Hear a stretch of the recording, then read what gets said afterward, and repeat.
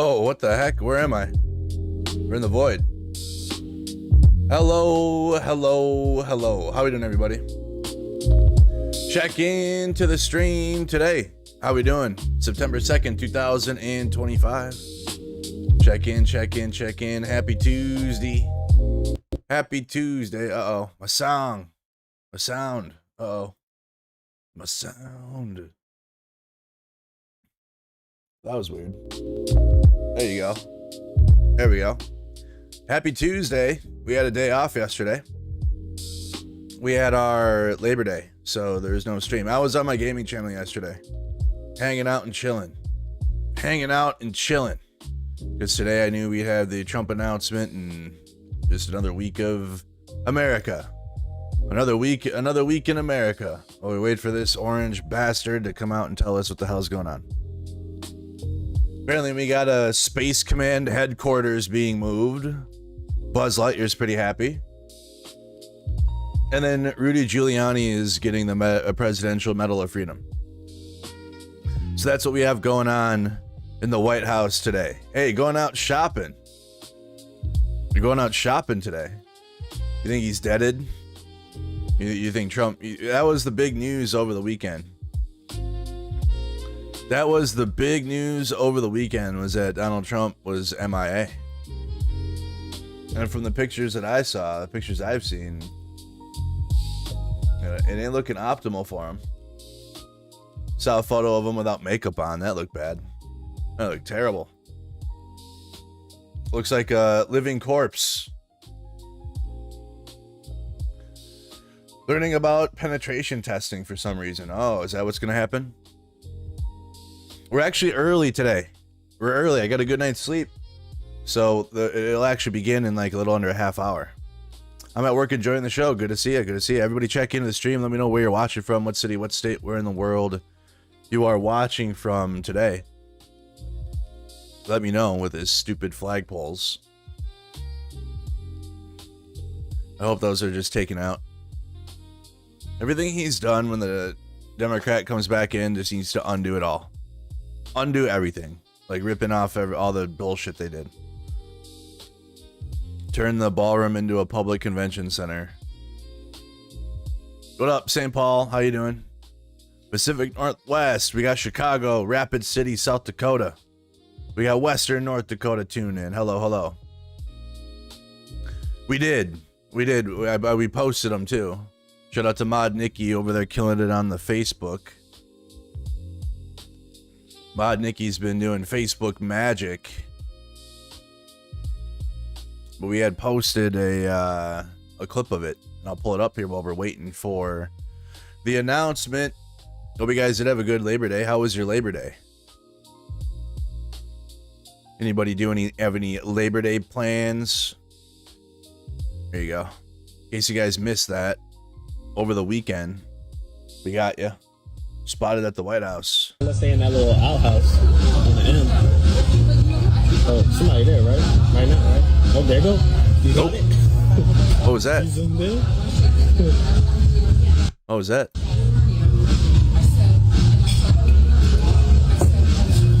I guess that's one way to clean out. What up, Jupiter? This is crazy. I didn't know we were going to get a whole TV show. Can you make out what they're throwing away? This could definitely make Washingtonian proud. This could definitely make it.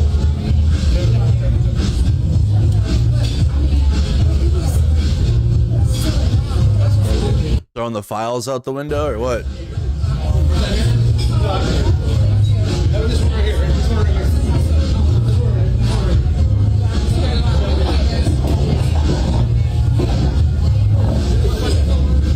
Throwing shit out of the White House window.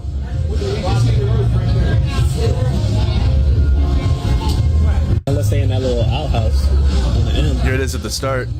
Oh, somebody there. Look right here. The window you're looking at, if you're like, what am I looking for? This window. Put red. Right there. That window. That's where it is. That's where the thing happens. Right now, right? Oh, there you go. Oops. You got it. The heck was that? What's that? Kind of weird. Trailer park behavior. Hey, what up, Daddy Jim? Thank you for the 10 euro. I appreciate the support on the stream. We're waiting for Mango Mussolini's big announcement. Mango Mussolini big. The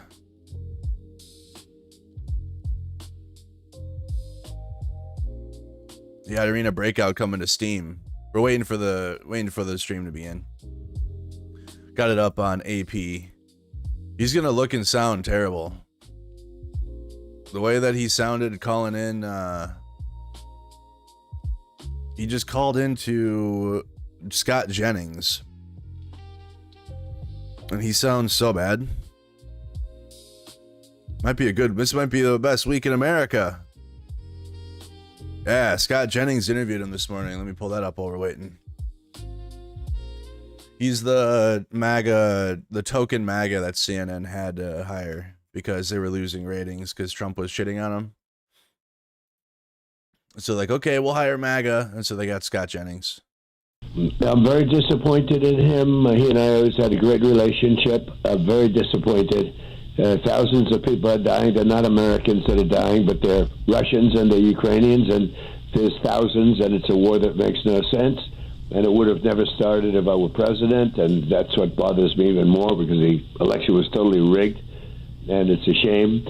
We'll see what happens, but I'm very disappointed in President Putin. I can say that, and we'll be doing something to help people live.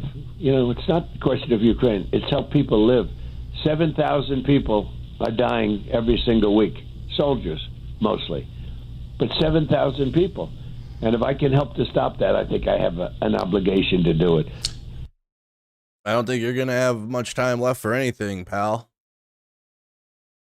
And then they were posting like all the MAGA influencers like Charlie Kirk and other cucks were posting. It's been pretty sick to watch certain members of the press. So did he. I mean, this isn't hey, careful now, Charlie. I'm talking about the places you've been. At the prospect of Donald Trump being ill, that they ran with fake rumors that he was dying or already dead. These are bad people. Coming from the crowd that said Joe Biden, is he a corpse? But is Biden okay? Is Biden alive? Every day for 4 years. Every single day. I'd be streaming and we'd be like talking about, okay, here's the latest. This is like a POV 2023. All right, guys, the Ukrainians just had a great counteroffensive. Okay, they're moving towards Kharkiv. Hey, is Joe Biden alive? From like Ultra MAGA 5G Trump Nancy Pelosi lover 69. And I'd be like, what? You're like, what do you mean is Joe Biden still alive? Oh, just hyperbole, bro.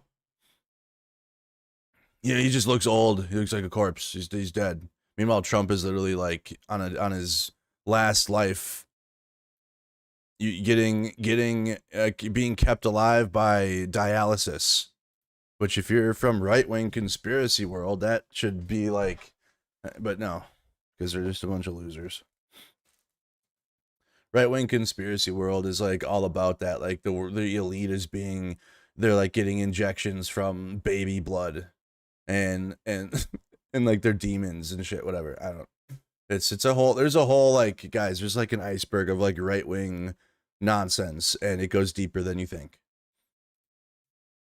I'm telling you, it goes way deeper. That's why it's so impossible to get these people out of their indoctrination, because it's like, it's deep. The madness goes deep. And there's always some level of cope for everything. There's always an excuse. There's always a way out of the nonsense. Always. This guy too. RFK Jr., we need to stop trusting the experts. Clots and prayers to the mango felon from FM. We need to stop trusting the experts, right? We were told at the beginning of COVID, don't look at any data yourself, don't do any investigation yourself, just trust the experts. And trusting the experts is not a feature of science. It's not a feature of democracy. It's a feature of... Trusting the experts is not a feature of science? What is he saying?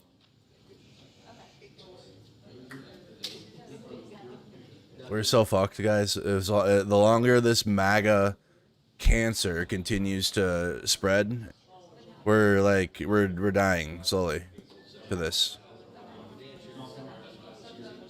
We're dying to the dumbest people in our country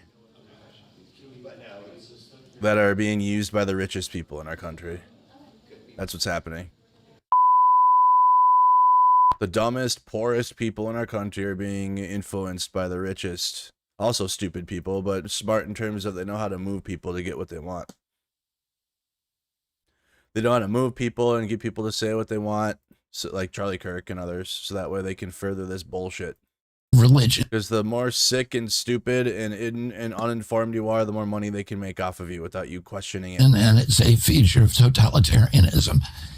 In democracies, we have the obligation, and it's one of the burdens of citizenship, to do our own research and make our own determinations. It's one of the burdens of citizenship. By the way, there's a new FDA. You gotta I think you have to pay to get the shot now if you get COVID. You're only gonna get the COVID vaccine if you're in a high risk group now. CDC data shows that 50 plus facing at risks. Jesus, he's done. This is scheduled for 1 o'clock, but I bet you it doesn't happen for a while. You got to get his hand makeup on and shit. CDC data shows that those 50 plus facing rising risks, with 65 plus up to 340 times higher death risk. Adding with those chronic disease, and 71% of U.S. adults are at an elevated risk. Yeah, we're all at risk under this administration. I have a take on the chorus stuff with the left-wing creator and Brian Tyler Cohen. We'll wait till later. And David Pakman and all the nonsense. I already gave a take, though. I already gave a take on Twitter, but I know a lot of you guys aren't on there. I know y'all aren't on there. I don't know how, bro. All these creators built followings before Elon took over, and I just didn't, so. I have like 5 people I think I know that are like fans that will respond on X to what's going on. Thank you for the 5 gifted, Amonsky. I appreciate that. I appreciate that. Now here's Ford Fisher from News to Share spoke to 2 employees of a DC dive bar called The Pug and how business is going since Trump activated the military on the streets. My name is Jesse. I work here at The Pug. I've been coming to 8th Street for a long time, and basically just wanted to talk about how like the police presence is really affecting local businesses and you know, like just all around like the street. Like you can see like the whole street is like dead. Like it's, you know, and it's really hurting the community, I think, more than helping. So what does it actually kind of look like out here? So you go outside from this business you work at. What have you been seeing? I mean, just the lack of, you know, the presence of people, and you know, like you know, it's a difference of night and day. It's like, you know, it's a ghost town out here. Like there's nobody. I mean, if you look in the bars, like half the customers that I fucking yeah, you know, it's never been more alive. Everyone wants to go out. All the scared conservative wants to go out into the city and go eat dinner now. Yet no one's going. They would be here, and you know, that kind of stuff. That's why you give them nothing. You give them nothing. They want to militarize the fucking streets just to do the same fucking thing they've been doing. Dumbass from the sticks are scared of the city that they don't live in, and then they support a man activating the military to patrol it, and then guess what? They're still not gonna come to the city. They'll just be sitting there. Watch. Yeah, I voted for this on their farm, whatever the fuck. Yeah, this is what I support. What have people been telling you? Like, are people scared that they're gonna get arrested? Like, what? The TV told me the cities are scary, and I'm scared. Activates the military. Yeah, I'm not going there anyways. That's conservatives. So stop. That's the Democratic Party. Do not move to the right. Do not go right at all. Not at all. Zero movement to right wing. Why do they just they don't want to deal with it? I mean, like just even seeing, like, even that they're not being arrested, they're like afraid of the presence. They just, you know, they just don't want to even deal with like seeing people. I saw like 20 different police officers arrest 3 teenagers for being out after 8 p.m. and down at this bar down here, and they locked the doors because they didn't want people coming in and out, you know, and it totally affects everything. With the troops or the National Guard being Whatever it is. I feel like it has affected business in a way that people don't feel comfortable coming out. You know, not that anyone's a criminal or doing anything wrong, but they don't feel like that they can come out of their homes without hassle. That has nothing to do with the actual crime, which I don't have any empirical data, but crime in DC is down, and this is just a show. But also too, with the large Hispanic population we have in the city, the threat of ICE harassing citizens along with other people, it has just slowed everything down. I mean, we even had Restaurant Week last week, and it's always a success, but I'm willing to bet you the numbers were down because not crime per se, but the perception of what the current administration is putting out there, and like I said, people not wanting to be bothered, not that they're arresting a whole bunch of people, or this starts about guns coming off the street or whatever. But the motivation behind it, I think, is false, and I think it is really hurting. Thank you, Michelle. Businesses and the industry in general in the district since he's had the guard doing the patrols. And again, the reasoning behind it is, I feel like, it's false. But like, if I don't have to come to work, I'm not out. I'm going to stay home. I'm going to order DoorDash. But I'm not going to go to some establishments, especially if I know they're on the block. Not that I'm afraid. I'm not that I'm afraid of being arrested or anything, but I don't want to see that. And it's tasteful to me, and it's something that I don't want to deal with. It feels like you're under tyranny, like especially after. I mean, I started in the military. I don't care about walking around soldiers and shit. I don't care. But I don't want to do it when I want to go out to eat. Or when I'm just walking around and I'm at home. I don't want to be around the military driving around in the streets and like patrolling. I don't feel safer with that happening. I feel like I'm in a dictatorship. That's what it feels like. Okay? But you got a lot of people that don't live anywhere near a city, that watch Fox News, that think it's the best idea ever, and this will fix it. This will fix the problem, the demons, the demonic issues in the world and the country. So I'm telling y'all, they don't even live anywhere near a city, and they'll like to believe some religious thing, and then as if like Donald Trump was sent here to cleanse it, and then they'll be happy, but they'll never come to the city or provide any economic support to the city or anything. They'll sit there and like it's for nothing. And give those people anything.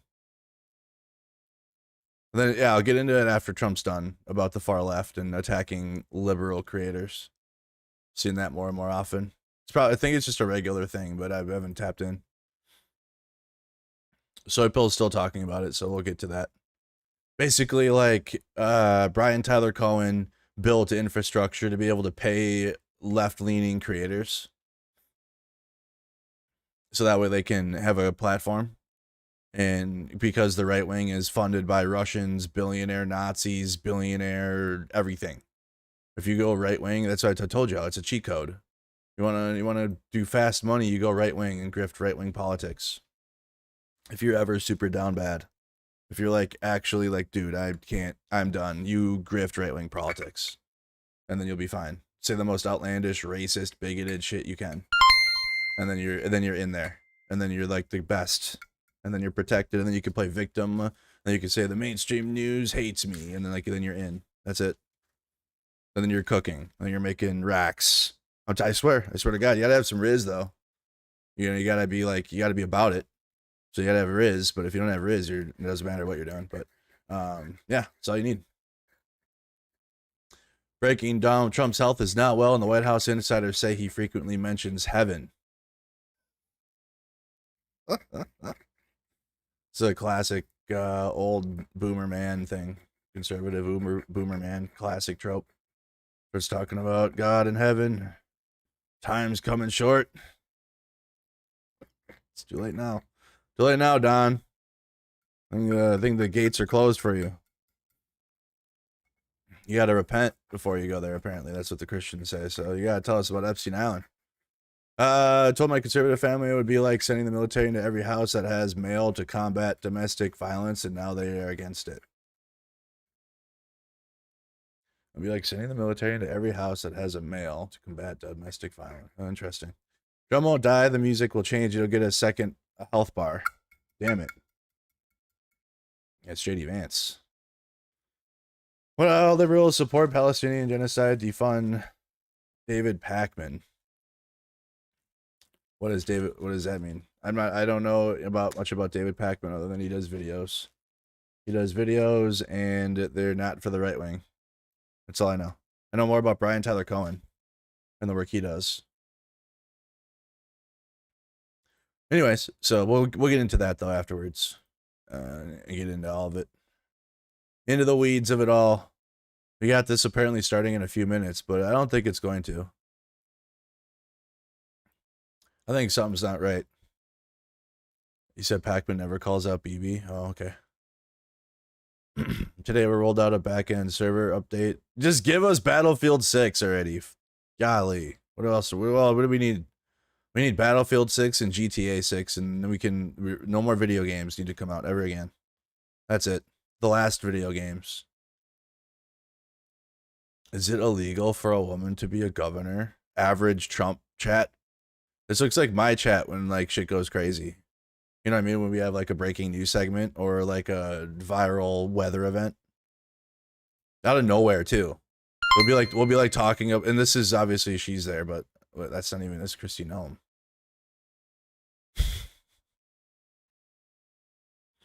There really is a push though on the right with the Charlie Kirk right about limiting women's freedoms actually. So pay attention to that. That's actually movement there. Should women be allowed to vote is actually something they're talking about. The Charlie Kirk right, the woke right. I have my gripes against regular conservatives, but I'll start pinpointing who exactly I'm talking about. In Duluth on Labor Day, Governor Walz speaking on the left's beliefs and hopes that POTUS health is bad. Minnesota Republicans Northland edition. Yep, that's about right. Less than 7,000 followers. Following more than they are followed. That's the Minnesota Republican Party for you. Minnesota Republican Party, so goddamn embarrassing. Never, bro, it's the opposite here. Like, you know what I mean? Like, we took a fat L in 2024. Imagine that every time as Republicans. You can only win up in the fucking, up north. It's the only place they can win. Or west. I mean, once you start getting like within a half hour or 45 minutes of the cities, they're not winning. They're the most embarrassing political party. Like, I know the Republicans are bad in general, but in Minnesota, they're especially embarrassing. They're special type of embarrassment. You get up in the morning and you doom scroll through things, and although I will say this, the last few days you woke up thinking there might be news. Just saying. There will be news sometime, just so you know, there will be news. You get up in... That's what they're mad about? This is disgusting, Governor Tim Walz. I'll remind you that POTUS was nearly assassinated a few times. Yeah. That's what Representative Mary has to say. Memes, Jesus, and coffee. That's what memes, Jesus, and coffee Mary has to say. Yeah. Trump was almost assassinated. Walz. What kind of leader cheers for the death of political opponents? Yeah, what kind of leader does that?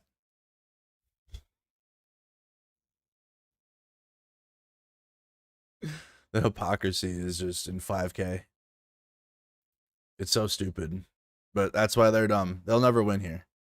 I'll help. I'll make sure of it. Also pushing the fascist rhetoric and implying Trump won't leave office. Pushing the fascist rhetoric? The man has Trump 2028 hats in the White House. Did he go up on the roof again?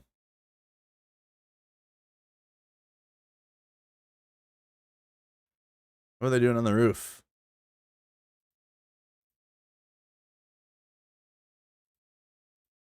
Having a meeting? Safety meeting on the roof. Fuck it. Let's spark this blunt before we go and deal with the orange mango Mussolini. It'd be dope to smoke a blunt on the roof of the White House, though, I think. Be up there with the C-Rams.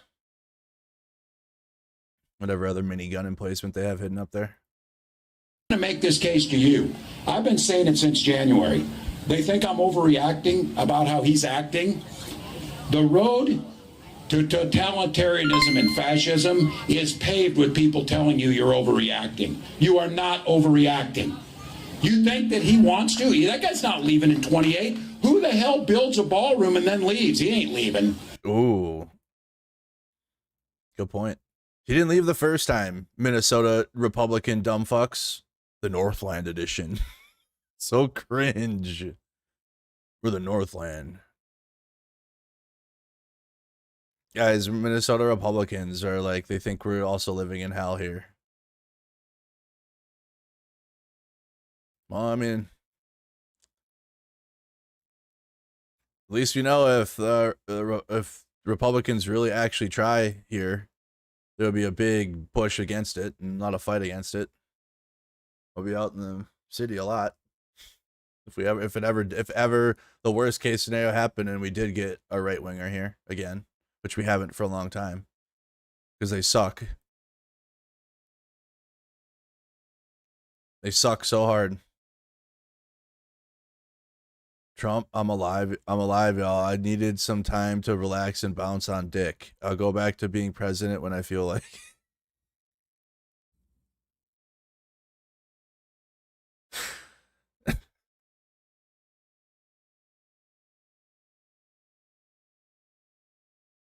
Oh boy. Wow. Well, we are now 3 minutes into the news conference. Willie Nelson smoked a doob on the roof of the White House. Oh, he did now. Lucky. Come to Indiana, all you see is junkie MAGA clan members everywhere. Yeah. Junkie is the best too. A lot of it is drug induced.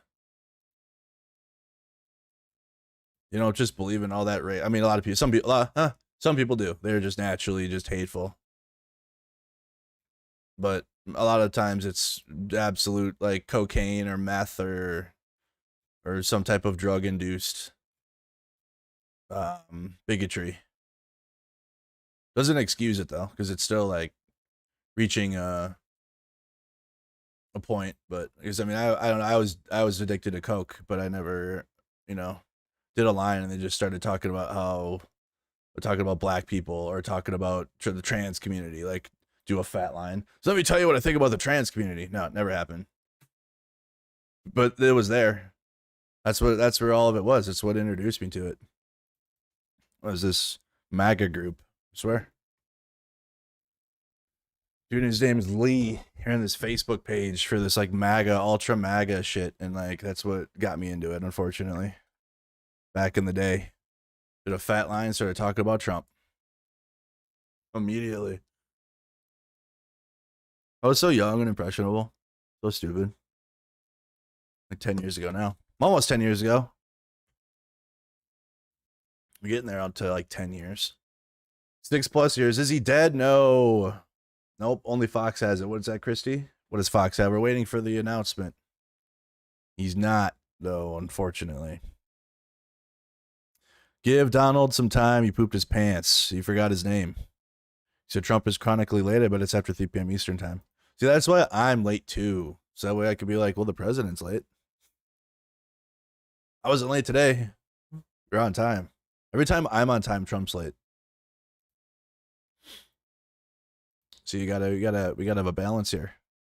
Clots and prayers. I was literally like refreshing my feed like I would for up like in the beginning of the war when Russia invaded Ukraine and we were having major Ukraine dubs and Ukraine was just absolutely, counterattacking and winning. I was refreshing my feed. Remember those days? Just be sitting there refreshing for the latest, like where did Ukraine, what village did Ukraine liberate that today? That was such a time. That's what I was doing with the Trump news over the weekend. I was just like refreshing, scroll, refresh, pull down, refresh. Pull down, circle, spin thing, refresh every 5 minutes. Hoping for the best news that would have been the best Labor Day news ever. And yeah, I don't care. JD Vance is worse because he's younger. Probably. I don't care. Took out their dear leader. The health complications. Something would have been something. It would have been discombobulated. It would have been discombobulated. It won't just be smooth sailing because he's the dear leader. So without him, I mean, yeah, you do have JD Vance. JD Vance would take over as the president, but I think the gloves would come off. I don't know why Trump has protections with the media. And he can cry about fake news all the time, but they don't go hard on him like they did the first term. But I don't think JD Vance would get all the smoke. You can't just sit and cry and do Trump stuff. You can't be like, I don't know, he couldn't mimic Trump. Unless it's literally to make fun of it, which is working for Newsom. But the Newsom's already occupied that space now. You know what I mean? To like mimic Trump and make fun of him. Where if JD Vance, he can't do Trump. He doesn't do Trump postings. He's not a perpetual victim like Trump has been to the right wing for so many years. Trump's been a victim for like 10 years now. Against the media, they're coming after me and just trying to be the president and be the deep state's coming at. They don't have that. JD Vance hasn't laid that lore down like Trump did. So it's gonna, I think, like the amount of criticism that would reach JD Vance and affect what's happening would be an easier path than what Trump has right now. Because Trump has like 18 onion layers of cope to prevent his base from being like, oh, Trump wrong. It's starting to crack though this year. This is the first year where it's cracked. Where you got Trump supporters openly like, yo, what is Trump doing? What is he do? What is he saying? I haven't seen that before this year, really. I mean, here and there, but not like we were seeing right now. So imagine with JD Vance, they don't have the adoration like people do for Trump in the right wing. Trump is like the new Reagan, but even more support for the cult following. JD Vance has none of that. Doesn't have the aura. Doesn't have the Trump aura. Is this shit smelling, greasy, fat aura that MAGA likes. Is he going to talk about windmills again? I'm not sure. What do you guys think? We should have a bingo. He's going to talk about Joe Biden. He's going to talk about, you could talk about windmills. What other random shit you think he's going to talk about? He's going to talk about probably the war. Which war? Of the 6 wars he stopped. 7 wars. It's either 6 or 7 depending on the day. Chicago will be mentioned. But we'll be talking about the Space Force today because the U.S. Space Command headquarters is moving. So that's what's going on. Sharks. You think he might mention sharks today? Kirk is supposed to be in my town to speak to the youth. Of course, being hosted by a Christian church. That's what they do. That's why I can't do Christianity anymore. Can't do it. Sorry. Not sorry. I can't do it, at least not organized. Not organizational U.S. Christianity. Hell no. It's done. It's occupied by the right-wing grifters at this point. There, and it would be cosmic if Trump dies before Biden. I think that might happen. Do you guys think actually Trump will croak before Biden? Who will? Be careful. Who will croak first? I can say croak. Who will croak first? Trump or Biden? And I want Biden to show up. Well, he'll be there. He'd be at the funeral, obviously. All presidents would. I need him to be there in the sunglasses, in Biden's aviators, and then I need Biden to have an ice cream after the funeral. I need that. That would be so good. Just sit there afterwards, and then Hunter Biden sit next to him too, in the black. You just got like Joe and Hunter just sitting there eating ice cream. I have a much more favorable opinion of Hunter Biden after the Channel 5 interview. I'll tell you that. I did not think one way or another of Hunter Biden. I didn't care. So therefore I didn't have an emotion attached to Hunter Biden. Like, I know people hated him. And if anything, I was like, he triggers the right wing. So that's fine. But I didn't care. But after watching the actual interview with Channel 5, but he's done like 3 of them now.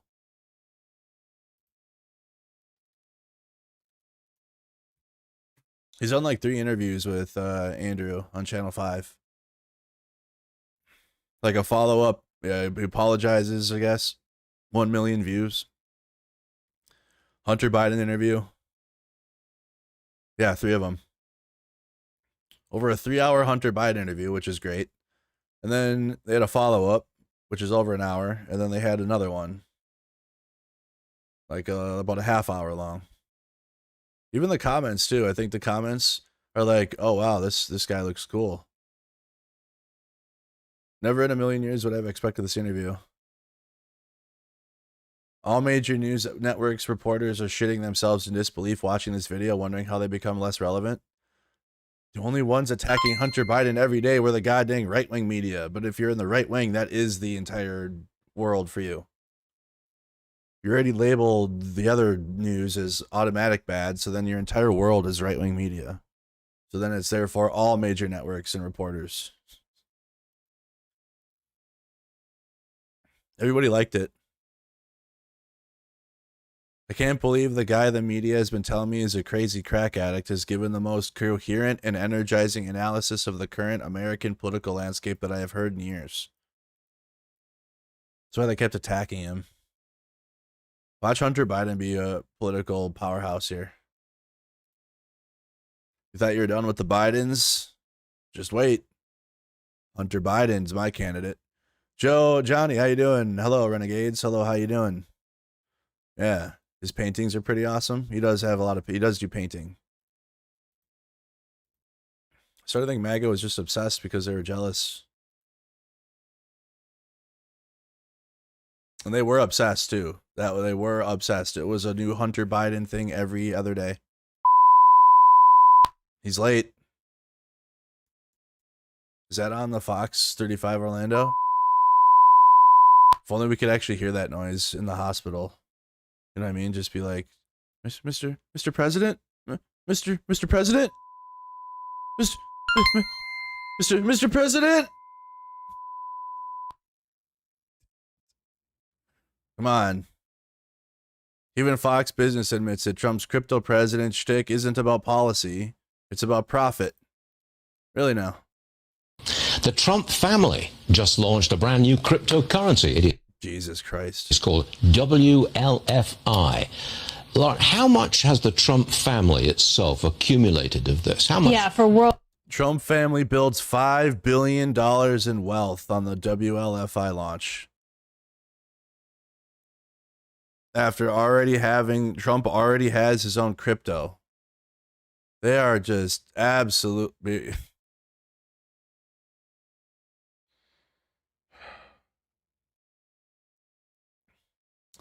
Just no one cares, and well, the right wing doesn't care at all. This is fine. It triggers liberals are mad. Haha, liberals are mad. Liberty Financial and the Wall Street Journal says it's $5 billion. So this coin, WLFI, is currently the 33rd largest coin by market cap, about $6 billion worth, according to CoinGecko. The family holds about a quarter of the tokens out there. They can't sell them, but now that the token has launched on the public markets, we have a valuation for it. The Wall Street Journal says this token is the family's most valuable asset, exceeding their property portfolio. Getting rich. So Trump, their whole thing is real estate, and now they're about to be richer off the crypto than they have been off their real estate, which obviously they have both now. Congratulations. They can't sell those tokens. They can't do it. No. Not yet. Not yet. Correct. Not yet. Until Trump changes the rules. Until Trump has the FCC change the rules around. My goodness me. $5 billion? Eye-popping numbers. He is the crypto president, the first one ever. He's our crypto president. A lot of crypto-friendly regulation. What it amounts to is it's crypto-friendly legislation coming from the President of the United States, who is in turn cashing in on the crypto phase. Personally, his family. Conflict of interest. They say no, but that's how it appears. That's true. Dang, Fox News, Fox Business. Murdoch isn't happy. Rupert isn't happy. Can't have Trump out here making billions off crypto. I'm supposed to be making billions off your stupid viewers, your fan base. Anti-Trump activists slide flyers showing President Trump with Epstein under Marjorie Taylor Greene's office. Nice. She locks her thing.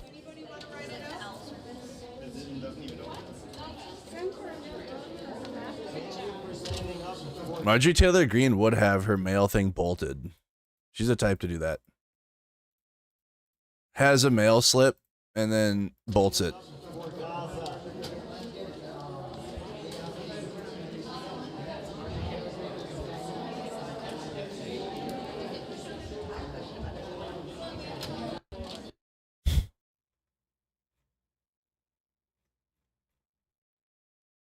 Goodness. Jesus Christ.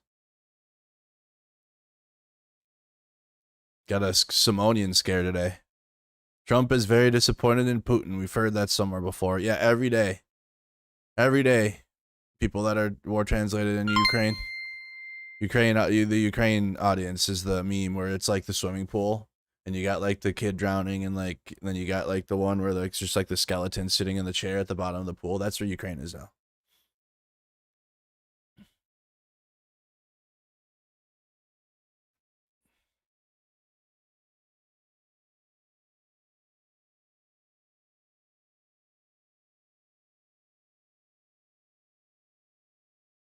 What, Putin and they were all giggling and shit this weekend? I don't know.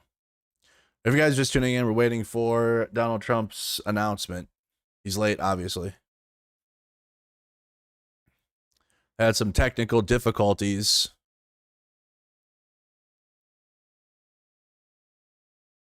Stop complaining, my dog. That looks sick. Eastwood coming to Battlefield 6. We got Hollywood map. Battlefield 6 stuff. Uh-oh, Tom Emmer. He's my representative. He's my representative.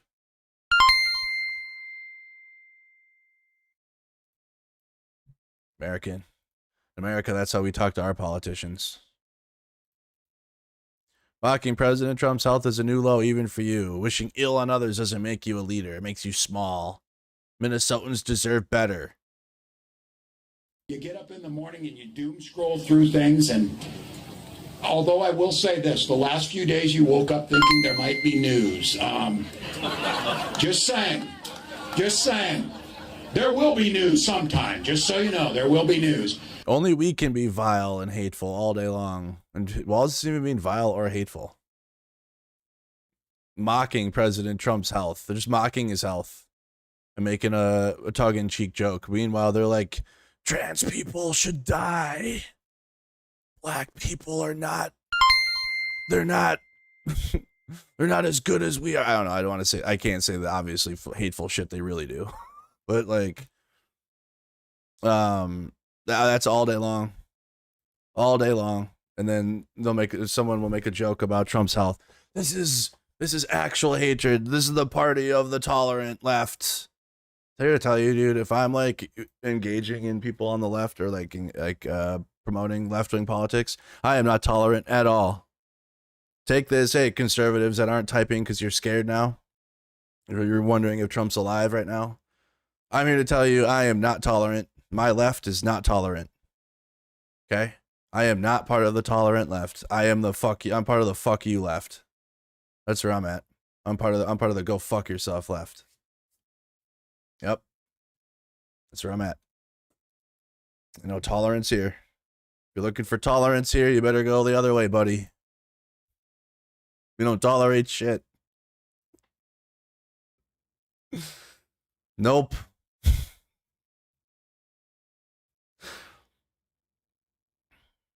What's going on this part? What's going on here in InfoWars?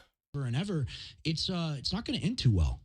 I'm here to censor. Oh no, he's here. We've crossed the line. You should launch a new independent show and claim that I censored you for years and get 1 million viewers and betray me. And you're allowed to lie about me any way you want. You know I love you. No, look. Let's reject the let's reject the grabbler. This is a I'm using this as a case point. You understand that? How much have I come in and censored you over the years? Yeah, not enough, frankly. I say some things that I shouldn't be saying. Have I ever censored you? Never once. Literally never once. Hey, but hey, if you want to quit and have a publicity stunt and lie about me, I forgive you, okay? Well, that's I know. I'm very just saying I expected. Hey, David Knight did it. Owen's done it. And I tell you, I was taking the high road until I actually started watching it. And it's like Anakin Skywalker's become Darth Vader. Can we sing a song? Really? Hey, when I go on the air, I'm letting you have it, Schroyer. You stabbed your brother in this operation in the back, and you're a fucking liar. Can we? So it's not going well at Can we InfoWars. sing a song? Fucking asshole. Can we sing a song? Shit. We're gonna take a little break here. We're gonna sing a song. I'm angry. I've had enough of these people. They're a bunch of Christian murdering scum, running giant death factories, keeping babies alive. Is that checking in on the right wing? Checking in on right wing world for 3 seconds. Selling their body parts. What more do you need to know about these people? I hope it is. I hope I'll cover it all. We want to eat babies. I go out and face these scum. They literally crawl out from under rocks. They have green-looking skin, and they run around screaming, "We love Satan, we want to eat babies." I have them on video. Hillary's into creepy, weird, sick stuff, man. People don't believe me that we sing this song. Everybody in the office knows this song by heart. We know it by heart. And it's a truly beautiful thing. I don't realize how upset Alex was over. It's tough, Look, I mean, it's kind of a Batman and Robin situation. I really think that they're both going to go on to do great things, but it's difficult. Oh, yeah, I agree. I didn't realize how upset you were. It's totally normal to go and do innuendo that you've been censored and controlled and got to go because you're talking bad about Trump and this stuff. And then later, hours later, go, oh, no, he didn't censor me. All set up to boost himself off of lying about me. I don't know. Is Alex and Owen Schroyer not doing well? We're catching up on right wing infighting while we're waiting for Trump. What's going on with InfoWars? Are they all fighting? InfoWars host abruptly kicked off show for turning anti-Trump. Alex Jones kicks magging, just rises. Oh wow. Owen Schroyer? MAGA conspiracy theorist Alex Jones dumped far-right protege Owen Schroyer from his InfoWars media empire, brutally claiming he was too anti-Trump. Yeah. That's what happens in the right-wing world, actually, though. In the last 10 years, you get canceled, actually. And I'm not playing. I'm not kidding, actually. That's why I don't play softball in the Twin Cities League, because I got, soft canceled.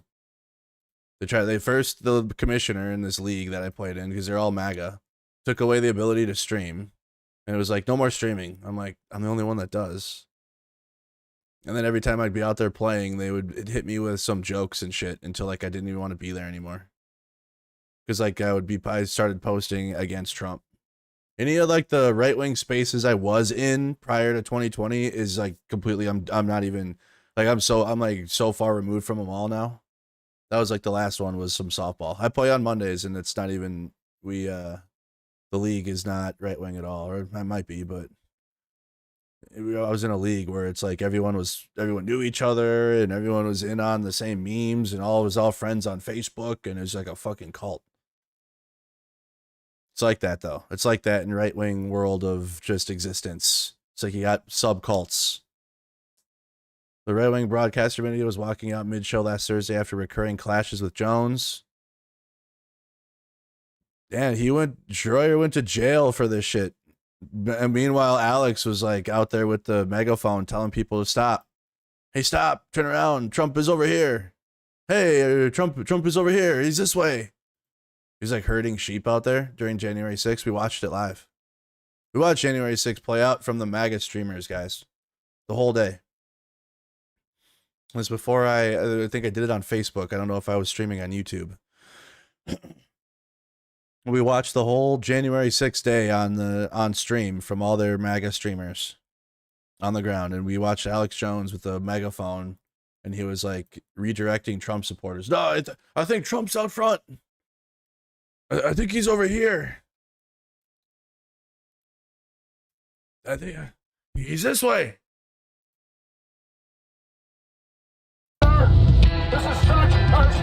Meanwhile, Owen like went to prison for this. I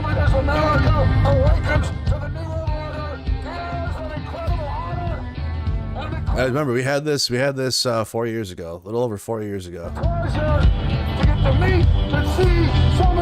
That's why I went so hard in the past 3 years covering Ukraine and going hard against MAGA. And there was never ever going to be a space in my community that was going to share it with MAGA Ukraine supporters. Never.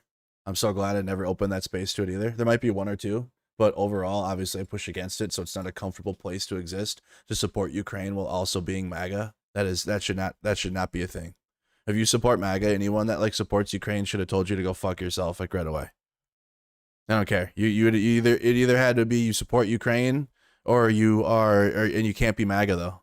That's what it should have been, because to be MAGA and to support this is the antithesis of like everything that Ukraine is fighting against. So, freedom and democracy and rule of law. This is against that.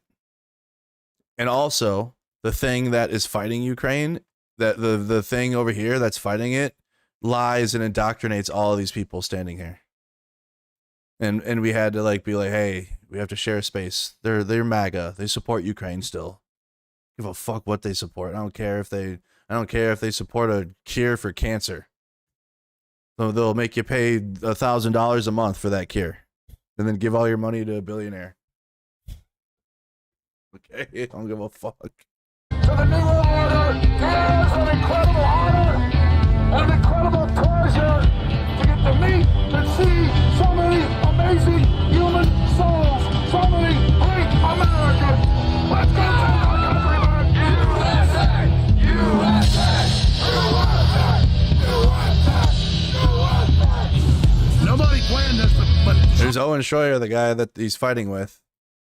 So there's Alex now, over 4 years later, and the guy that he's fighting with, okay, so I gotta tell y'all, I unfortunately know who both of these people are really well, okay, because I told y'all, I come from the right-wing world. I'm not kidding. Every day when I worked for FedEx, I watched and I've told my chat this before, but I know we have more people now because we're waiting for Trump. I watched the Jeff Sessions testimony. It was Jeff Sessions, or it was the Russia. I can't remember what it was. It was some thing with Jeff Sessions. I was on drugs and shit at this time, so it's like foggy as hell. But I watched all that through, or I listened to it while I was driving for FedEx. I went through InfoWars, and that's what I watched it through. And I watch InfoWars on YouTube like every day back in the day when I was like 10 years ago. And so I know who Owen Schroyer is. And that's crazy that they're fighting each other, because it's like without Owen and Alex, and they had one other person too, Paul Joseph Watson or whatever his name was. And like those three were like running the show basically at InfoWars. So it's crazy to see them like fighting and broken up, especially after they were out at the riot together, trying to overthrow the election. Trump's actually getting his inauguration on January 6, 2021 right now, folks. They've really screwed the pooch on this. We're going all out peacefully. We have the facts on our side. We don't want any violence. We decry violence. We're not BLM. We're not anti-vote. We're here to let the system know that we had our vote stolen, and we could put millions in the streets when Biden can't even fill 6 circles in his little COVID meetings.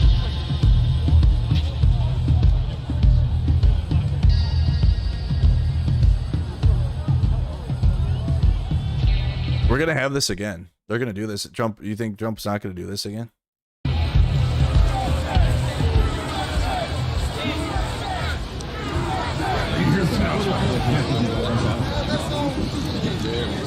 All right, I need everybody out of the way because I got to try to get this crowd off there because they're trying to provocateur so Trump won't come. Easy, watch the tree, watch the people. They're trying to be provocateurs. So you go on the other side of the crowd. See how they try to control it through propaganda. Even like in the situation, they try to control it through propaganda. A lot of instigators up front trying to get us to fight the cops. It looks bad right now. Lady cops got hit. Lady cops got hit in the beginning. There's bad optics up front.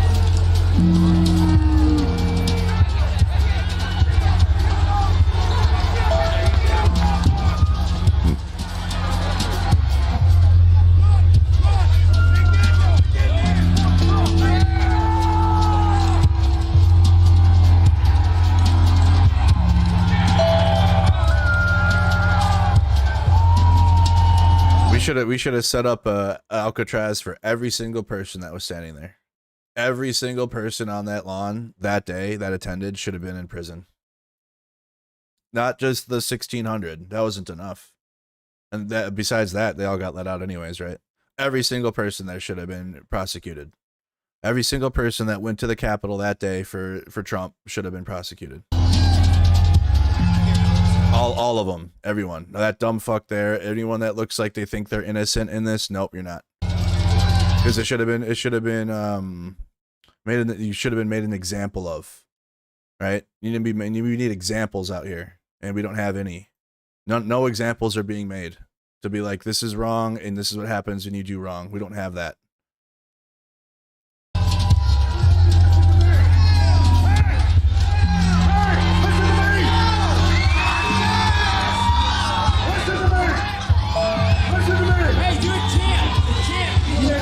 USA!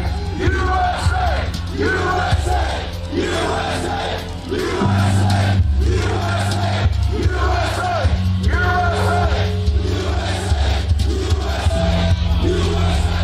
You said Ashley Babbitt was a good example. Yeah, but it wasn't enough though. That was like a start.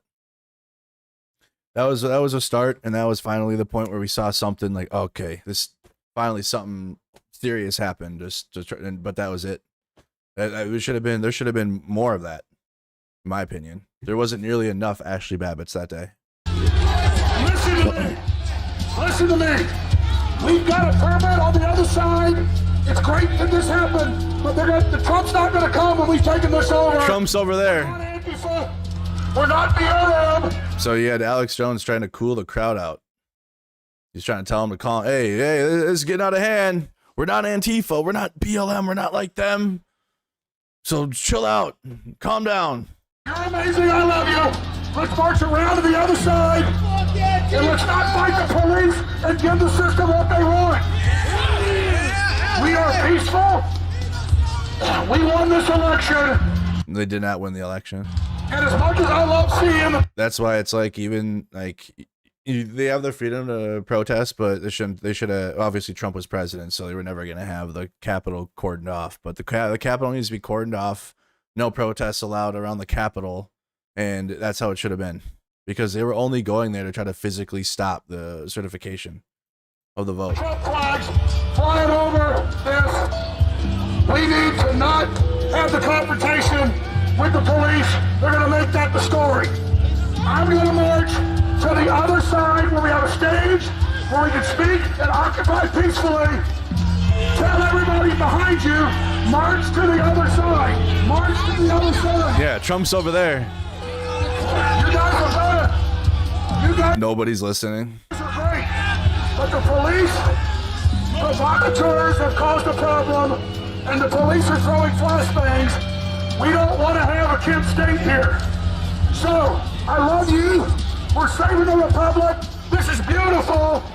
But please tell everyone you know, march to the other side. March. Start to make a path for us back there. We're going to march.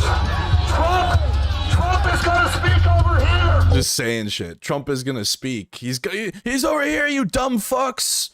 Like herding sheep, herding cattle. Herding a bunch of dumbass cattle. You got the dumbest people in the country in one spot, and now you want them to move around? Fox News already brought them there. They don't know what to do at that point. Now they're just like a pound of, or whatever what they weigh, human flesh standing there on the Capitol lawn, ready to just do yeehaw terrorism. Ready to just run into the Capitol and throw ketchup and shit all over the wall. That's what they're ready for. They ain't listening to you, Alex.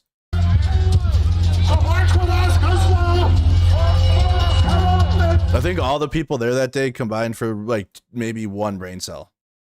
Like the IQ of everyone combined out there maybe equal like one person of all the people. Yes. Tell people behind you, come off the stage. We're not stealing the stage like the Democrats did. You've done a great job. Come down off of there. Let's peacefully. Oof. Trump is on the other side.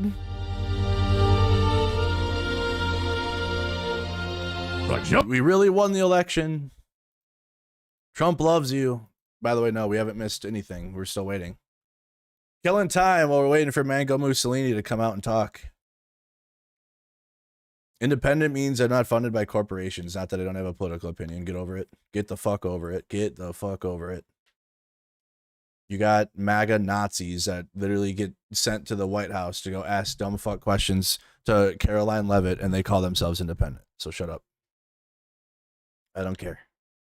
I don't care at this point.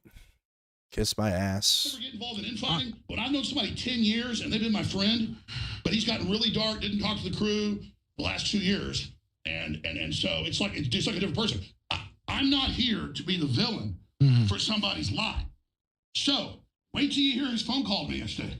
Wait till you hear that. He talked to me like it was a crack whore and he was a pimp. He's like, yeah, well, if you're desperate, pay me more, I'll stay. But I'm going to promote my new show on InfoWars, huh? Let's take the high road. Really nice. I might do a week. I was like, man, this is really hurting my feelings, dude. No, it's all right. You don't have to come in. I hung up, started fucking crying, and then he goes on fucking air and lies about me. Fuck you, you fucking piece of shit. I won't fucking take people stabbing me in the back anymore. Fuck you. Get ready. So, because that'll be clipped, you can follow me at Rex Jones News on Twitter, and that's Rex Jones News with a Z. Very important that you follow me on Twitter. Thank you.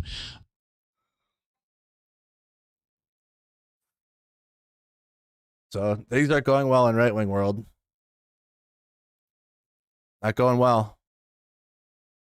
We'll talk about what's going on in left-wing world once we're done with Mango here. I guess we can until we're waiting. I don't know what the hell. The flag is even sad now. The flag ain't even blowing anymore. One cop car out there. Everyone's waiting. At this point, Wired should remove Taylor Wren's chorus article unless she can substantiate a single major claim in it. It was written in stylized hit pieces. Every major claim listed in the article is incorrect. She's yet to provide any evidence of the listed claims. So yeah, Taylor Lorenz read an article in Wired about chorus. Bunch of Palestine postings today. According to Blue MAGA, I am a secret Republican in my entire career, going back to college when I interned for multiple Dem ad agencies and for Tad Devine and Mike Dolan in D.C. I was a secret ploy to write a single negative story on Democrats 20 years later.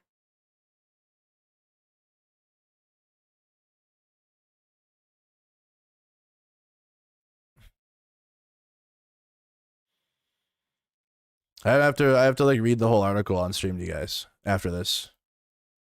I have how I feel about it, but I gotta read it on stream. Because she keeps like there's like and I'm gonna post about it that there's like there's something about the far left that they will only criticize the Democratic Party, and I get it. I understand, but it's like it feels like there's a power dynamic. And you got the far left, and it doesn't seem like they want power at all. Like, you're not going to do it off vibes. You're not going to do it because it's the right thing. Nobody cares about the right thing. No, I shouldn't say nobody. But the people don't care. You need funding. You need money in America. Okay? You can't vibe it. You can't aura farm people to come to the left. And you need infrastructure. You need money. Why is this? I can't read my. Okay. So I read it, but I'll read it to you guys on stream. As someone that voted for Trump in 2016 and came from the right-wing world of politics, holy fuck, is left-wing of politics a shit show? Feels like the far left is a power dynamic on social media, but not actually in government, and it wields it to exclusively harm any ability for left-wing politics to have any chance at success.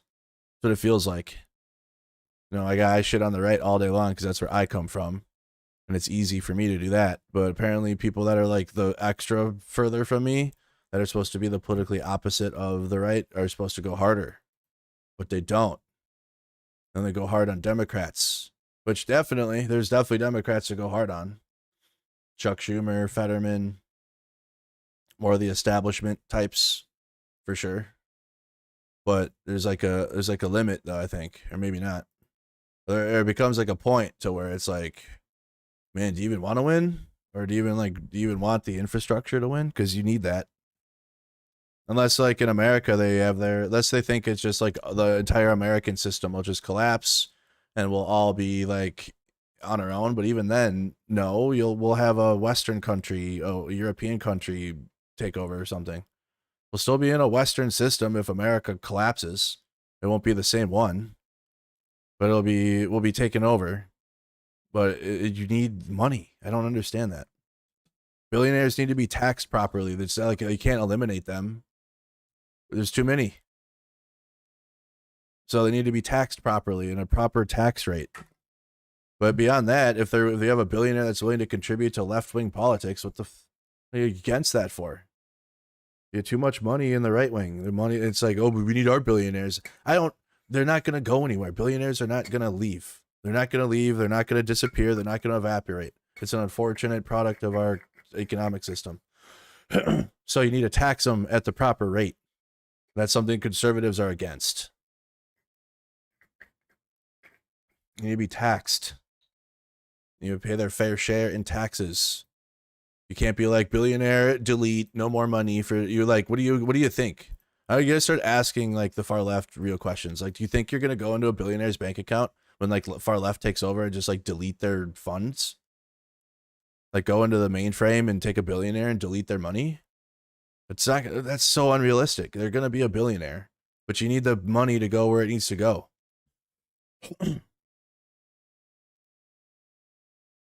And also properly tax them and not let them get through tax loopholes and be able to enrich themselves further.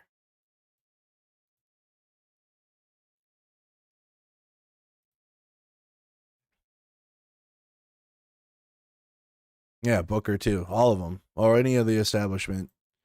Heavily. I mean, I think the Democrats that receive a shitload of foreign money, like from AIPAC or whatever, they're on the block too. Here is an aerial shot towards the end of the chaos that took place last night. Smoke and gas billows up from the street in front of the ICE facility. Meanwhile, in Portland,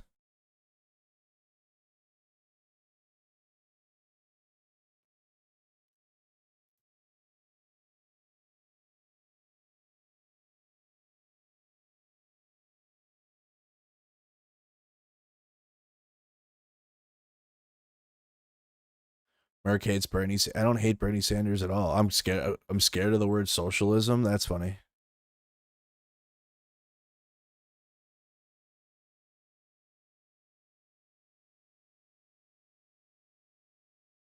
When did I start hating Bernie Sanders? I'm like one of the few that's actually watched an entire Bernie rally.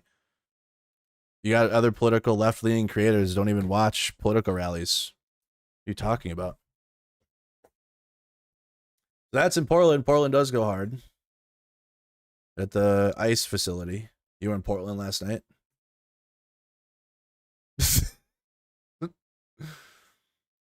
What's the president doing? What president doing, dude?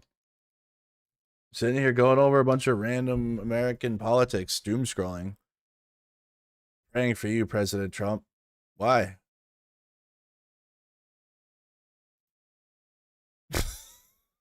What the fuck's happening? President, we've been here for 45 minutes now. Damn, I've been live for... You were supposed to start 45 minutes ago.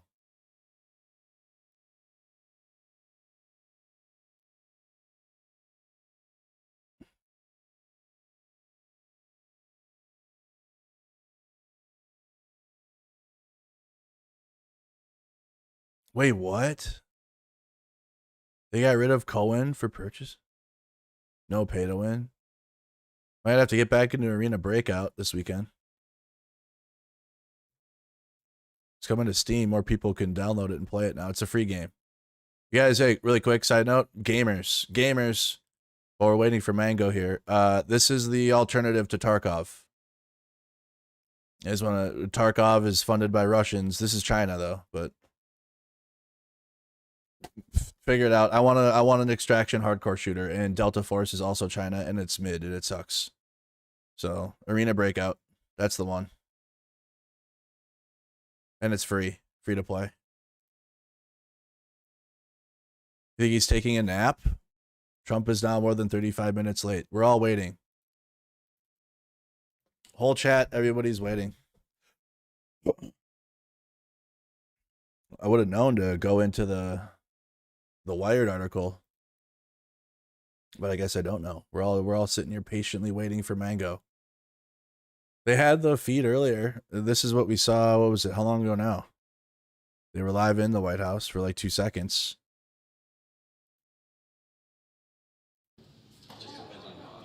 And then it went boom, and then back. All the stupid gold all over the wall.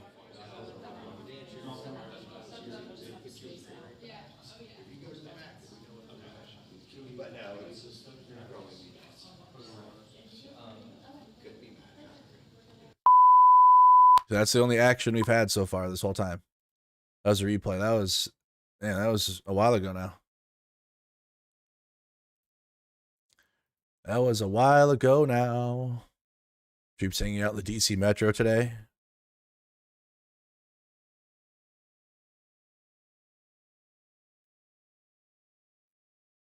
This is hard for leftists to grasp, but standing around with no crime is the ideal state of law enforcement. Yeah, the ideal state of law enforcement is not having the military. You dumb idiot. Anyways, Trump's live now. Well, thank you very much. It's a very important day and an important announcement with great friends of mine. I think I can say this group is every one of them. I rate a 10. I can't always say that, even if they're Republicans, and these are Republicans, great Republicans. I want to thank you all for being here for this important announcement, 7 years in the making. As you know, this has been going on for a long period of time, and I am thrilled to report that the U.S. Space Command headquarters will move to the beautiful locale of a place called Huntsville, Alabama, forever to be known from this point forward as Rocket City. Okay, so Huntsville, Alabama, we love Alabama. I only won it by about 47 points.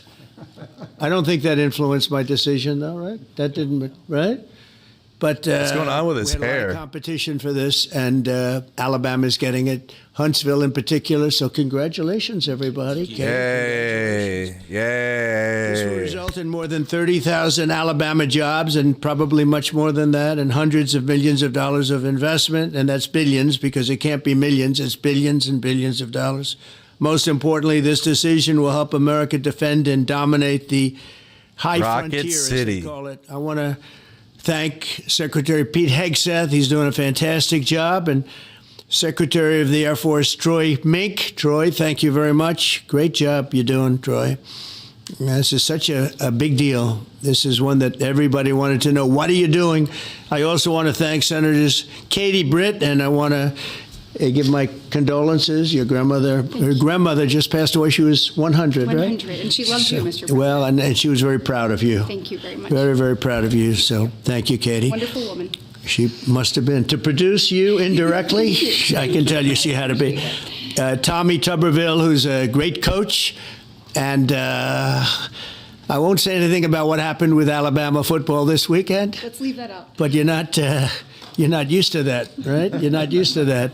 But Tommy, Auburn won, that's right. They did. So you're happy. Tommy's been a great senator, as you know, and a fantastic guy all around. He was also a tremendous coach. House Armed Services Committee Chair Mike Rogers. Thank you, Mike. Where's Mike?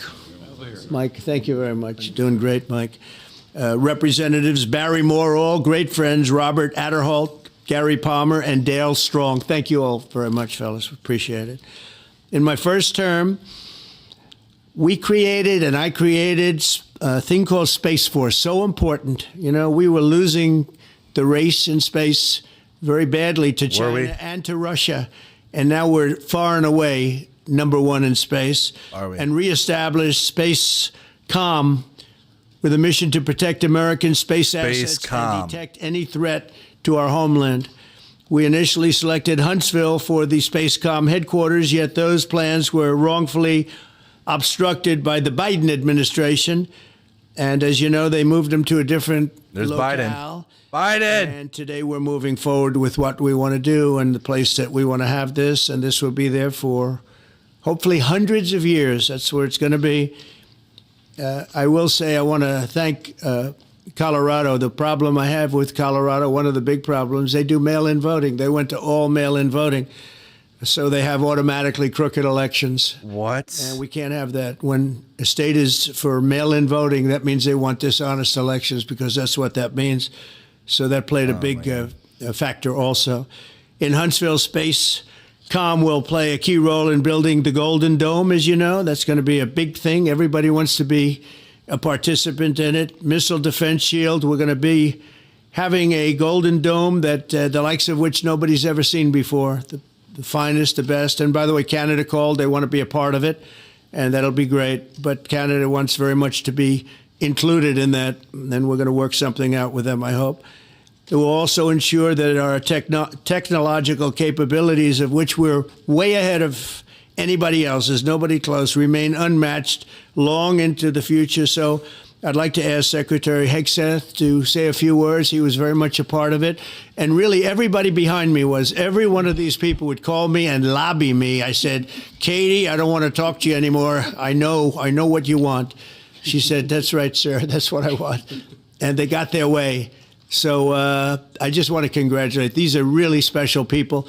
They're politicians in many ways, but they're great patriots, I think even more so than politicians. So they fought very hard to get it, and it's an honor to give it to Huntsville. Pete, say a few words, please. Thank you, Mr. President. As usual, right place, right time, for the right reason. In your first administration, you established the Space Force at a time when we knew we had to be looking to that domain of space. You also reestablished Spacecom to ensure that priority was put in place, and you, through the Air Force, independently identified that Huntsville, Alabama was the right place to put it.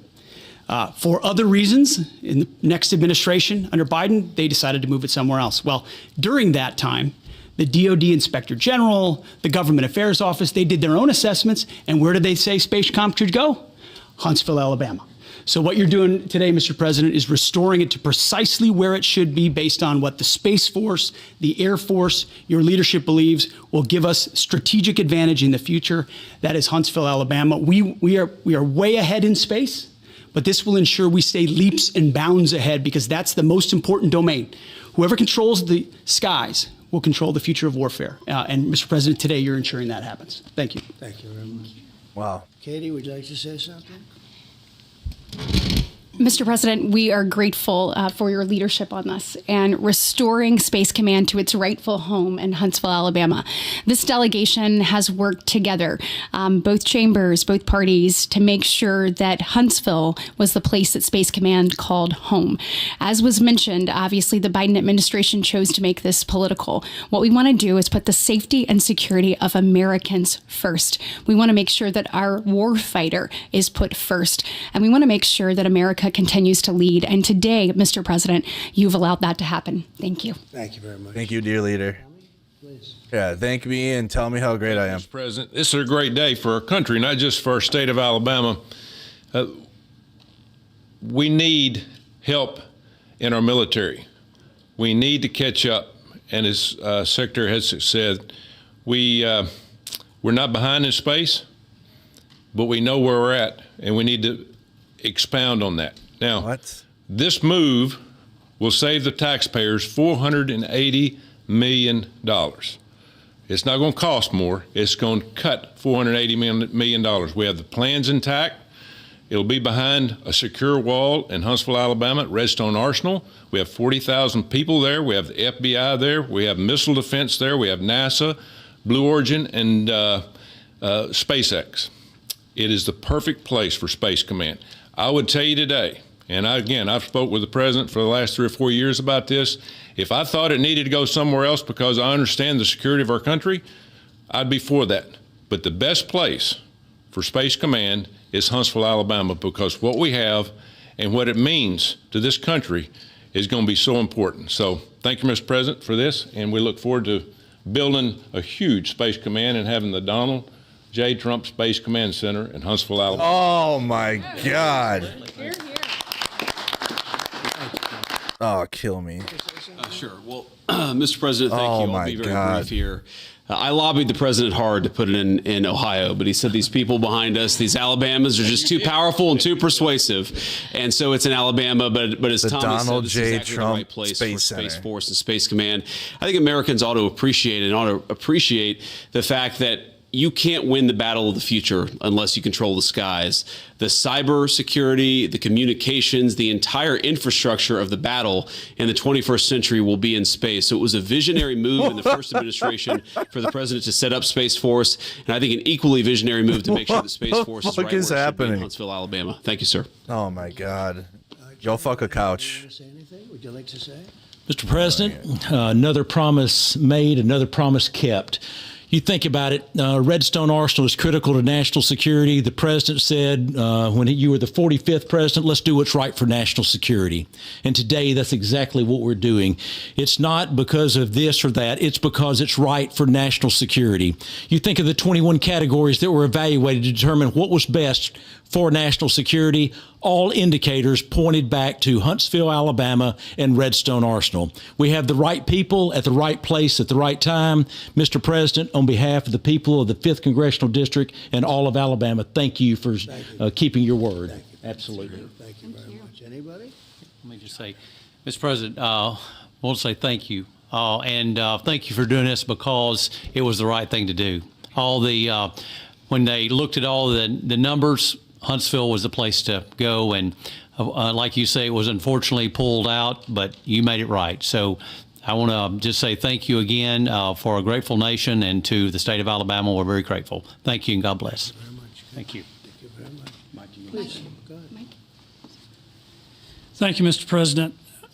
Throughout history, militaries has always understood that whoever could hold the high ground held the advantage. Space is the ultimate high ground.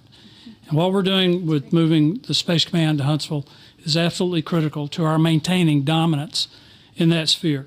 And it goes hand in hand with what we're trying to do with the Golden Dome and missile defense, to defend against anyone else who tries to enter that sphere. So thank you, Mr. President. Thank you very much. Please, go ahead.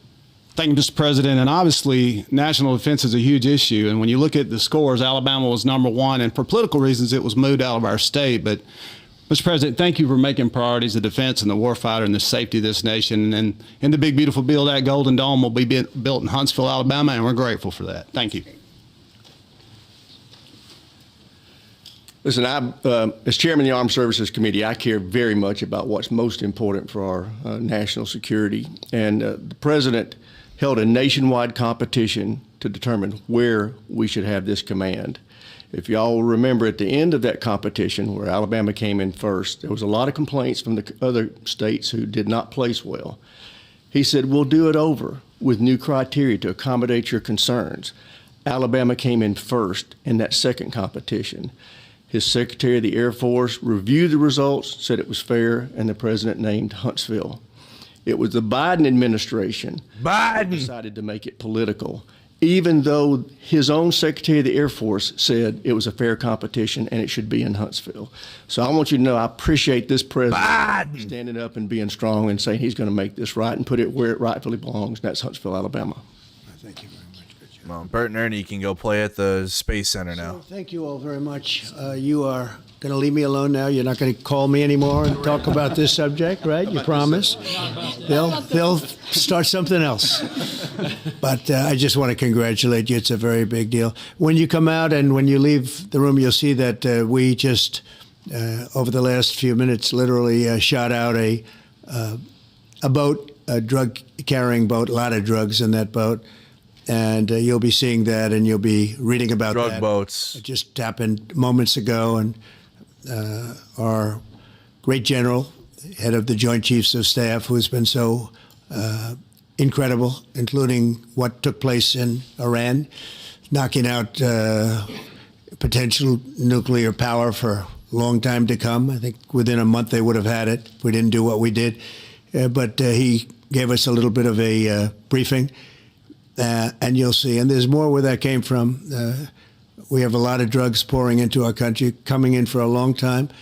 And we just, these came out of Venezuela and coming out very heavily from Venezuela. A lot of things are coming out of Venezuela. So we took it out, and you'll get to see that.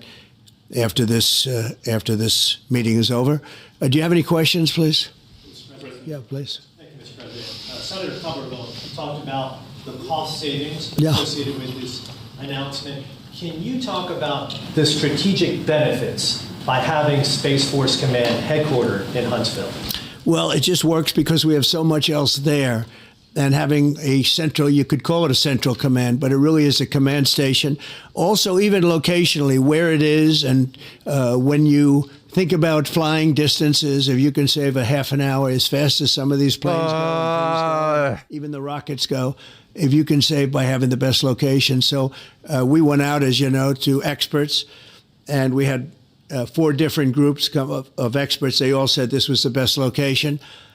I also loved it from the standpoint, I know the people of Alabama, they are great people, work hard, and there's no games, and they're very proud of it.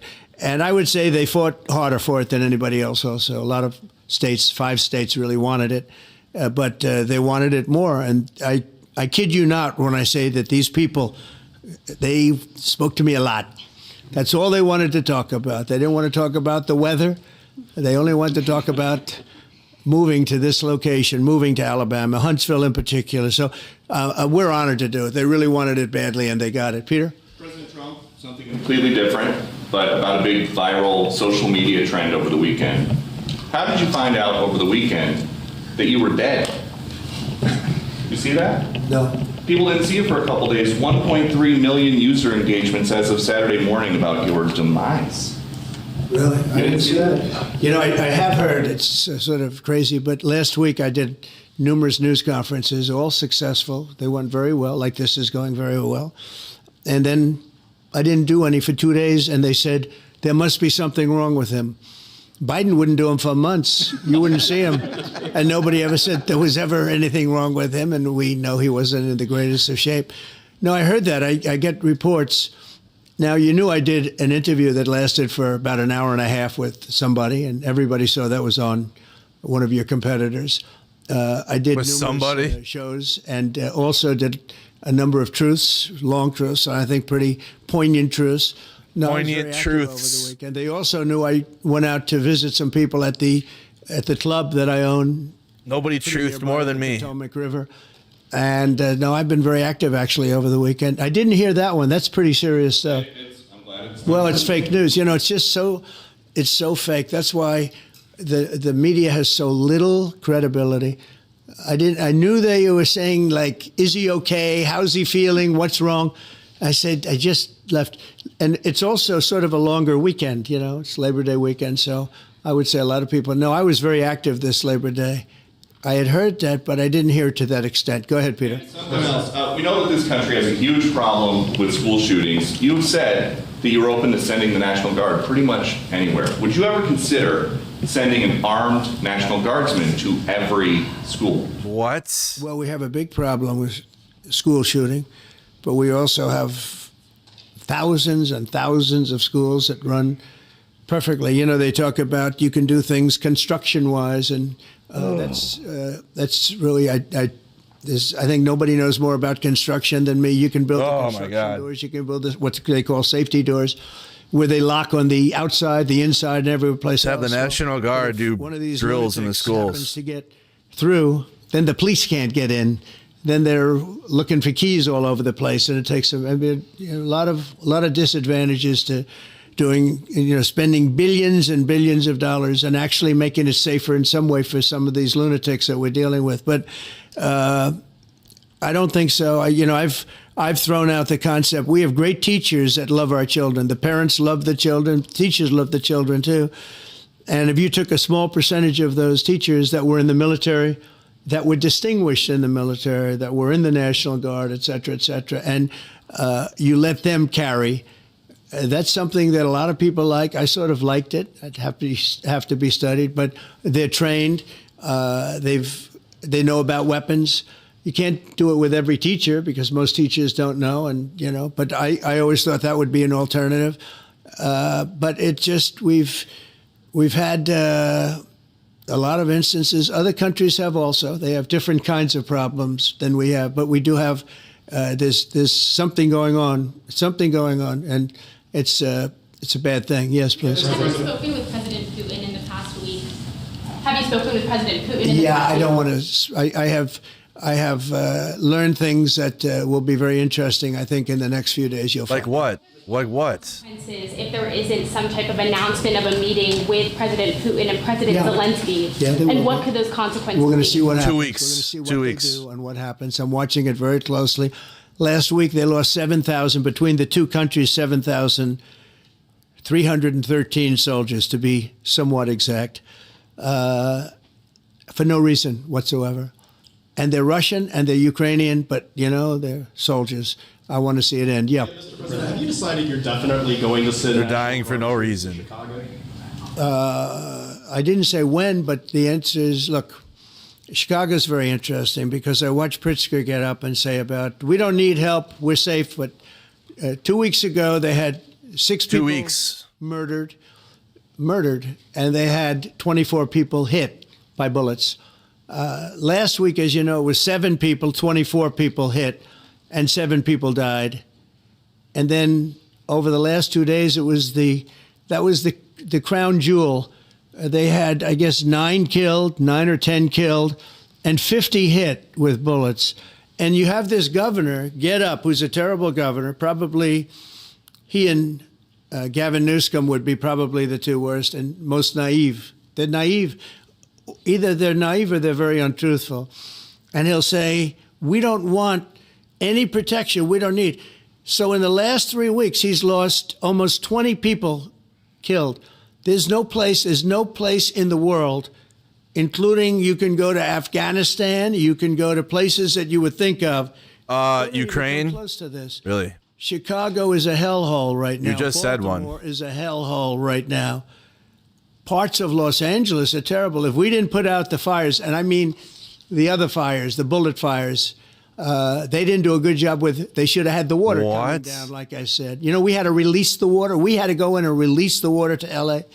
It's so badly run. But if I didn't send the National Guard into Los Angeles, you wouldn't. I would be making an announcement today. I'd be talking about Huntsville, and I'd simultaneously be saying, by the way, the Olympics is not coming to Los Angeles. If we didn't do that, and even the sheriff, the top law enforcement person in Los Angeles said, we could not have handled it without them.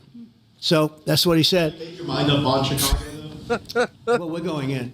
I didn't say when. We're going in. Oh, okay. When you lose, look, I have an obligation. When, though? I got to go there. Oh, it is. I have an obligation. When we lose... Time to go to Chicago. Killed over the last 2.5 weeks, and 75 are shot with bullets. So let me tell you a little story about a place called D.C., District of Columbia, right here where we are. It's now a safe zone. It's a safe zone? No crime. It's a in safe such space. Great shape. You can go and actually walk with your children, your wife, your husband. You can walk right down the middle of the street. You're not going to be shot, Peter. You're safe. Republican safe spaces. Anyway, they probably wouldn't do it. But it's so dangerous. And there are people in this audience that you've suffered. This audience. There are people in this audience that have been mugged and hurt badly, and they don't want to talk about it. Maybe you were very brave in talking about it. You made quite an impression on a lot of people. I appreciate it. But there were other people in this room that have been hurt very badly just walking down the street in D.C. Washington, D.C. is a safe zone right now. It's a safe city. The restaurants are open. They're booming. You can't get a restaurant. New restaurants are announcing that they're going to be open. This took place in 12 days. Now it's 15 days, but 3 days ago it became what's known as a safe zone. It's a safe city. And this city was really bad, really, really bad. We took 1,600 people out, hardcore criminals that will not be coming back anytime soon. And we're very proud of it. You know, to have our nation's capital lose every week. You know, it was like years, many years, where every single week somebody was killed for many, many, many consecutive weeks. This went on for years. And then we had, last week it was announced that nobody was killed last week. And I made that announcement in front of a very distinguished leader of a country. And I'm saying proudly, ladies and gentlemen, nobody was killed in Washington, D.C. this week. He looked at me like, what's that all about? I say, yeah, we have a little bit of a crime problem. and we don't have a crime problem in Washington anymore. And the mayor has been very helpful, and the police commission has been very helpful, and it's been a great team. And I would love to have Governor Pritzker call me. I'd gain respect for him and say, we do have a problem, and we'd love you to send in the troops. No because you know what? way. The people, they have to be protected. I saw today on one of your networks, not a friendly network, really the opposite, I would say, very unfriendly network. And they interviewed about 12 people on this morning.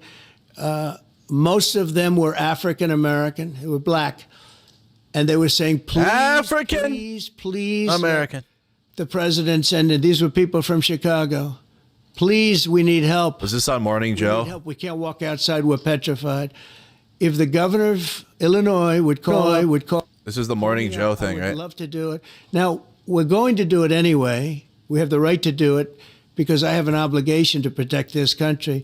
And that includes Baltimore. I saw where Governor Moore was asking me to take a walk down the street of Baltimore. Well, Baltimore is a very unsafe place. It's rated number 4 in the city, one of the most unsafe places anywhere in the world.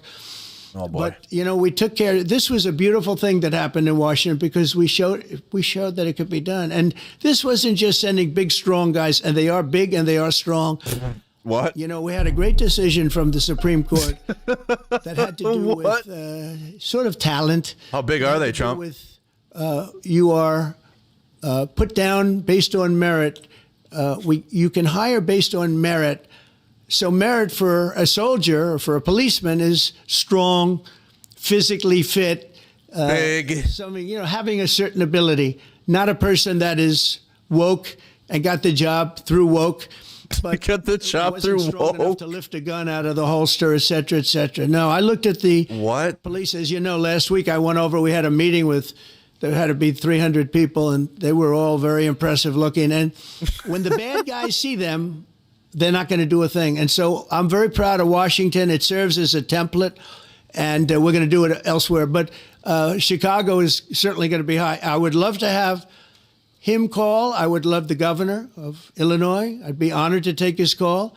All he has to do is say, sir, we need help. It's out of control. And everyone knows it is. He's not kidding anyone.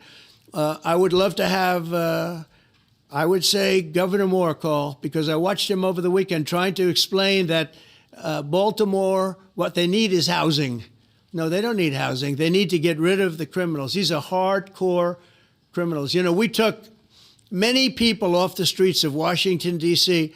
They're hardcore. They're not going to be good. In 10 years, in 20 years, in 2 years, they're going to be criminals. They were born to be criminals. Born to be criminals. Born to be criminals. They're born for that. And mean. And they'll cut your throat, and they won't even think about it the next day. They won't even remember that they did it. And we're not going to have those people. Washington, D.C. is now a safe zone. It's a safe place. And you can walk, Katie, you can walk right down the street with, by the way, one of the biggest human beings I've ever seen, which is her husband. He was a football player for like 11 years in the NFL. He's a big person. But big doesn't mean anything when they have guns and when they have knives and everything else that they have, right? But you can walk right down the street, even by yourself, and you're totally safe. Washington, D.C. is a great thing. Yes, ma'am, please. Mr. President, as you're calling on Democratic leaders across the country to work with you on crime, do you see your efforts here in D.C., including, for example, working with Mayor Bowser here as a model for bringing more big burly man? It matters not only with crime, but also I like a big burly man. People's lives. So Mayor Bowser's been great. She could have taken the thing and then after big, strong looking credit for it. You know what they do is they take credit. Like we cleaned up Los Angeles. We did a great job there. And it was overwhelming what was going on. And again, the police chief made a statement that we could not have done. There's no way they could handle it. You saw what was happening out there. It was going to be a disaster. We stopped it cold. If we didn't do that, would have been a very sad day. And remember, we have the Olympics. We have how do people support Trump? We have all these things. They hate themselves. 250. All of these things coming. They hate themselves. That's why. Him get up and say he's doing a great. He's not. We're the ones that did it, and that's okay. Whatever it takes. But the main thing is But he got up and said we did it. Well, he didn't want us there. I'm smoking a bowl. He's going to need us again because it's starting to form again. I see it. It's starting to form again. You know, we have to maintain. It's like maintenance on an airplane. You can buy it, but you have to maintain it. And if you don't maintain it, a good plane becomes very unsafe very quickly. So it's an honor to do it. It's a lot of presidents wouldn't do what I'm doing. I don't need this heat. But when I watched television last night and I'm watching the news and I see that 9 people were killed in Chicago and 54 were badly wounded with bullets, I say, that's not this country. We have to do something. And I do say this. I say this very much. I'm not speaking to anybody but them right now. I would love to receive calls from governors and mayors saying they need help. We'll help them. We have a lot of people. We have a great force. We have a great military force. You know, Pete will tell you that when I was running for office, and this was a big headline, I think, you know, probably got me a couple of votes, but you couldn't sign people in the military. Nobody wanted to join the military, the Army, Air Force, the Navy, Marines, Space Force, Coast Guard. We never forget Coast Guard because they've done such a great job. Never. But nobody wanted to join any of them. We were way below what we wanted. Every single one. The closest was the Marines, whatever that is. You'll explain that to me. But the closest was the Marines. But every service was way down, way down. And then I got elected, and our country's the hottest country anywhere in the world right now. Everybody's talking about the USA. They're talking about the job that we're doing. Everybody. We have the best economy. We have a very, very important decision being made by the Supreme Court because our country is the richest, the strongest, the most powerful. But if for some reason some liberal court, I'm talking about the court that just ruled, where even an Obama judge voted in favor of us, which I gave him a compliment yesterday, as you know. I said that took great courage. But it's a liberal court, and it's going up to the Supreme Court, who I think have been incredible people. I think they've made very wise decisions. But the tariff question, because without the tariffs, this country is in serious, serious trouble. We've taken in almost $17 trillion of investment is coming in. Most of it is coming because of tariffs. And if for some reason somebody wanted to be politically correct, I actually think it's unpolitically correct. I think politically correct is to approve it because there's nothing so popular as what's happened to our country. Our country is doing so well. But we had a liberal court gave us a very shocking ruling, and that ruling is basically saying that the trillions of dollars that are pouring into our country, putting us in a position like no country is anywhere in the world, that they'd like to see us that taken away. By the way, a lot of the people behind that lawsuit, that particular, are from foreign countries. Are they? Dead. Are they really? There's a video that is circulating online now of the White House where a window is open to the residents upstairs and somebody has thrown a big bag out the window. Have you seen what was that? No, that's probably AI generated. So actually, you can't open the windows. You know why? They're all heavily armored and bulletproof. So that's a fake video? Well, it's got to be because I know every window up there. The last place I'd be doing it is that because there's cameras all over the place, right? Including yours. No, but every window. What did they throw out of the window? I've never seen a window that's... In fact, my wife was complaining about... Okay, now the window thing means way more than what we thought. So they threw something important out the window. The other day, she said, love to have a little fresh air come in, but you can't. They're bulletproof. And number one, they're sealed. And number two... I can't believe he really just said, nope, lies, fake news, that was AI. I got to go smoke another bowl. Each window weighs about 600 pounds. You have to be pretty strong to open them up. No, that has to be... Where was the window? Let me see. Yep, nope, Yep. Yeah. Maybe for the renovation. Yeah, AI. I've never seen that window before in my life. It looks like this is on the 15th Street side, I think. Yeah. So right here. Yeah, find me that man who took that video now. Yeah, those windows are sealed. Those windows are they're all sealed. You can't open them. Yeah, my fucking ass. It's the kind of thing they do. And one of the problems we have with AI, it's both good and bad. If something happens really bad, just blame AI. That's what you're doing. That's what you're doing, Trump. That's what you're doing right now. But also they create things, you know. It works both ways. If something happens that's really bad, maybe I'll have to just blame AI. Isn't that what you're doing right now? Projection?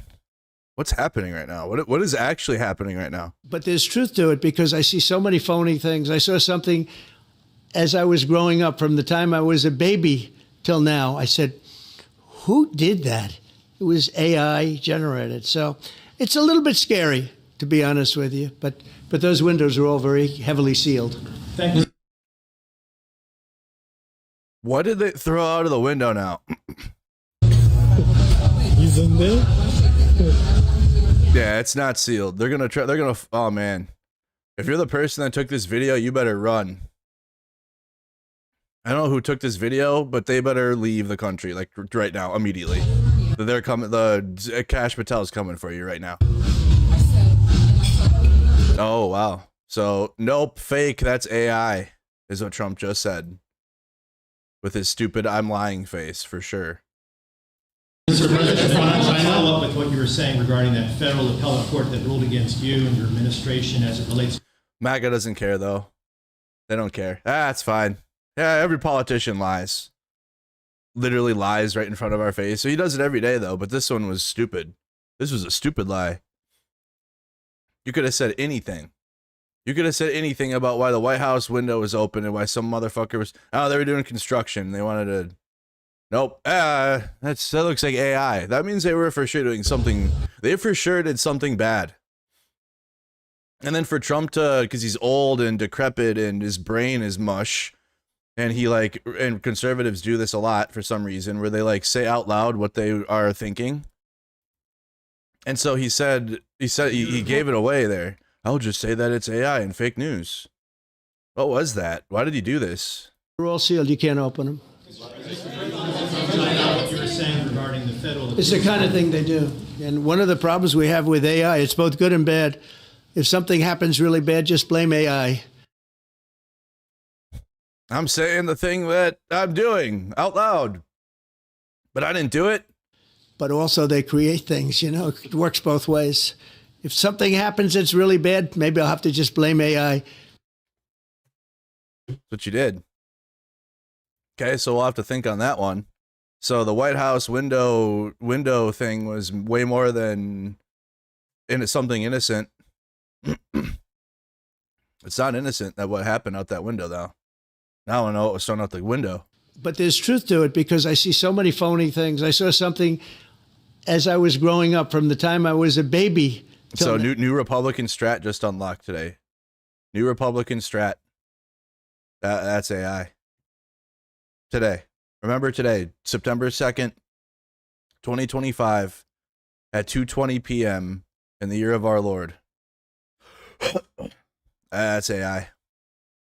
That's going to start because they are a hive mind. They're in a cult, and Trump just got away with saying that video's AI. And so now they're going to say that for everything. So no, goodbye fake news. In with that's AI. I think that's AI, bro. Now, I said, who did that? It was AI generated. So it's a little bit scary, to be honest with you. But those windows are all very heavily sealed. Yeah, my ass. Mr. President, I want to follow up with what you were saying regarding that federal appellate court that ruled against you and your administration as it relates to your ability. Well, they ruled against our country, the court, and they ruled against us before. It's a very liberal court. You called it highly partisan in your Well, it social certainly media is. It certainly and is. in fact, it was along ideological lines, 7-4. Well, except that we actually got one of the Obama judges that was appointed by President Obama voted in favor of the tariffs because he felt it was imperative for our country to thrive. Look at all these Democrat dick suckers in here. Chris Freeman, why are you thinking about sucking dick right away? We've already had a full day already of like talking about how zesty the right wing is. We've seen it. Trump has done it. What is up with that? Why are you thinking about sucking dick? What is going on? Be so serious. Why is that the first thing you think of? Or like, or some trans person. Thrive and survive even. And I gave him credit. I said, Thank you, Gilbert, for the gifted. Courage for him to do it because you don't see that often. So my question is, I suspect you're going to appeal that all the way to the Supreme Court. Well, we already have, yeah. In fact, we're doing something else. We're going to be going to the Supreme Court, we think, tomorrow because we need an early decision. I mean, look, the financial fabric of our country. We're a rich, incredible country right now, and we're able to, other countries use tariffs on us for years, and we never did. I did a lot during my first term, but then we had COVID and we had to focus on other things. You couldn't be tariffing Italy, Spain, France, as they were dying by the thousands and millions. Thousands and millions. China paid us billions and billions of dollars. And I started the process, but then I had to end it a little bit because of COVID. We focused on that.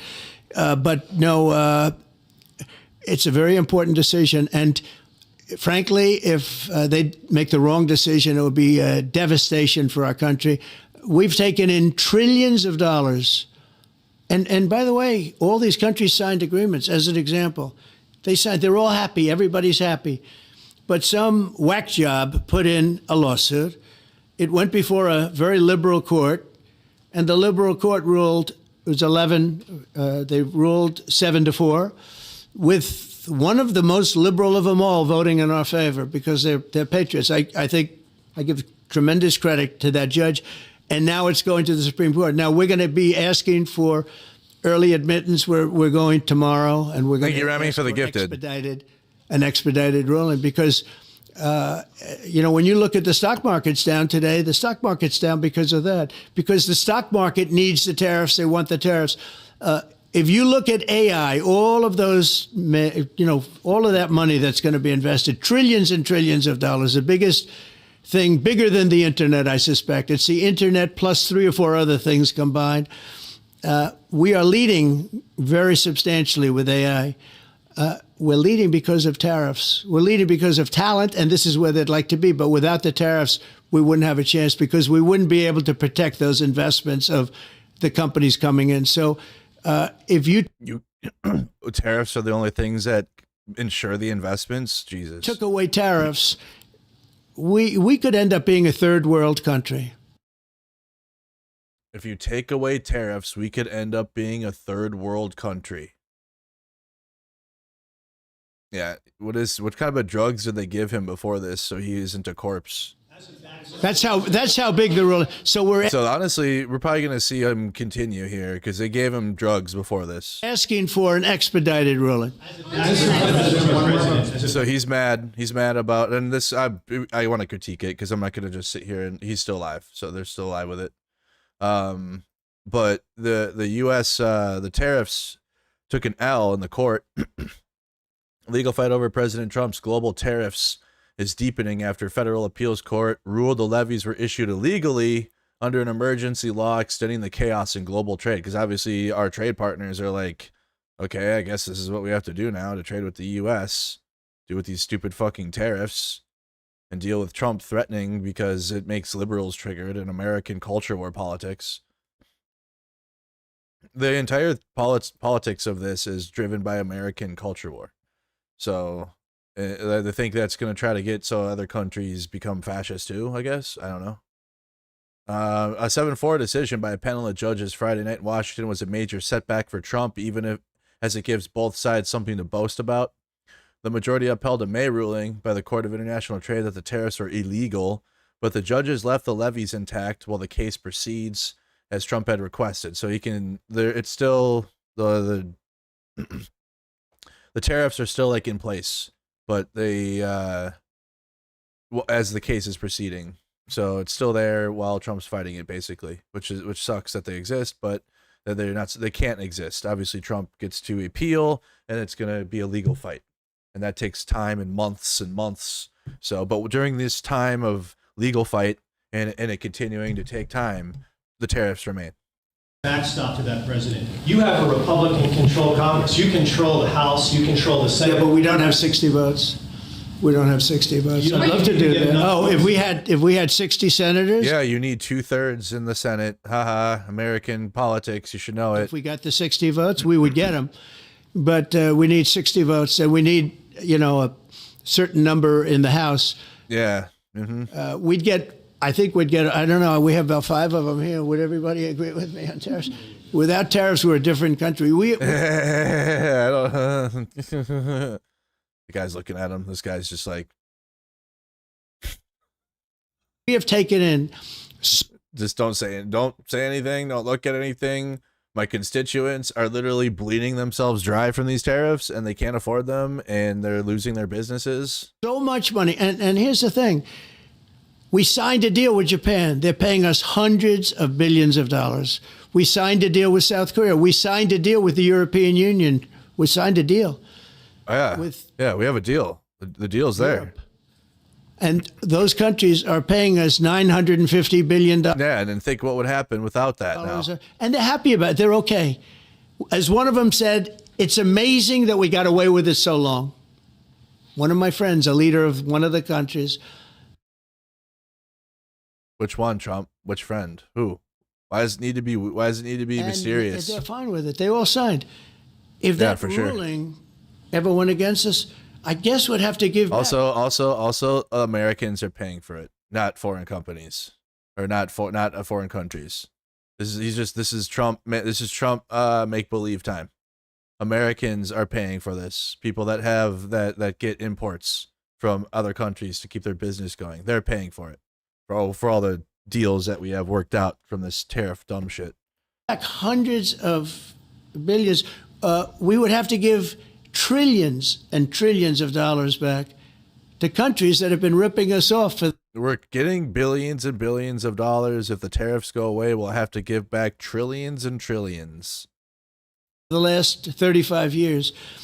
And I can't imagine it happening. On a legal basis, they have no legal basis whatsoever. But on a common sense basis, it would destroy America. Okay. You talked about controlling the sky. It would destroy us to take the tariffs away. On Sunday, the satellite signal of Ursula von der Leyen's plane was alleged. With Ursula? Well, she had an interesting event. She's a tremendous woman. And so what are you asking me about her? NATO is concerned about it, and too, about this. True, NATO is concerned about it. Well, nobody knows where it came from, but they did. Also, hold on. I'm trying to figure out what deals have been signed. We haven't signed any of them. We're kicking he's kicking that issue down the road too. He's given every country like another 50 days or whatever, because he can't legally do it yet because it's a legal battle. What deal? We haven't made we had one deal with the UK. We had a UK deal in Vietnam, I think. Those are the only two. Wow. Away her ability to use a phone. You know, sometimes that's a good thing. Sometimes that could happen to me. I'd be very happy. All we've done is just put a tax on the imports. That's all we've done. There's no deals. All we're doing is making Americans that have small businesses. That's literally what's happening. He's destroying American small businesses to enrich the corporations. That's what's happening. That's what it is. And then saying to his dumb fuck conservative fucking losers fan base that, hey, these countries are paying us trillions and trillions and trillions of dollars. Meanwhile, American businesses are like dying because of this. Thank you, Blaze. Reducing the tariffs on India from 50%. What does that mean? Are you considering taking away some of the tariffs that you've imposed on India? What do you think this does for as Blue Origin? He just mentioned it. Who's Blue Origin? In that Bezos shit? They just mentioned Blue Origin getting a bit in the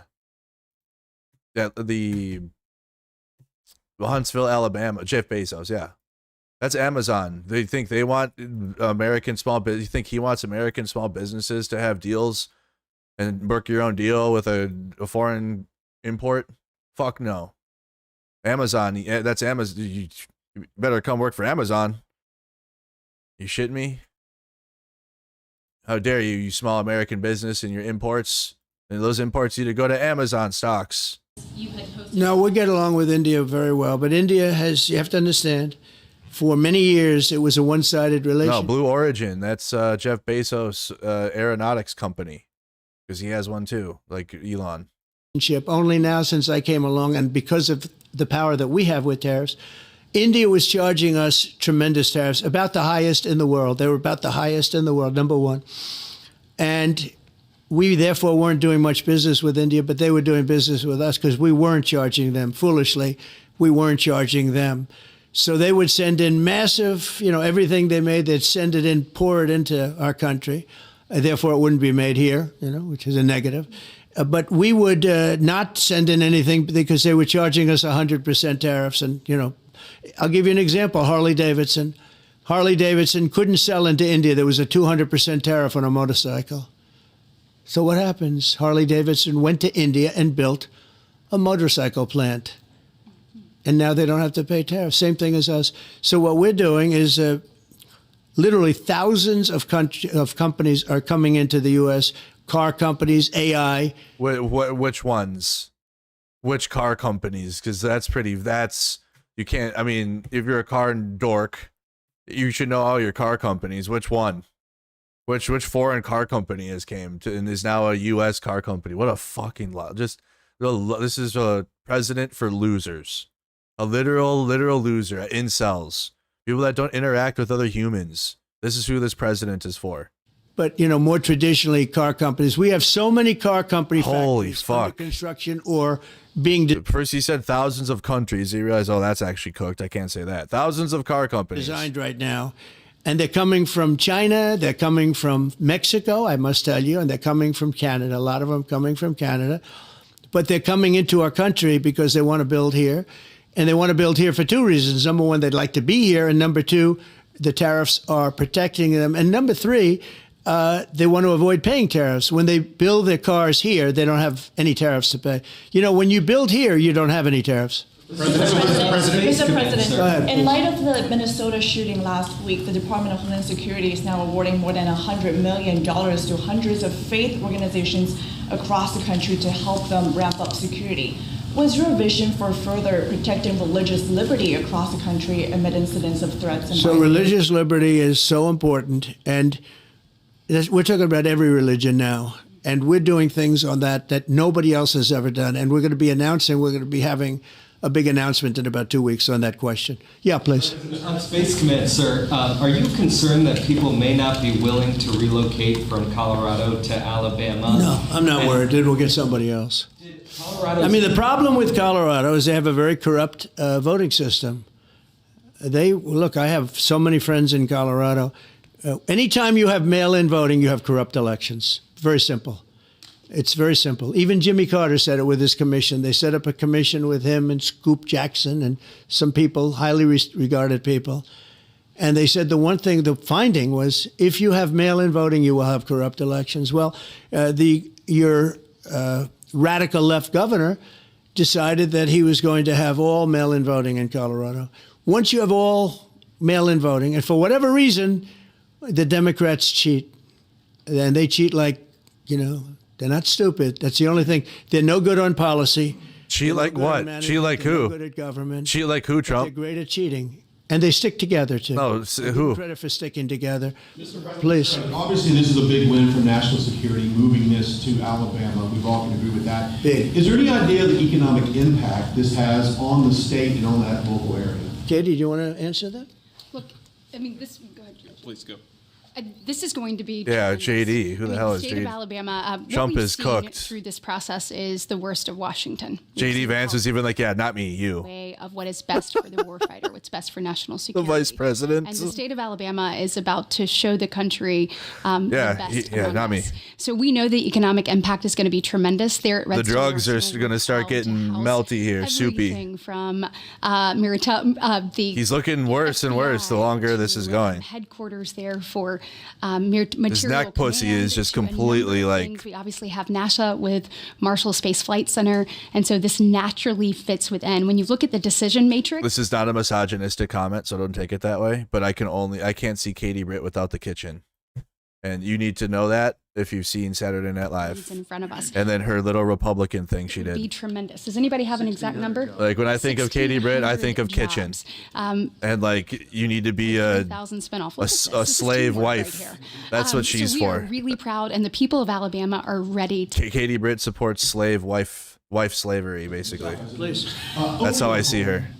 Going about the American dream, it seems like it's out of touch for a lot of Americans. Just recently, you pushed out a statement about addressing an emergency housing situation. That's right. We're thinking about doing that. Yeah, can you just... Well, we need a little help from the Fed. We have a man named Jerome Too Late Powell. You probably heard of him. He's too late. He's way too late. And the economy is so... Look at the guy behind Trump. He's looking around thinking, yeah, this guy, shit, yeah, that's not funny, my bad. He's looking around trying to get a laugh. I don't know. They're just up there suffering. Strong that it's pushing through that. Normally it would have been much tougher, but we're doing so well that we're pushing through it. But it makes it very hard for people to get mortgages because too late is too late. Very simple. He's too late. And probably political, whatever. He wasn't too late before the election. Before the election, he was cutting rates, right? Because he was hoping that, I guess, Biden would get in or that Kamala would. He was a big Biden guy. Explain that one. And then he was a Kamala person. But he was hoping, I guess, she'd win, I guess. I don't know. It didn't work out too well. But, yeah, we need a very serious cut. You know, I think that if you look back many decades ago, the United States was always the lowest, even if they were doing badly. The United States was, because without the United States, everything in the world would die. It's true. It's so powerful. It's so big. And I made it really big in the first 4 years. Really big. Then it started to degenerate with what this Biden administration did. But we built it up to a level that I never thought we could be at this quickly. We're the hottest, we're the best financially. The money coming in is so big because of tariffs and other things, but because of tariffs. Tariff gets us even those other things. Plus, it gets us great negotiating. I settled 7 wars, and numerous of those wars were because of trade. And numerous of the trade deals that I made were because of tariffs. It gives you a great negotiating ability. If that ability were taken away from us by a liberal court acting on essentially foreign nations, asking, how do you do that? To get help from the United States government when they've been doing this to us for Mention 40 Obama. years. Mention Obama now. That's why we have $38 trillion in debt. We won't have it for long if they let us. If they allow us to do what everybody knows we should be able to do. Yeah, please. Mr. President, another Biden-era action that you're now reversing is that you signed a deal last week to make federal buildings adopt and embrace classical architecture styles again. Can you talk to us about why you do that, and also what's your vision? Well, we want to see beautiful buildings. Now, you know, it's in the eye of the beholder. I've seen architectural reviews over the years. I'm an expert at it. I've gotten a lot of great reviews. But I've seen buildings that I didn't think were very good get great reviews, and I've seen great buildings get bad reviews. So, but it's just a standard. We want to have a good standard. We're building something here. You know, for 150 years, they wanted a ballroom at the White House. We're doing something at the highest level. Who wanted that? And all. Who wanted it? You know, it's very exciting. But we have a lot of interesting things happening architecturally in D.C. And D.C. is like a different place. And, you know, even the contractor said, sir, we walked down today, we feel like much safer. It's like a different place. Washington, D.C. is great. Now, we're going to also beautify it. We're going to put a topping on the roads. We're not going to rip them apart and take 4 years to build a road that was exactly the same by the time you build it. But we're going to put toppings. We're going to put new medians in. We're going to get the graffiti off. We're going to put tiles up in the tunnels where the tiles are missing. We'll do the whole tunnel instead of, you know, a little area where you see new tiles, old tiles that never look too good, but they could use it. You know, they've been up for 50 years. Tiles. They've served their duty. But we're going to make served their duty within about a 20-mile radius from the White House. We're going to have this place spick and span. It's going to be crime-free, and it's going to be spick and span. It's going to be, you'll be proud of Washington again. Go ahead, please. Sir, China's having a massive military parade that President Putin and Kim Jong-un will be attending. Do you interpret that as a challenge to this? And are you concerned at all about those countries trying to be some sort of counterweight? Not at all. China needs us, and I have a very good relationship with President Xi, as you know, but China needs us much more than we need them. No, I don't see that at all, no. This is cancer. A very good meeting with President Putin a couple of weeks ago. We'll see if anything comes out of it. If it doesn't, we'll take a different stance. Everyone March today in California ruled that your deployment of National Guard troops to Los Angeles was illegal. Do you have any response? Well, it was a radical left judge, but very importantly, what did you radical left judge? Question or statement? Judges are radical left. Well, I was asking for the response. No, you didn't say what the judge said, though. American said, but you can leave the 300 people that you already have in place. They can continue to be in place. That's all we need. But why didn't you put that as part of your statement? Because the same judge ruled exactly as you said, except the judge said that you could leave the 300 people that you already have in place. They can stay, they can remain, they can do what they have to do. Thank you very much, Oh, God. everybody. We Oh, thank appreciate God. it. Thank you. Thank you. Thank God. Thank you very much. Holy. Wow. Thank you guys. Thank you, press. Thank you. Thank you. Let's head out. Let's go, guys. Thank you. Thank you, press. Thanks, guys. Let's go. Let's go. Keep going. Thanks, guys. Get the fuck out. Thank you, press.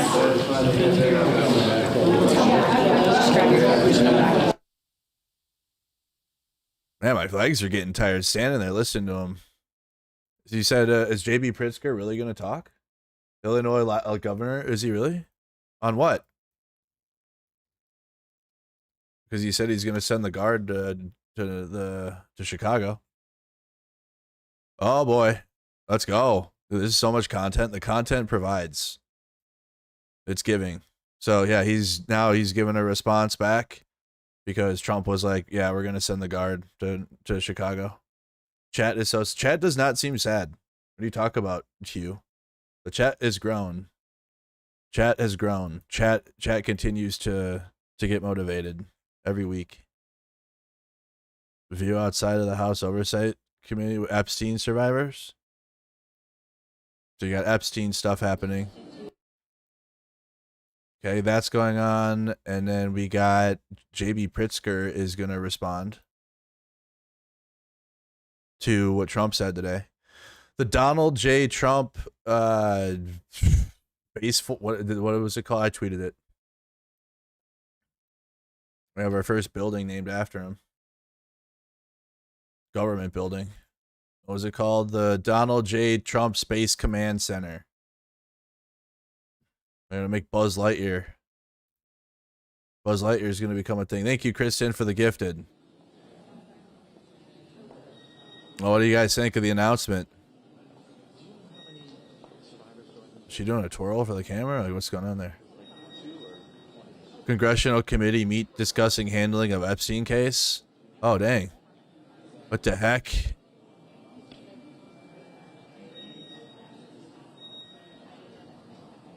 So, yeah, Trump announcement.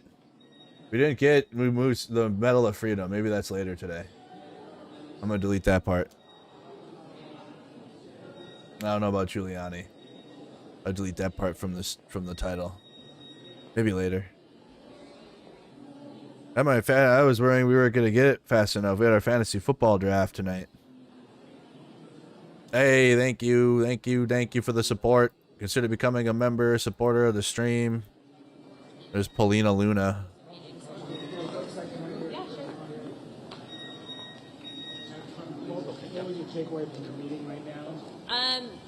The biggest thing that stands out to me is the victims themselves have stated that this is a lot bigger than I think anyone anticipated.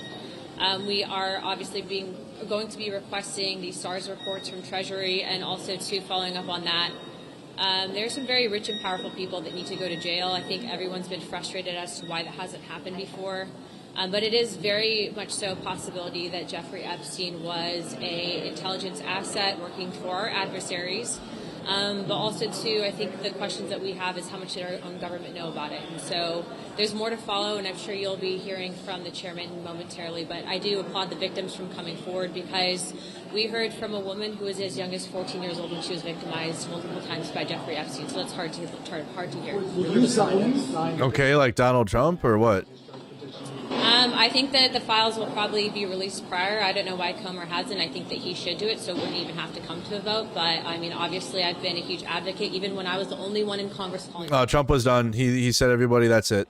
It was literally, there's not, what else to say? I mean, it's the same spiel he does every single time. He even had to fit in the I Stop 7 Wars out of nowhere. That came out of nowhere. He connected tariffs to stopping 7 wars and like that. And he had to fit in all of his little spiels, and like there's nothing else.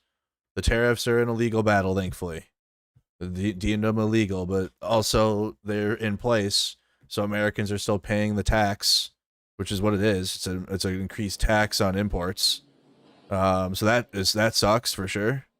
And then we have a Space Force Command Center in Alabama. That's it. most people, I'm sure, just wanted to see what he looked like and sound like, and if he was really alive, or if they were using a double.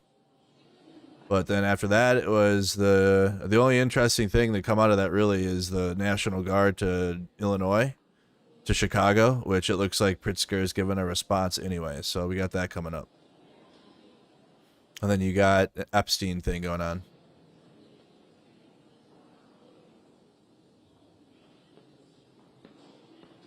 Bipartisan push to demand the Epstein files. Members of Congress are back from summer break today, and they're picking up pretty much where they left off. And we also have, that's why Massey tweeted this out then. How do you spell? Thomas Massey? Yeah. Oh, I.E. It's filed. Your congressman can now sign the discharge petition to force a vote on binding legislation to release the Epstein files. Motion to discharge a committee from the consideration of a resolution September 2nd, today, to the clerk of the House of Representatives pursuant to Clause 2 of Rule 15.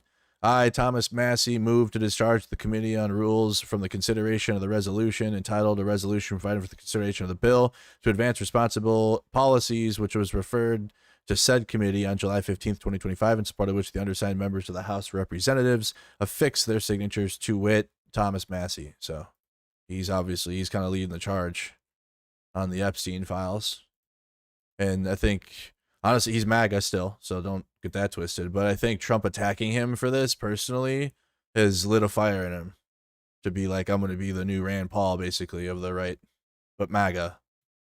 I'm sure, watch, I bet MAGA will move on, but he'll be like a old-timey MAGA. Like, I'm the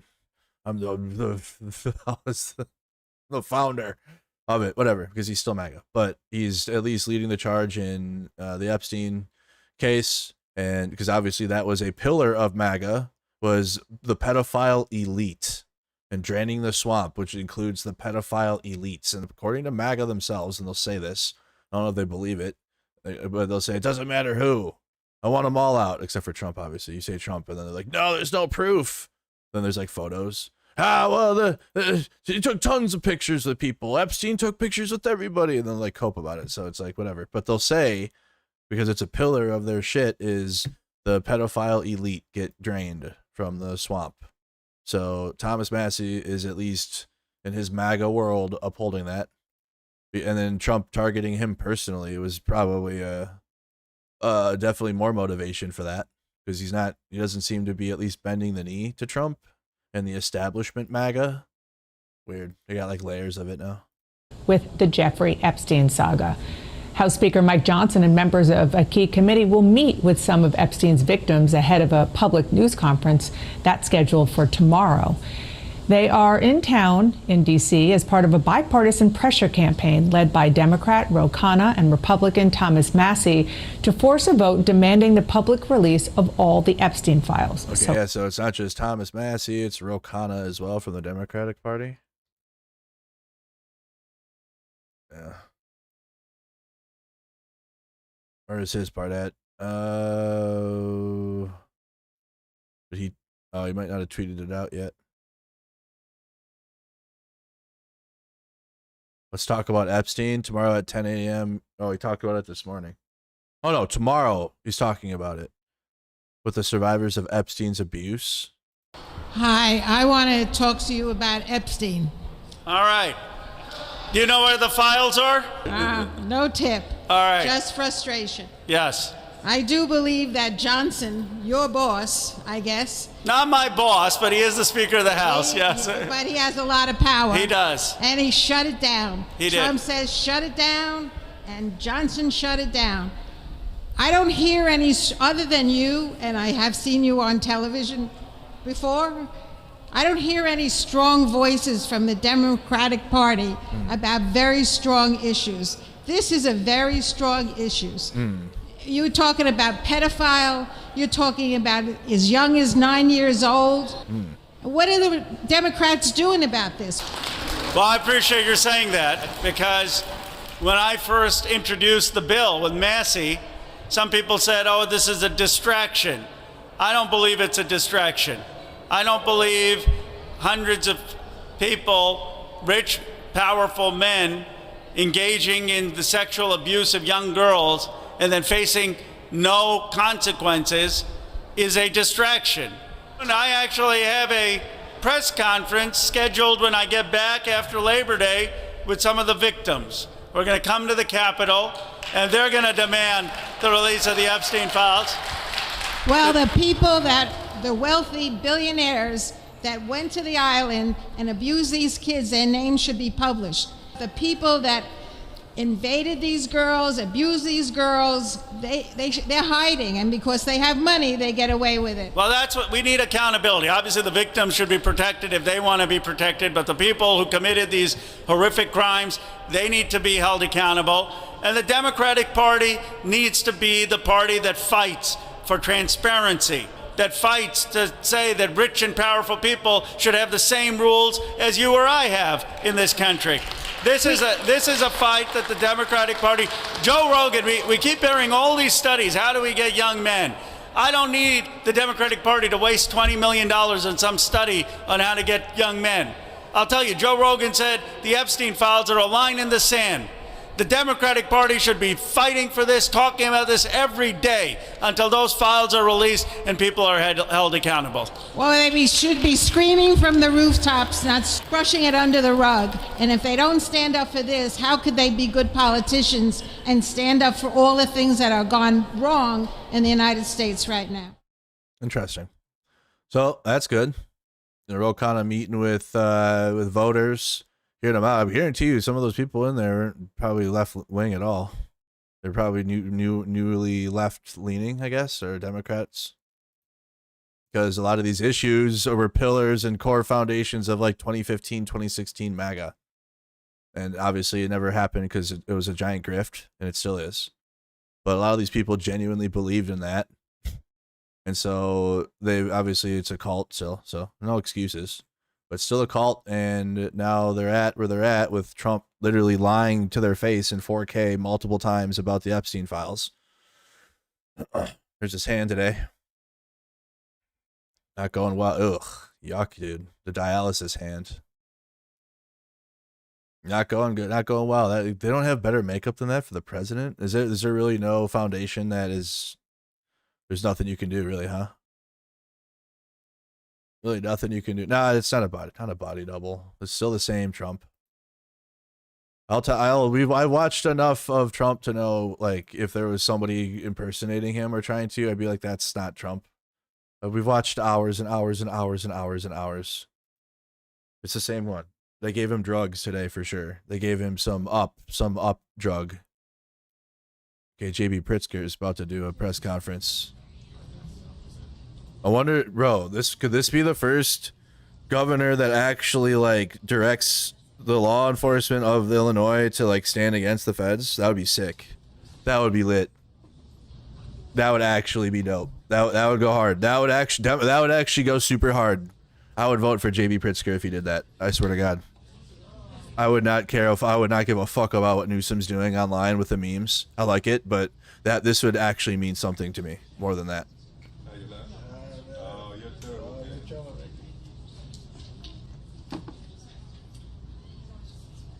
JB uses his little bike cops that he uses with the protests, which they've let the protests happen. They're not stepping on them, but they have those bike cops are out there heavy in Chicago.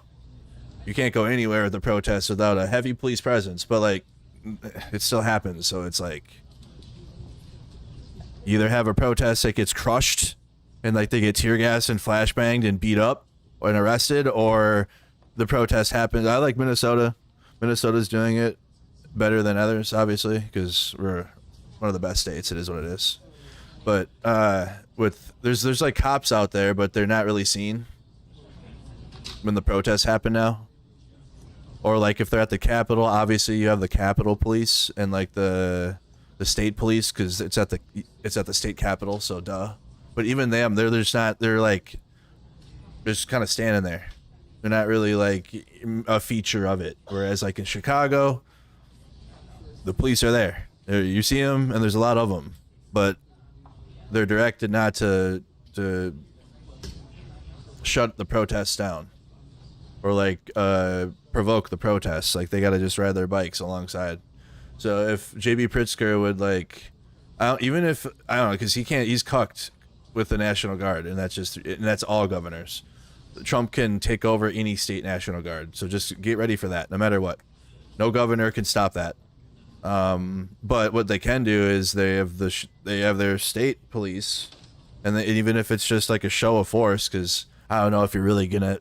I'm memeing in my brain on this, but like at least just like a symbolic gesture to be like stand there and be like, nah, we're not having you in, the federal government. Then we'll see, and then we can see it, and then you can see how the federal government can overreach and overstep. And then like I think JB Pritzker could cook with this. I don't know if there's political willpower to do that. There should be. There really should be. Newsom he hasn't done what I want though. The cops got to dick around the protests too much. And then yeah, the memes are working. The memes are good. But I need more action. For me at least.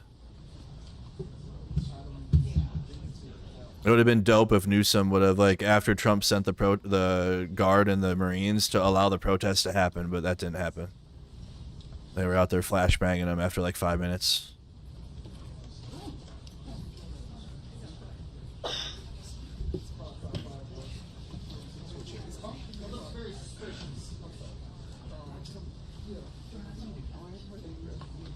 Well, we're in that time, though. I think we're in that time where states are being under attack by the federal government, and that's like supposed to be a pillar of like American democracy. Is like we have the federal government, but every state has their own power.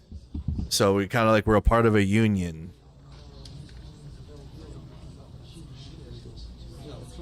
It's supposed to be like layers of protection, so America could never fall under a dictatorship. But we're like that is being literally threatened and tested. What is that noise? Sharpening their pencil?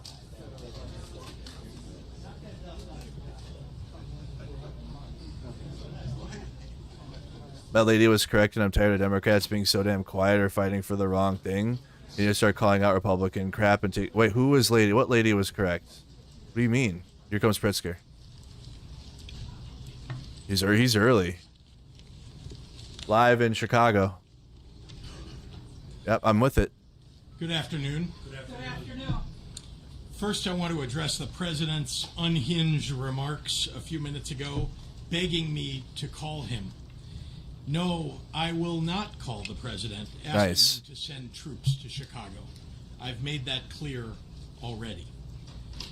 I know this has been an unsettling and difficult 10 days for the people of Chicago and Illinois. I'm going to do my best to share what we know as of today and speak frankly to the people of Illinois. Rumors have been swirling about what the White House has planned, and sifting fact from fiction has been increasingly difficult because Donald Trump's administration is not working in coordination. I'm trying to find a better audio. With the city of Chicago, Cook County, or the state of Illinois. I want to take a moment at the top of my remarks to note how truly extraordinary it is for the federal government to refuse to coordinate with local law enforcement and government. Our state police reporters about Donald Trump's plan, which is to deploy armed military personnel to the streets of Chicago.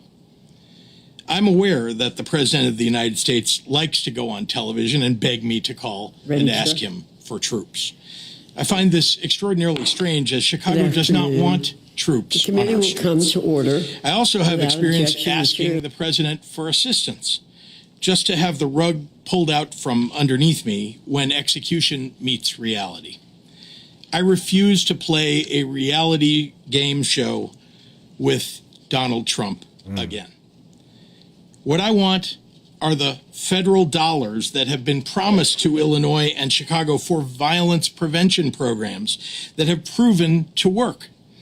That is money that Illinois taxpayers send to the federal government, and it's an insult to any and every citizen to suggest that any governor should have to beg the president of any political party for resources owed their people. I'd like to ask a question of my own. Oh, okay. And it's one the press should be asking as well. The lady from the video. Got it. When did we become a country where it's okay for the U.S. president to insist on national television that a state should call him to beg for anything? Literally. Especially something we don't want. Exactly. Have we truly lost all sense of sanity in this nation, that we treat this as normal? As I have done since becoming governor, I've been reflecting on my responsibilities to the people of Illinois. And one of those duties is to share with the public exactly what we know. In the coming days, we expect to see what has played out in Los Angeles and Washington, D.C., to happen here in Chicago. First, Donald Trump is positioning armed federal agents and staging military vehicles on federal property, such as the Great Lakes Naval Base. Oh, it is likely those agents will be with ICE, Customs and Border Patrol, it's gonna happen. Department of Homeland Security, and other similarly situated federal agencies. Many of these individuals are being relocated from Los Angeles for deployment in Chicago. It's going to happen. We believe that staging that has already begun started yesterday and continues into today. Second, unidentifiable agents in unmarked vehicles with masks are planning to raid Latino communities and say they're targeting violent criminals. As we saw in Los Angeles, a very, very small percentage of the individuals they will target will be violent criminals. Instead, you're likely to see videos of them hauling away mothers and fathers, traveling to work or picking up their kids from school. Sometimes they will detain, handcuff, and haul away children. They are law-abiding individuals who pay taxes and contribute to the communities who feel safe going to work and attending mandatory immigration check-ins. In other words, they're following the law. We have reason to believe that Stephen Miller chose the month of September to come to Chicago because of celebrations around Mexican Independence Day that happen here every year. It breaks my heart to report that we have been told ICE will try and disrupt community picnics and peaceful parades. Jesus. Let's be clear, the terror and cruelty is the point, not the safety of anyone living here.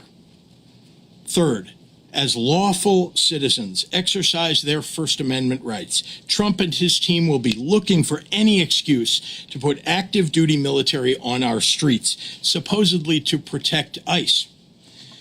We have reason to believe that the Trump administration has already begun staging the Texas National Guard for deployment in Illinois. What? I want to be very clear on this point, and I want to speak directly to the press right now. What? We know before anything has happened here that the Trump plan is to use any excuse to deploy armed military personnel to Chicago. If someone flings a sandwich at an ICE agent, Trump will try and go on TV and declare an emergency in Chicago. I'm imploring everyone, if and when that happens, do not take the bait.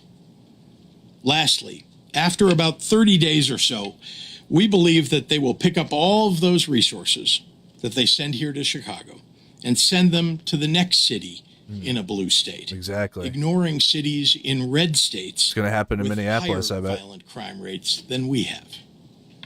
I predicted this after. Is about fighting crime or making Chicago LA. safer. None of it. For Trump, it's about testing his power and producing a political drama to cover up for his corruption. If you need any proof of this, that it's all a big show, well, look at who they're putting in charge.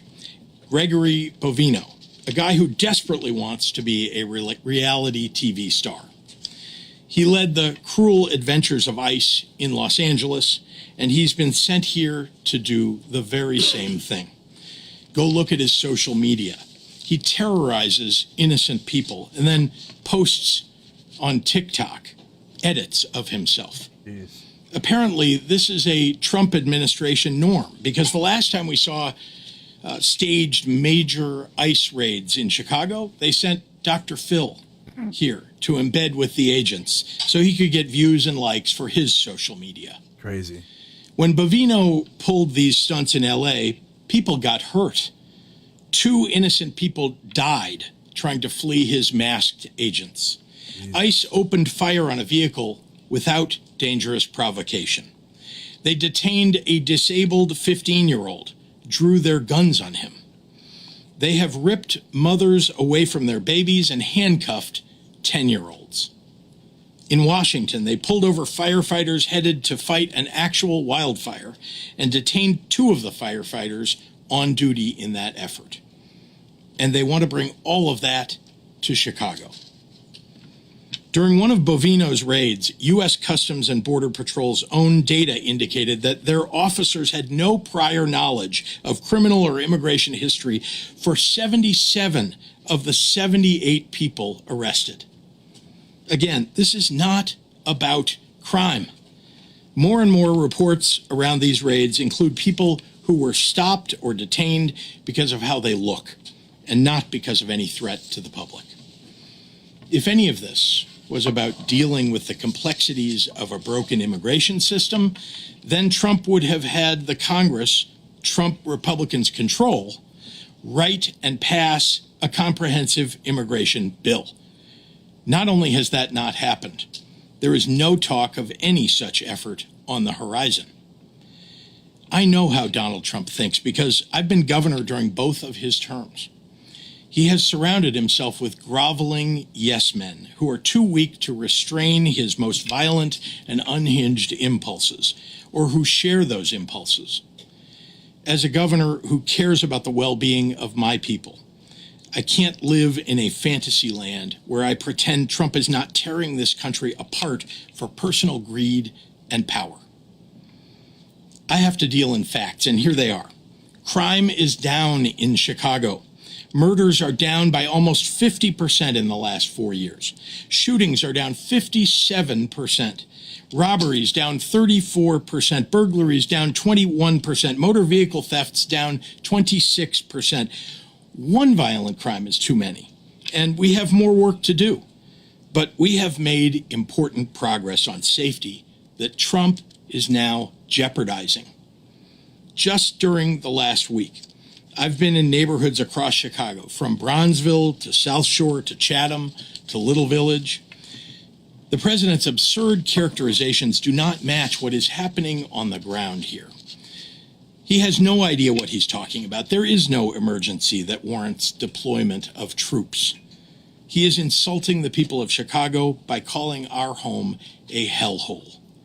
And anyone who takes his word at face value is insulting Chicagoans too. Crime is a reality that we all take seriously, me especially. I've held the hands of grieving mothers who have lost their kids to gun violence. I've been in consistent contact with law enforcement and managed our state through some of its toughest moments. That has informed our comprehensive, evidence-based approach to crime, hiring more police officers and giving them more funding, gun and drug and gang interdiction, investing in community violence intervention, mental health supports, more substance use treatment. Those programs have shown real progress. Then you know what happened? Donald Trump and his Republican allies in Congress cut those programs because they are unserious people who seem to know nothing about fighting crime. We are ready to fight troop deployments in court. And we will do everything possible to ensure that agents operating inside the confines of this state do so in a legal and ethical manner.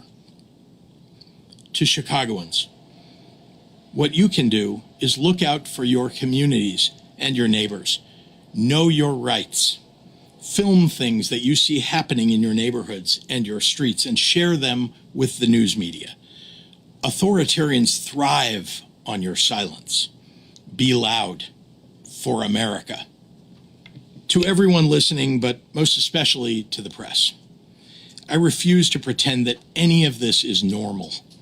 I refuse to concede that the abject cruelty that we're seeing play out with the execution of Trump and Stephen Miller's policies are okay or justified.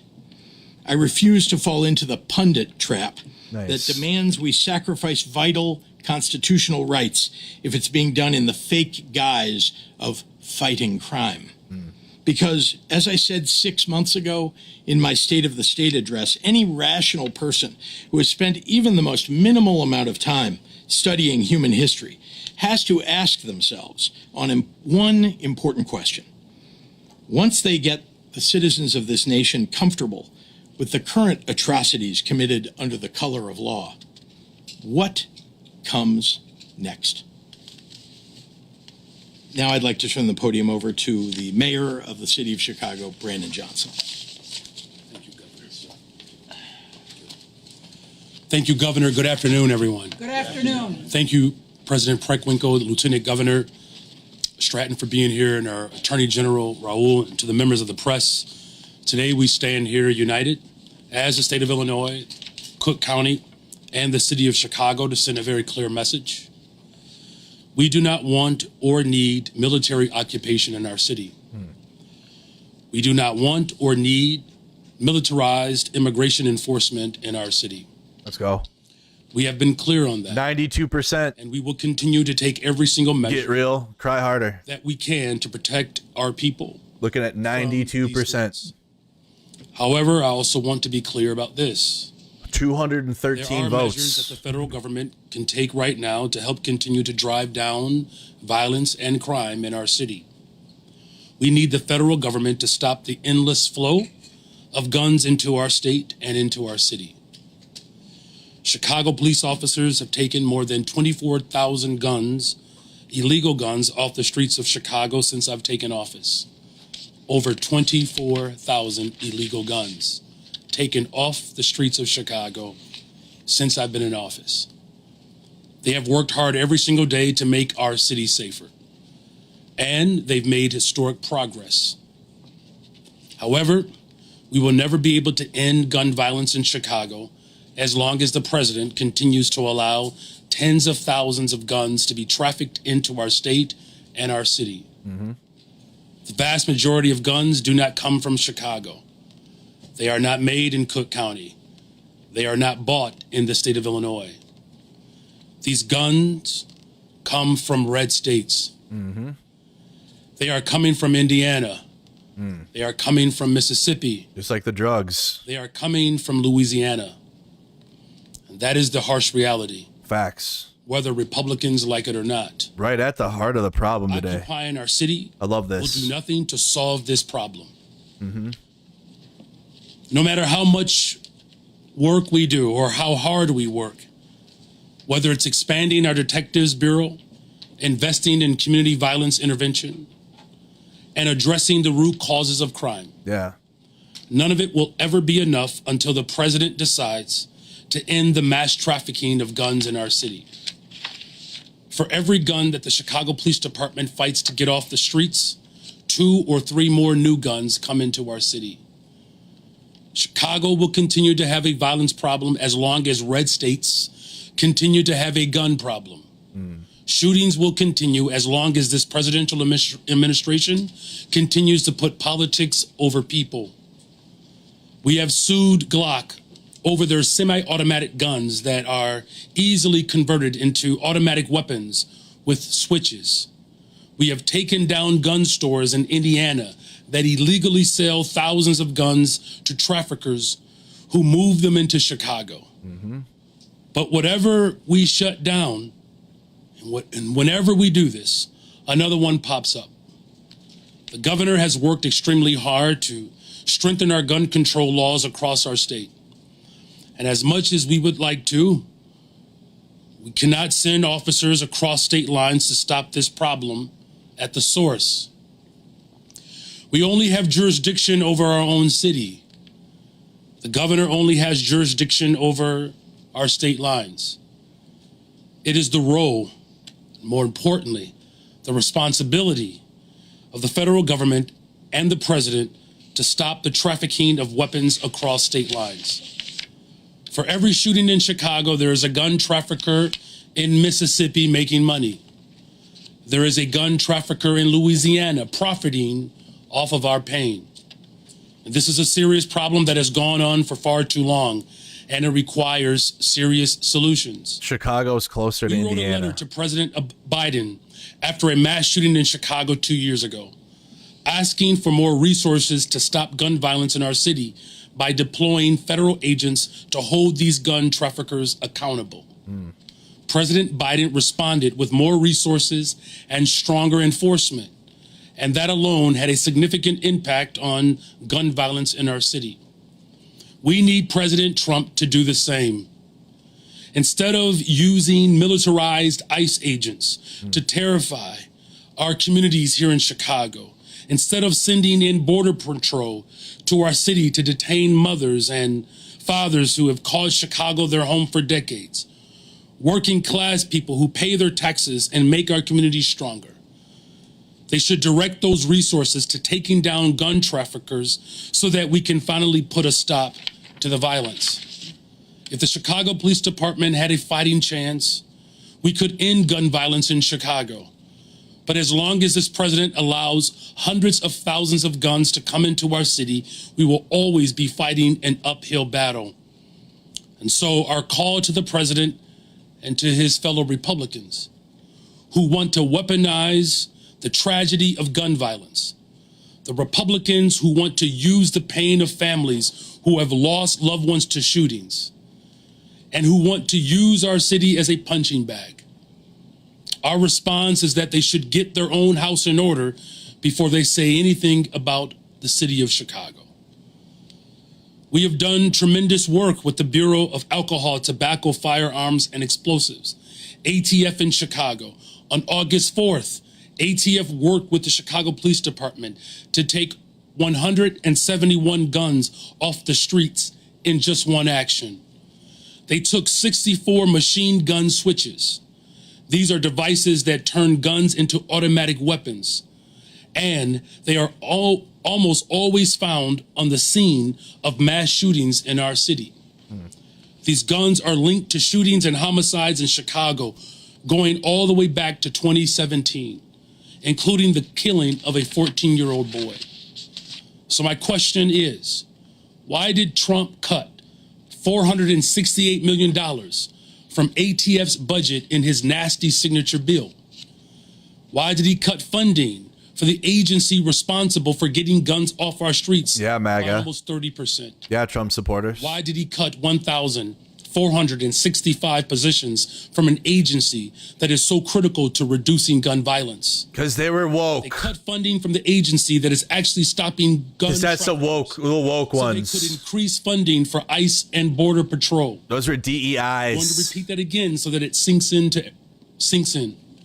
Trump gutted the agency that actually catches gun traffickers just so that he could hand money to ICE and Border Patrol. It clearly wasn't working. It clearly was. It literally was. He just wants his own secret police force that will do publicity stunts whenever his poll numbers are sinking. Whenever his jobs report shows a stagnating economy, whenever he needs another distraction from his failures. That's what this is about. The Trump administration continues to try to use the real pain and loss of gun violence victims as a pretext for expanding his own power. Unfortunately, even some elected officials in our city and state have parroted these lies. But here's the truth. Donald Trump is the last person in America who cares about families on the south and west side of Chicago, those who are dealing with violence on a regular basis. He's the last person. The thought doesn't even cross his mind. If he did, he wouldn't have cut $800 million from violence prevention organizations. These are funds that would have gone towards organizations on the south and west side who are on the front lines driving down gun violence. He wouldn't have cut $468 million from ATF. He wouldn't be sending ICE and Border Patrols to Chicago. He would be sending ATF agents to Mississippi. He would be sending these agents to Indiana. He's worried about the wrong border. We don't have an immigration crisis in Chicago. We have a gun crisis, and the president could care less about the real solutions. In closing, violence in Chicago is not because we have too many immigrants. It's because we have too many guns. So our message to Trump continues to be the same. Stop posting truth socials. Stop making statements. Stop threatening to send troops or ICE. Stop defunding our communities. Just do your job and end the trafficking of guns into our city. And thank you. And with that, we'll turn the podium over to the Cook County Board President, Tony Preckwinkle. Everybody check in. Let me know where you're watching from. Hit the like button on the stream, too, if you could. Good afternoon. I want to thank all of you for being here today. Thank you, Governor Pritzker, Lieutenant Governor Stratton, Mayor Johnson, Attorney General Raoul, for standing in solidarity with the people of Illinois, Cook County, and Chicago. 4 years ago, leaders from the county, the state, and the city formed the Government Alliance for Safe Communities to collaboratively confront the gun violence crisis. This alliance works to maximize the impact of public funding, build cross-sector partnerships, and support organizations working on the ground to reduce violence. Together, we've made historic investments in community safety. Over the last 3 years, Cook County alone has invested over $100 million in community violence intervention and other evidence-backed violence prevention strategies. We will soon launch a new capacity-building network to provide training and technical assistance to strengthen organizations and maximize their impact in communities. Our government partners at the state and city level have also invested at unprecedented levels. Why do I bring this up? Because it's working. In Cook County, we've seen a 35% drop in gun homicides from this time last year and a 45% drop in gun homicides from 2021. I'm going to say that again. In Cook County, we've seen a 35% drop in gun homicides from this time last year and a 45% drop in gun homicides from 2021. Our investments are working. Meanwhile, President Trump is freezing $158 million in funding for violence prevention programs in cities like Chicago. He's dismantling the Office of Gun Violence Prevention and terminating more than $800 million in anti-violence grants nationwide. Mm-hmm. Needless to say, crime prevention is not his true agenda. The president is reducing resources that are working while undercutting local efforts. He is deploying active duty military personnel within our own borders. This is our America today. Yep. I say all this as we gather at a critical moment in our nation's history. Ouch. For generations, okay. Our parents and grandparents believed wow. was Make it stop. To collaboratively confront the gun violence crisis. This alliance works to maximize the impact of public funding, build cross-sector partnerships, and support organizations working on the ground to reduce violence. Together, we've made historic investments in community safety. That sucks. Over the last 3 years, Cook County alone has invested over $100 million in community violence intervention. Got like a jammer going or what? Evidence-backed violence prevention strategies.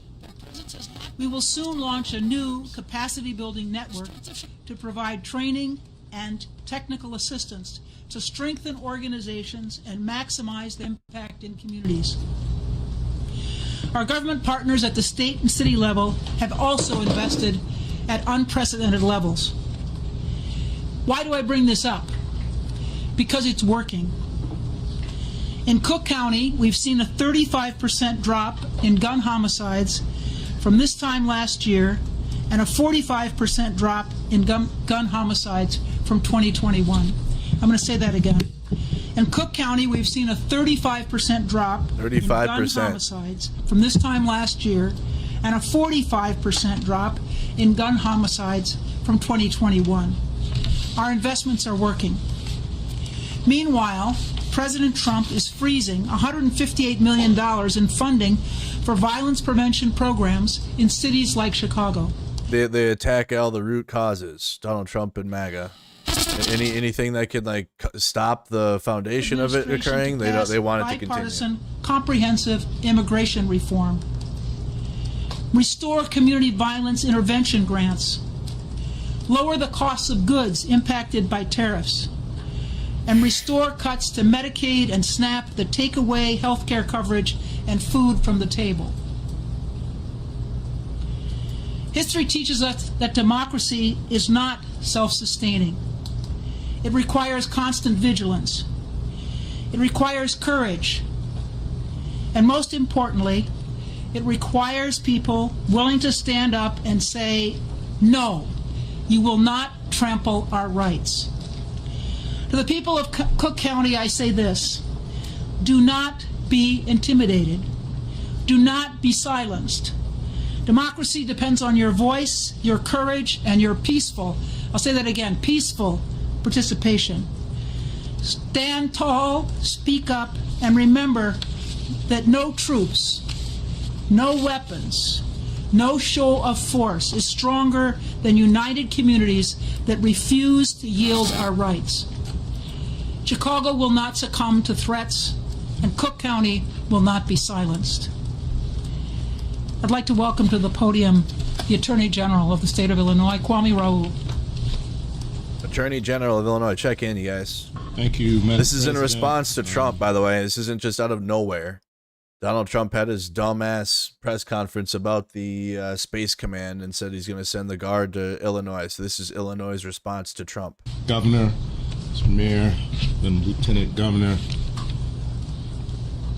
I like to repeat something the governor said. We cannot, and not anybody in this room can be dumbed down to believing that any of this is normal. President Trump has been utilizing the notion that he and he alone can deal with crime in American cities. And his preferred tool in doing so is the American military. The problem with this approach is that it's both bad strategy and illegal. I won't deny any day that we do have a serious crime problem in Chicago, as do American cities throughout the nation, in red states and in blue states. Recent mass shootings and reports of other crime are horrific. While Chicago's crime problem is serious, it is far from the worst in the country. President Trump's approach of using the military is bad strategy because the National Guard is not trained to do local crime fighting. Furthermore, the use of the National Guard as a crime-fighting force is simply not sustainable. It is further bad strategy because there has been no effort by the president to collaborate with local leaders or local law enforcement. Collaboration and a comprehensive approach is critical to successful crime fighting. Since the outset of my tenure as Attorney General, I and other local law enforcement partners have worked closely with federal law enforcement partners, including the FBI, DEA, ATF, Secret Service, and others, to investigate and prosecute criminal activity in Illinois. This one-team approach to fighting crime, utilizing combined intelligence, experienced, well-trained agents and officers, and state-of-the-art technology has yielded great results. It, combined with the investment in community violence interruption and providing for victims of crime, has led to a significant reduction in crime. If President Trump wanted to contribute to fighting crime in Chicago, he would steer more resources to these federal agencies that are collaborating with local law enforcement instead of dramatically cutting their budget. If President Trump were serious about fighting crime, he would not be cutting funding to proven community violence interruption efforts. If President Trump were serious about fighting crime, I would not have to have sued him 2 weeks ago, sued the Department of Justice 2 weeks ago for threatening to deprive resources for victims of crime based on unrelated immigration criteria. If President Trump were serious about fighting crime, he would not enter into collusive settlement to put machine gun trigger reset back out onto the street, devices back out onto the streets. President Trump's plan is not only bad strategy, but it is illegal. The militia clauses of the United States Constitution give Congress sole authority to decide the circumstances that allow the president to federalize the National Guard. The 10th Amendment preserves state sovereignty to enforce state laws as they see fit. As recognized by Judge Charles Breyer today in California, the Posse Comitatus Act limits the federal government's ability to use the military for domestic law enforcement. Although the president does have limited, and I repeat, limited authority to deploy the National Guard to help federal law enforcement in specific circumstances, none of these circumstances exist in Chicago. We are not being invaded by a foreign nation. There is no rebellion against the federal government as there was on January 6th. There does not exist an inability to enforce federal law in Chicago. Federal courts are open. Federal criminal cases are being prosecuted and investigated every day. And as I mentioned, federal criminal investigations in collaboration with local law enforcement are taking place on a daily basis. The president has failed to establish that any of these prerequisites required by Congress through the Posse Comitatus Act exists. Let's be clear. The president's plan is not about fighting crime. It's purely performative.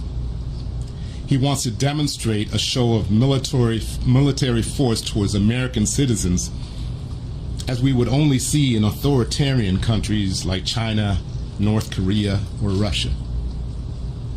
He is hoping to sow chaos by inciting out-of-control protests. Chicago, we have demonstrated that we can protest peacefully. It is imperative that we do not take the bait. Exercise your First Amendment rights, but do so peacefully without violence or destruction of property. I invite folks to visit my website, IllinoisAttorneyGeneral.gov, and review free guidance before you participate in protests. This administration frequently disregards our Constitution and federal law. In fact, the president has even questioned whether he has to comply with our Constitution. But we are here to say that no president can flout the Constitution, not here in Illinois. In Illinois, we care about the rule of law, and we intend to preserve it.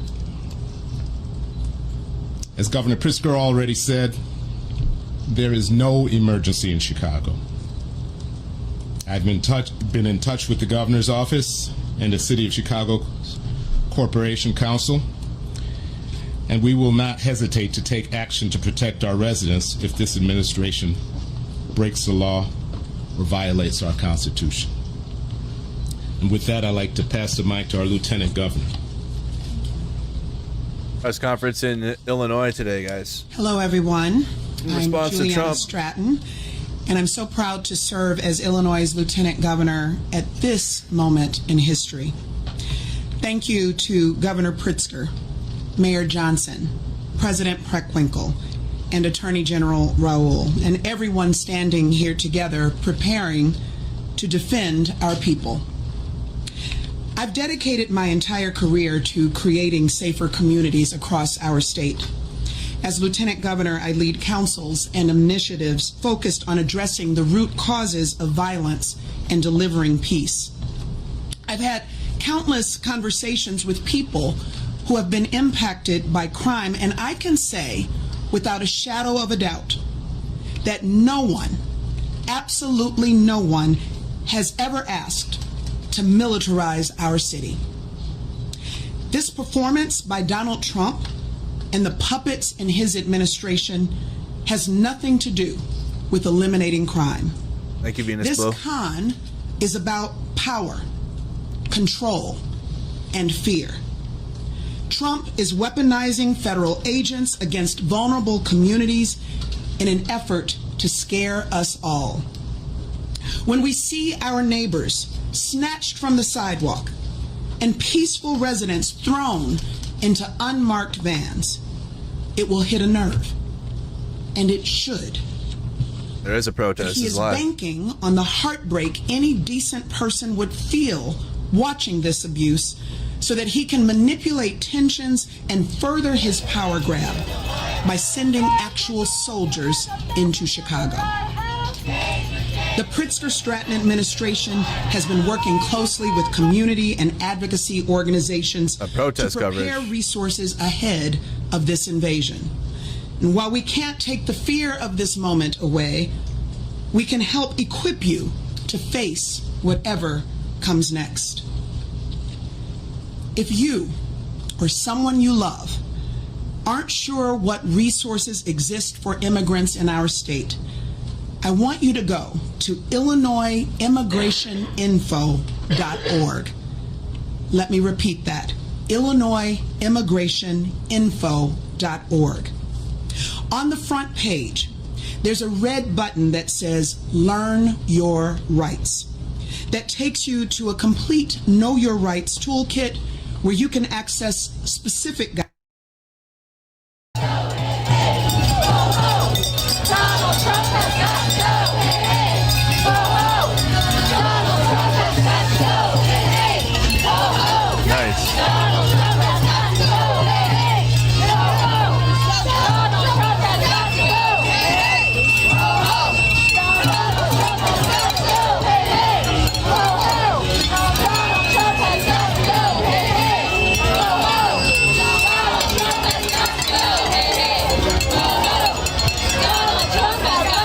So you got a protest outside the White House.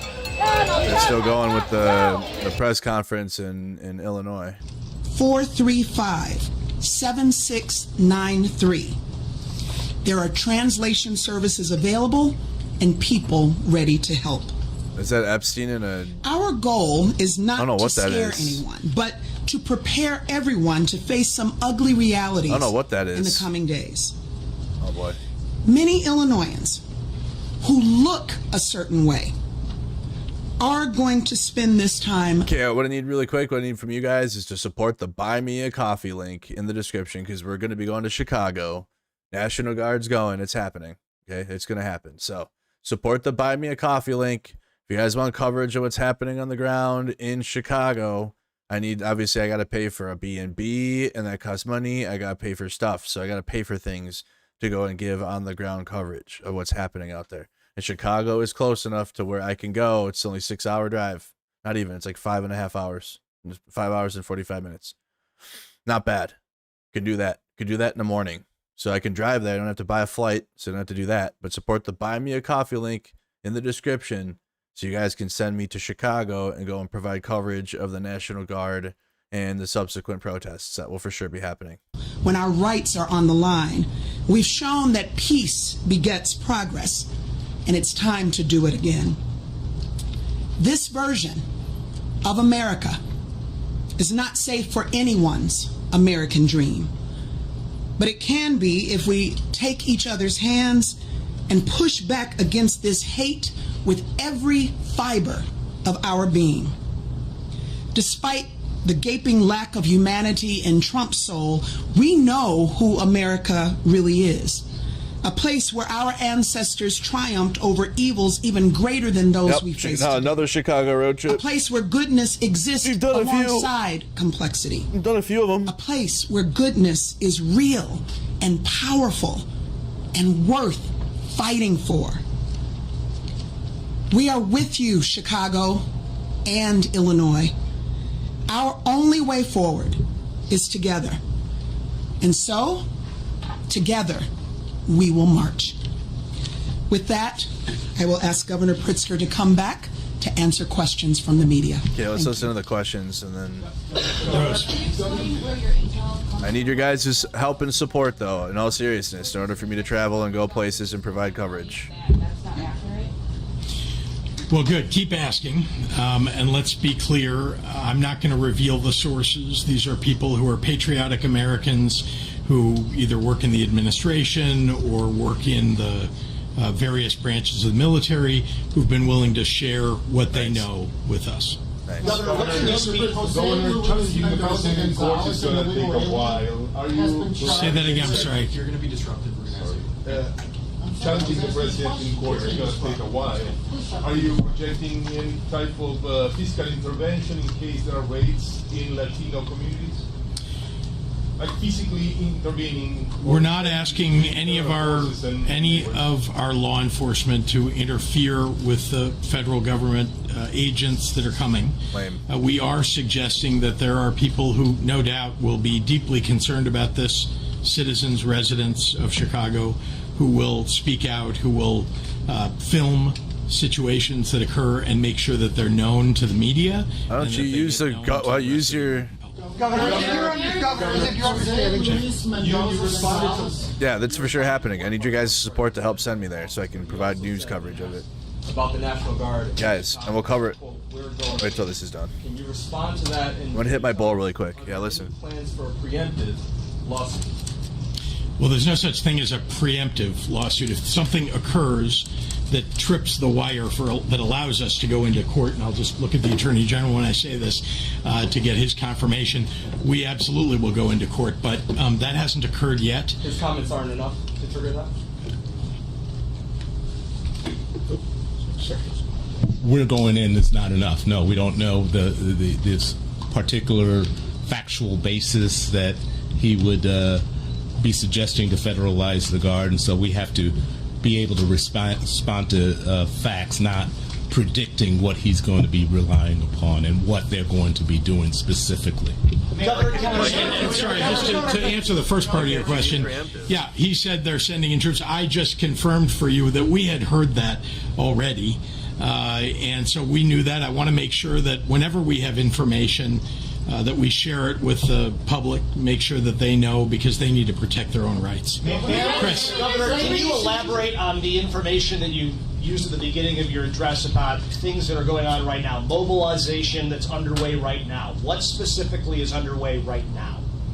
Well, we're aware from some media reports, as well as from reporters who have pretty good sources, that they, in fact, have gathered ICE agents and military vehicles, and that there are more ICE agents that are on the way. And again, many of the people who are coming seem to be coming from Los Angeles and having been part of that raid. So if you want to look at what it is that they're planning to do, you can just look at what they did in Los Angeles. Harris. Mayor, can I ask you? Mayor Johnson, Mayor, can you, will the Chicago Police Department, will Superintendent be authorized to actually arrest federal agents that violate municipal code now on masks and identification? Which you've already seen with our executive order. We made it very clear what the distinction has to be. The local police department's responsibility is to protect the residents of the city of Chicago. That's what their role is, that's what the responsibility is, that's what they'll maintain. The whole point of this is to, ensure that all of the residents across the city of Chicago understand and know the distinction between what the federal agents are engaged in the role of the local police department. If these federal agents decide to work against what our local authority is, we'll use every single tool that is available to us. If you look at the ruling that just took place in Los Angeles, it actually cites what my executive order had already exposed. Mayor, this is how yesterday we could Chicago was decided by the White House to argue the case for federal intervention. Do you think it's unfair to overlook our recent progress in light of our more violent and usual holiday weekend, or do you think this weekend was a setback for us? Well, look, every time someone is shot, every time someone loses their life to violence, it's a tragedy. My heart breaks every single day when these tragedies occur. But as far as the work that we are doing to drive violence down in the city of Chicago, it's why I'm even more committed after a weekend like the one we just experienced. Over 4,000. The fact of the matter is that we have illegal guns that are being trafficked in our city. That's the problem, right? We have done everything in our power locally, getting guns off the streets of Chicago, revamping our detectives bureau. We have a clearance rate of 76%, so we're solving violent crime in Chicago. And look, these are my neighbors. Right? These are my neighbors. I wake up on the west side of Chicago, and neighborhoods across the south side of Chicago have dealt with violence for 60 years. The progress that we are making doesn't mean that we stop. There's more work to do, and I'm going to continue that work.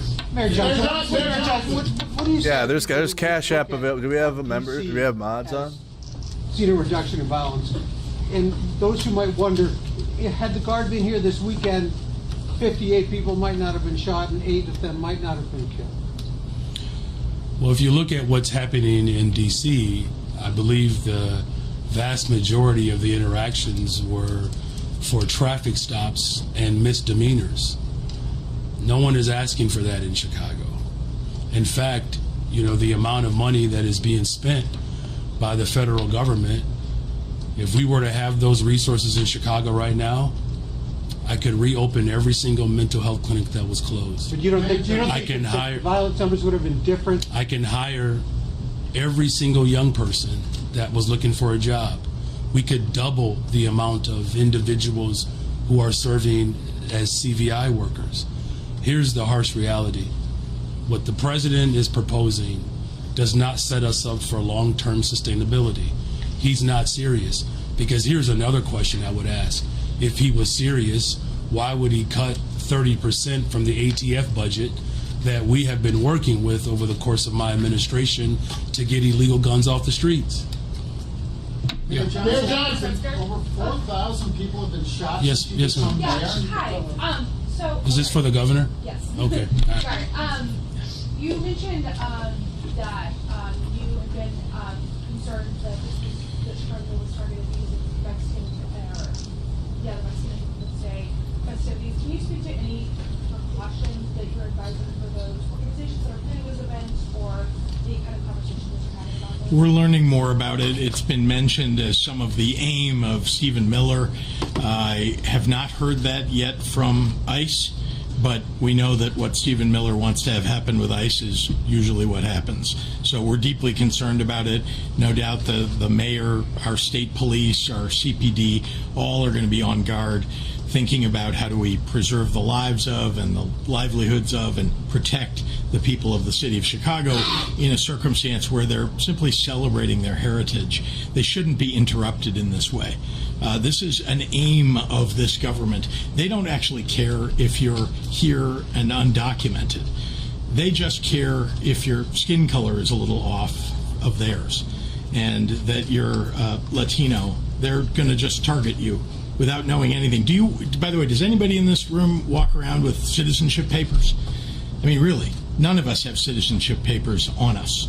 So the question is, they're going after these people, rounding people up, throwing them into vans without telling their families, without reading them their rights, taking them off the streets in masks, in unmarked cars. I mean, this is what's happening in the streets of the nation. And what we need to do is step back and ask, is this president following the law in what he's doing? Is ICE following the law? And all of us need to speak up and speak out about the assault on just regular residents who are following the law, who are going to work, paying their taxes, who've been around in our city for 10, 20, 30 years. We ought to be protecting those people. And if they want to celebrate Mexican Independence Day, they ought to be able to do that without being terrorized by ICE. Last question. Yes, This will be the Olivia. last question. Some weeks ago, you called for mass disruption, fighting everywhere all at once. Today, you said, don't take the bait. They're going to want to send in more troops. What exactly are you suggesting that Chicagoans do it or don't do? And just to follow up on the last question, are you suggesting that people change their plans on Independence Day and that sort of thing? I'm not suggesting anything about that. Certainly the Chicago Police Department, the City of Chicago, that's hosting the Mexican Independence Day events, will work with state police and others to determine how that ought to be handled. Sorry, your first question is just the focus from what I said. Thank you, Nadja. I do. Actually, a couple of months ago. Yeah, guess what?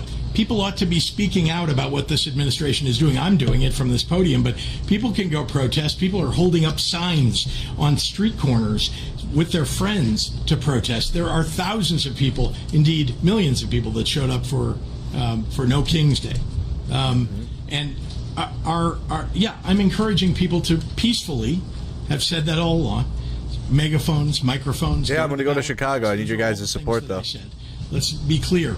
And to the extent that people want to talk about it after this. They have that First Amendment right to do so. All I'm saying, as I said back then, is that you ought to do it peacefully, and that you ought to make your voices heard.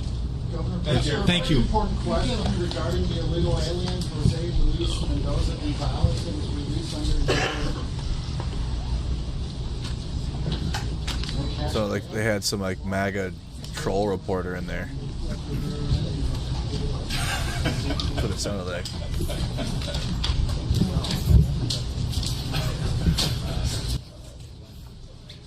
All right, so words are strong.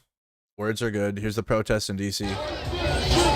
It doesn't seem like he's gonna use my hopium of like the police against the police, which would be so cool.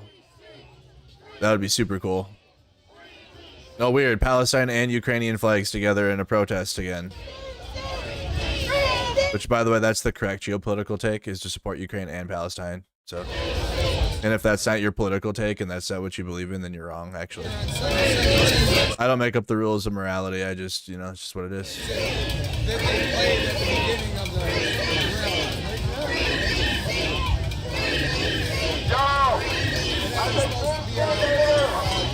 So that was a response. You got Trump that wants he's going to be sending the National Guard to Chicago. You got J.B. Pritzker calling it out rightfully for what it is. He didn't mince his words at all. Didn't try to put a sugarcoat on it. Didn't speak politically correct. When it got into some of the other politicians, though, it kind of did. It was kind of getting into presentation mode, and I was getting bored. It's tough. I get it. Like, I need some flair a little bit. I need some riz, and I get it. Not all politicians have that or whatever. But man, there I was. So getting through some of the press conferences are tough. But J.B. Pritzker, he said the right things. We'll see if the actions follow the words. But what it doesn't sound like is that you're not going to see like the Chicago police or anything like stand against the federal government. He straight up said like they're not going to do that. So that sucks. That sucks for sure. So I still think like that's the threshold. That's the bar for me at this point. Is I need to see a state governor use the resources of the state against the federal government. I need to see that. They're fighting it out in court, and that is favorable. But I'm Canadian, but Trump is lawless. Thank you, Martin.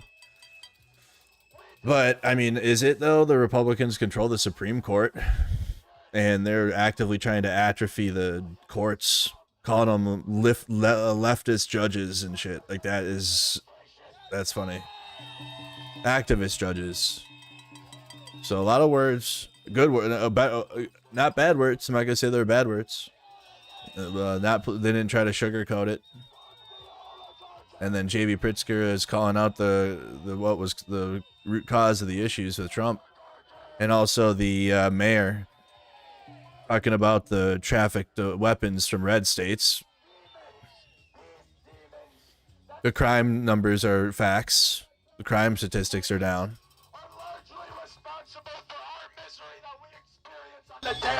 Let's listen to the protest here. People stroll by families who have kids to feed, whose food stamps were cut, whose Medicaid was cut by these fuckers.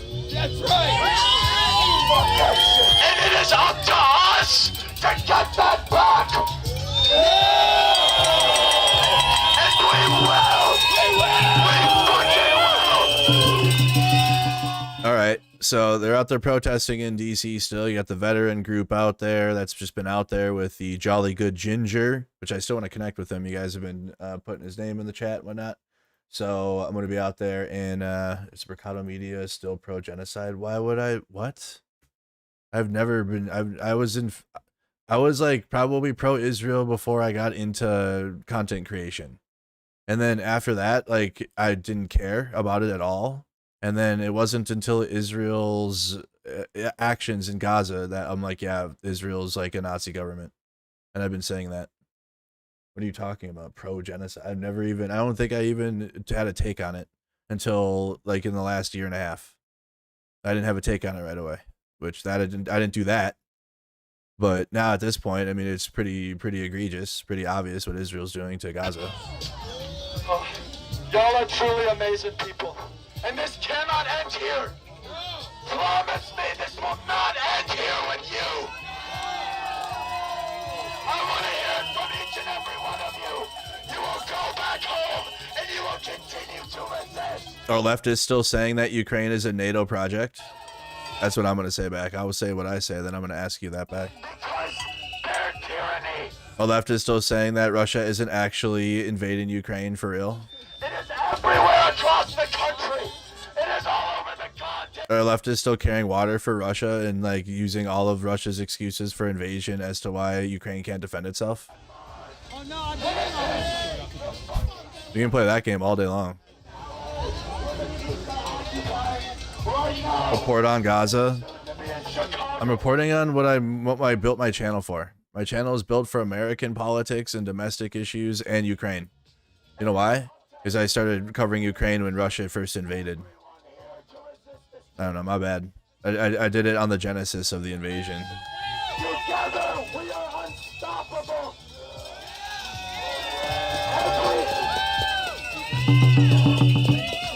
Every chant I say has a purpose. And that's why I say it.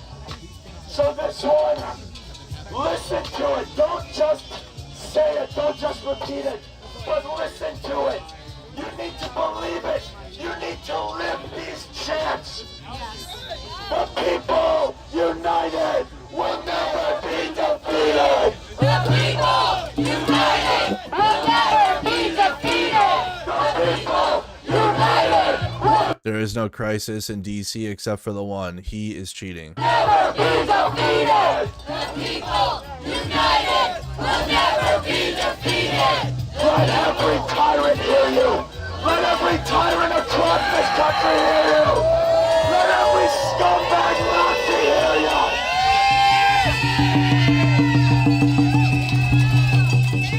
Y'all are gonna win this.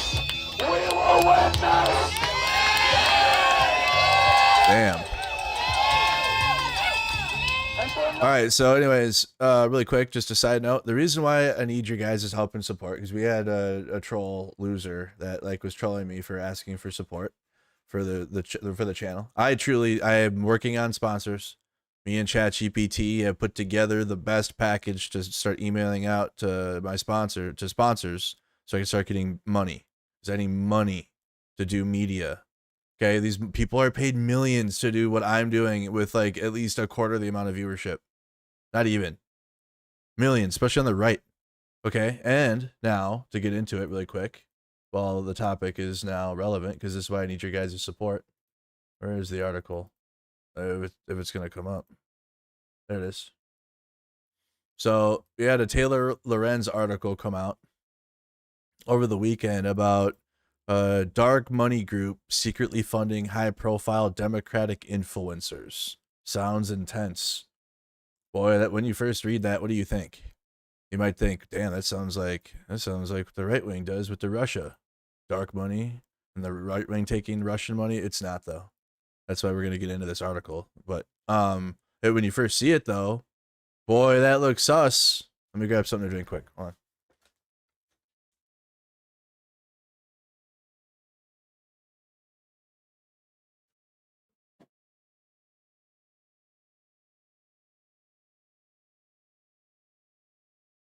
But I think this article is misleading. It's misleading at best. Hey, have a glizzy on me. Thank you, Papa Cal. So, okay, let's just get into it. I'll read it and then I'll give my take. So this is from Wired. Taylor Lorenz wrote this. A dark money group is secretly funding high-profile Democratic influencers. Obviously not me. I'm not high profile, number one. Two, I couldn't even get in the door to the DNC. They wouldn't let me in. An initiative aimed at boosting Democrats online offers influencers up to $8,000 a month to push the party line, which I don't think so. I don't think they were doing that at all, but we'll get into that. Don't worry, we'll get into that. The money's there though. The money's facts. So I want to hear it from my Facebook troll who was like, hey, he's asking for money and support again. Media doesn't get money and support. My fucking dick, it doesn't. Okay? My ass out here getting buku bucks, buku dollars to do media. Are you shitting me? In the right wing, you get millions to do it. To do shittier work than I do. You think because I'm on my gaming channel hanging out and like I'm being lazy? Boy, they do the worst news. Out there talking of like they send the Nick Shirley kid out there to go take his Ukraine funded trip was out go and do propaganda and film TikToks of the Lamborghinis in Kyiv and say this is Ukraine and then left. They got paid at least 3 times as much as I did. It's not about money really for me, honestly. I got to pay bills and shit. But I don't want to hear about, oh, Mercado asking for money to his media when it's literally handed out here when you're connected well. If I was well connected, which I'm not, I'm working on it, trying. But if you're well connected, it ain't an issue. You're just giving money, especially if you have a platform, which I do. I have all that. I just don't have connections to people with big money. I have you guys. I have the support of like a member that'll be a member for $3 a month or whatever. That's how I can get by and pay my bills and also go places. But sometimes when there's a big event coming up, like the National Guard going to Chicago, I probably need to like fundraise a little bit for myself. So that way I have a nest of support. So that way I can stay there longer. You know, anything that happens, you know, if I got to get safety equipment or if something breaks, you know, I got to do all that. So, and I'm not just giving money anyways, but this just came out this weekend. So that's why we're going to get into it. All they have to do is keep it secret and agree to the restrictions on their content. Okay. So one, I'm just telling you that this exists. Two, we're going to break down Taylor Lorenz's article itself because I think it's just some garbage. In a private group chat in June, dozens of Democratic political influencers discussed whether to take advantage of an enticing opportunity. They were offered $8,000 per month to take part in a secretive program aimed at bolstering Democratic messaging on the internet. The way that this is written too, dude. Like I don't know. I'm a good writer. I can write. I went to all the conferences. Okay? I can write, and now like I had to work so hard at it because when I was a kid, reading comprehension, I just could not understand that. Like the concept of that when we had to do reading comprehension, where like in class, you had to read a paragraph and then they were like, what was the meaning of this paragraph? I'm like, I don't know. I didn't care either, I guess, when I was a kid. But now after going through years of information now, covering current events and breaking news, and also trying to do it myself, I understand how I can read how things are directed and written and what they're trying to do with it. And the way that this is written here is like, this is like a Pete Hegseth group chat, and then they're getting secret plans from George Soros money or something. And it's crazy. And this chorus thing is like it's open. And chorus is Brian Tyler Cohen's thing. And I didn't know about it. Now I do. And I'm going to sign up for it now. We Are Chorus, and all of their pictures are on it. Super secret. It's so bullshit. This article, we're gonna read it anyways, but it's like We Are Chorus with the fucking thing flashing across the screen, and then you got their faces. It's so secret. Join Chorus. This is what this article is written about. You can be, and I'm gonna do it. I'm applying. I don't give a fuck. I'm taking all the money I can get, as long as they don't tell me I have to do whatever. As soon as that happens, I'm out. That's what this from what I've read in this chorus is that it's not, you don't have to do what they tell you to say. You're just paid to be a progressive left-leaning creator as yourself, because there is no funding for that actually, unless you like make it and then you're connected to Hollywood or something.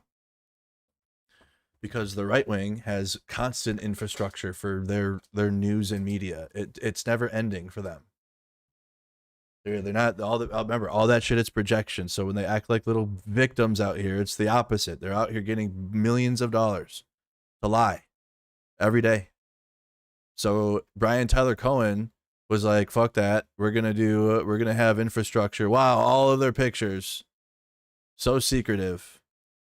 We are the secret group. We are the group, all of us with our photos. And I'm sure some of you guys might watch some of these other creators. I don't know who they are. I see Brian Tyler Cohen. A couple of the other ones look familiar. Not really though. I don't know left wing creators. I know like Hassan, but he's not a part of it. He wouldn't be a part of this. Anyways, so they were offered $8,000 a month to take part in a secretive program, but the contract sent to them from Chorus, the nonprofit arm of a liberal influencer marketing platform, came with some strings. Among with other issues, it mandated extensive secrecy about disclosing their payments and had restrictions on what sort of political content the creators could produce. In their group chat, influencers debated the details. Should we send a joint email with all of our email addresses? Or are we just going to send things separately and hope they change everything for everyone? Said Lorenzo, a non-binary creator in Columbus, Ohio, with over 884,000 TikTok followers. I don't know who that person is. Some asked about collective bargaining. Any Newsies fans here? Elitza Orland's public defender and reality TV star known for her appearances on Survivor posted in the group, We're a union just by saying so. That'd be such a cringe group to be a part of, probably. I would like the group chat. Wow, what a dark group here. Doing Newsies memes in the chat. Cringe. Anyways, the influencers in the chat collectively had 13 million followers across social media platforms. They represented some of the most well-known voices online, posting in support of Democrats, and they're key to where the party moves next. But ultimately, the group didn't make much progress. This article feels like, bro, hating. Number one, hating for sure. Jealousy. I'm feeling jealousy, hate, and also absolutely trying to make this seem like a bigger problem than what it is at all. Unless the money is coming from like the CCP, I don't give a fuck. Or if it's coming from Israel, or if it's coming from Russia. Which Russians pay the right wing. Israel pays the right wing. China pays the right wing. Except for they have like their own influencers. Okay, the influencers in the chat collectively had like at least 13 million followers across social platforms. They represented some of the most well-known voices online, posting in support of Democrats. And they're okay, I read that part, my bad. Reading through this revised Chorus contract, like, you win some, you lose some. A reproductive justice influencer named Perry, who posts under the handle Women in America, responded later in the thread. I also think there's at least 4 other things that should change, but the vibe I got from their email was that there would be minimal, if any, changes. I don't feel strongly about pushing TBH. Aaron Parnas, who's a Gen Z influencer, who's been called the Gen Z Walter Cronkite. I've never heard that. He's not about the left's Rogan, but he may be even better. Rolling Stone called him the left's Joe Rogan. Really? Who's Aaron Parnas? I guess you got to be on TikTok. My bad. I don't know. Isn't his dad is his dad Lev Parnas? The Republican dude? I never heard of him. Anyway, or whatever. Is he connected to Lev? Oh yeah. Okay. Okay, interesting. We got to be big on TikTok, and you can't pretend like, I mean, we could be ignorant to it, but TikTok's massive, so there's a big world on there, big wide world happening right now. I have no idea. His son, okay. You watch Aaron Parnas on YouTube, okay. They aren't gonna modify it anymore. It seems like a take it or leave it. Parnas didn't comment. I believe we're in a stage 5 of acceptance, Perry responded. Creators began signing on to the deal. For years, Democrats have struggled to work with influencers. So you had a chat of like they were all discussing the details of the contract openly.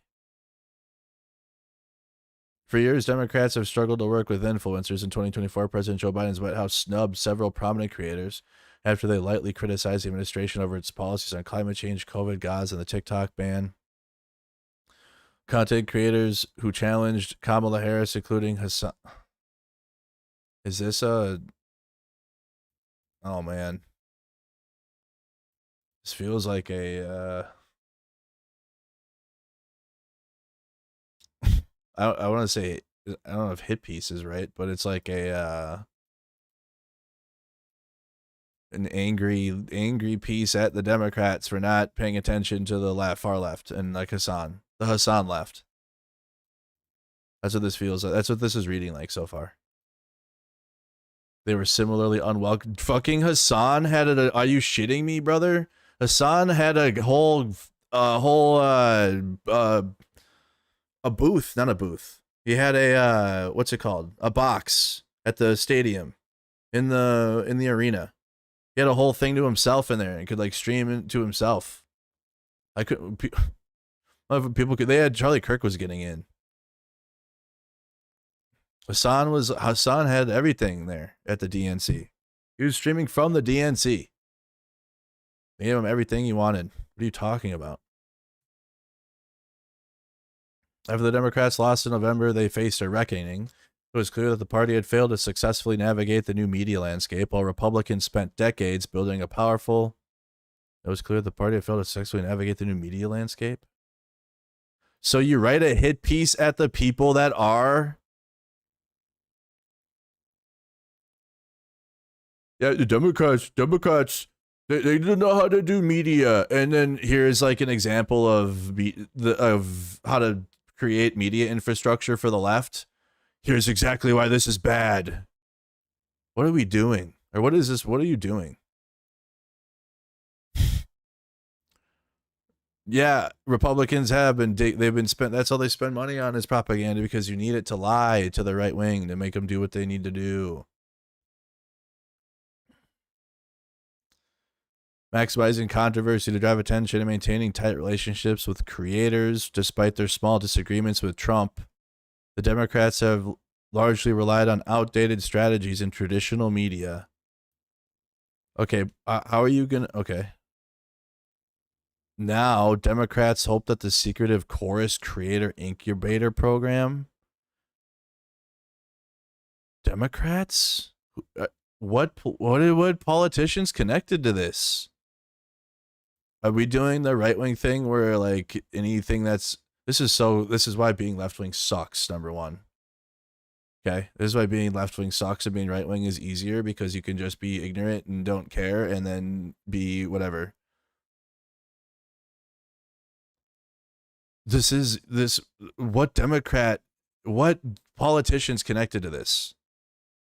So Democrats, influencers, the Democratic Party is the influencers? So that's unironically what conservatives will say. They'll say like, I'm Democratic Party. Remember, I couldn't even get into the DNC. Like, I couldn't get in. Like, you couldn't get in without a pass. They didn't give me a pass. I had to cover dumb fuck Democrats. I had to cover the Palestine protests. Give that attention, because that's the only thing that was going on outside. Dude, Democratic side's tough, dude. It's like a Elden Ring. Like Elden Ring. It's like on the right wing, you got like Fortnite, or like call it the new woke Call of Duty with all the skins. That's what the right wing is. Skibbity duty. And then left wing is like playing Dark Souls on the hardest difficulty. Or fucking or whatever it is, Souls game. A liberal dark money group called the 1630 Fund might tip the scales. The program kicked off last month, and creators involved were told by Chorus that over 90 influencers were set to take part. Creators told Wired that the contract stipulated they'd be kicked out and essentially cut off financially if even they so much as acknowledge that they were part of the program.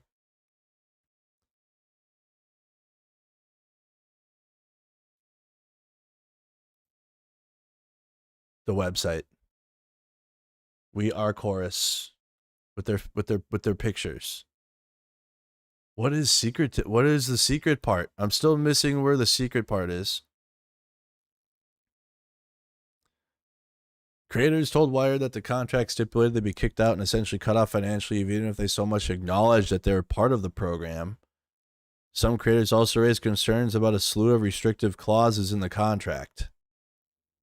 As is with any contract, I'm sure. I'm sure I would I'm sure I would have had a problem with it or two. That's contracts and business. You're not going to get everything you want. As long as you're able to have creative control over what you're doing, it shouldn't matter. Or if you can't say certain things, and that sucks. You're going to have that no matter what in any contract. No matter what. You're not going to be able to say whatever the fuck you want. But as long as it can't control your what you believe in, for example, if they're like, you can't criticize Israel or something, then you're out at that point, obviously. But that hasn't been a thing at all. Or, which is so dumb, or if they can't criticize the Democratic Party, which the Democratic Party is criticized by everybody all day long across the entire American political spectrum and foreigners. Nobody criticizes the Democrats more than Democrats and people that are left wing. And it's just like part of life in the right wing. Like, you just wake up and hate liberals. Wake up, liberals. I'm triggered today. Liberals did something. Liberals exist. I'm mad.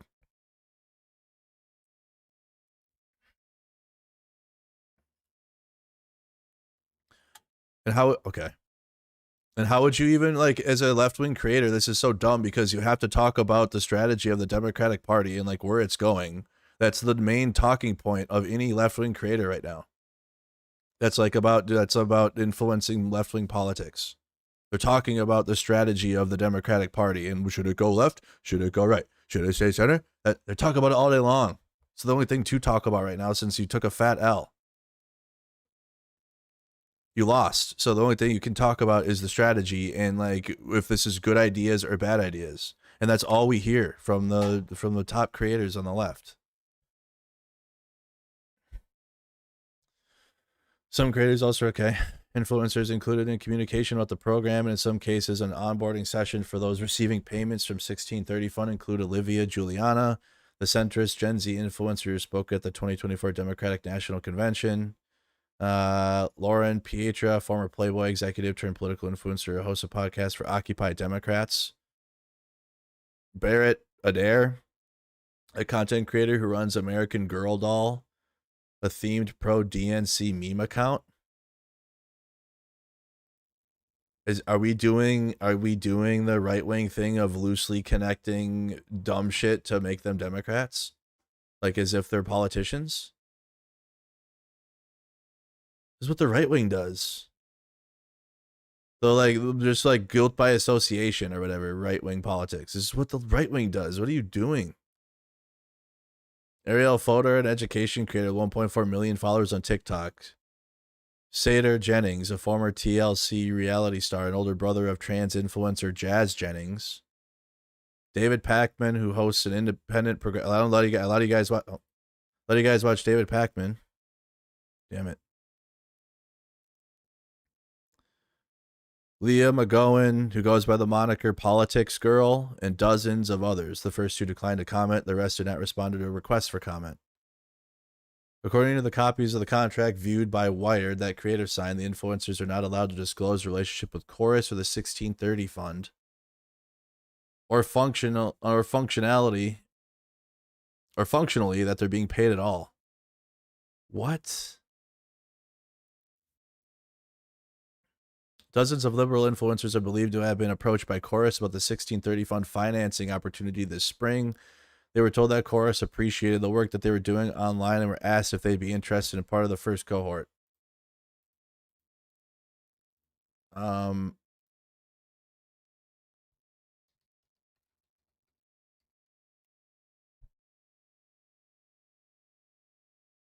Didn't he do a video like saying, "Hey, I'm in Chorus now," or like I'm doing this? I think Brian Tyler Cohen did a video like I'm gonna be like he's like letting people know that he's about to start doing this.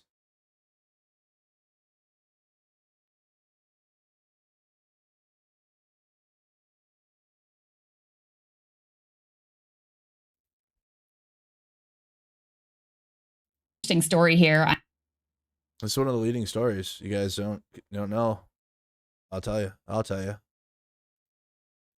So let's go ahead and take a listen to Brian Tyler Cohen, who again is.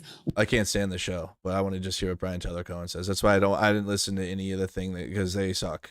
He sucks and she's mid, but I want to hear what Brian says. One of the co-founders, of course, so he is actually like at the head of this thing. So here's what Chorus is. It is a scholarship program to teach creators how to grow their accounts, foster engagement, launch their own shows, and become profitable on their own. It's an incubator program to build the pro-democracy ecosystem. Influencers and creators have never been more important when it comes to how Americans are consuming their news. The right has been doing this for years, and the left needs to catch up. That's why we're doing this with Chorus. So let's talk about... Because vibes and just being good is not good enough to carry it on, right? Or like... I don't know, like Hollywood influence. That shit's so dead. We learned that. Learned that in Kamala Harris's campaign. She had all the top Hollywood people. No, didn't matter. No one give a fuck. Sexy Red was up there and everything. Boy, that shit. Don't ever do that again. Never do that again. That was embarrassing. But yeah, Hollywood is not it. Hollywood's done in politics, I think. In terms of like an influence, except for maybe like one or two actors, maybe that will be like activists. But at this point, no, it's got to be from the people that are on TikTok, Twitch, YouTube, influencers that are actually like working and engaging in politics every day and going into what's happening out here and put the work in. So they're trying to invest money into that because that is what needs it. That's what the money that's where the money needs to go. At the grassroots of it all. What Chorus is and what it's not. Chorus does not pay creators for content, does not tell them what to say, it does not control who they talk to or work with, and there is absolutely nothing in the contract that could even be reasonably interpreted to say that we do. Period. Full stop.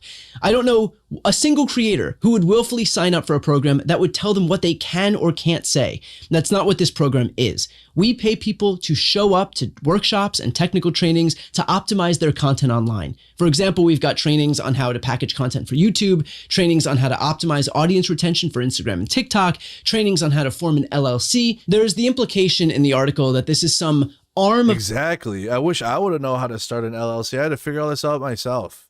And no, I don't want that for other people because that sucks and people will give up. More people will give up than not. Yeah, that's great. That's all great. I didn't know any of that. I didn't know how to start an LLC. I didn't know how to start a business. I don't know how to what time we were guessing. Ask Mod, Nikki, and Kylie, and we'd be guessing. We have no fucking clue. Or maybe we should post at this time. Does this sound like a good idea? I don't know. Maybe later. Why are the numbers like this? I don't know. If Facebook's stupid, maybe.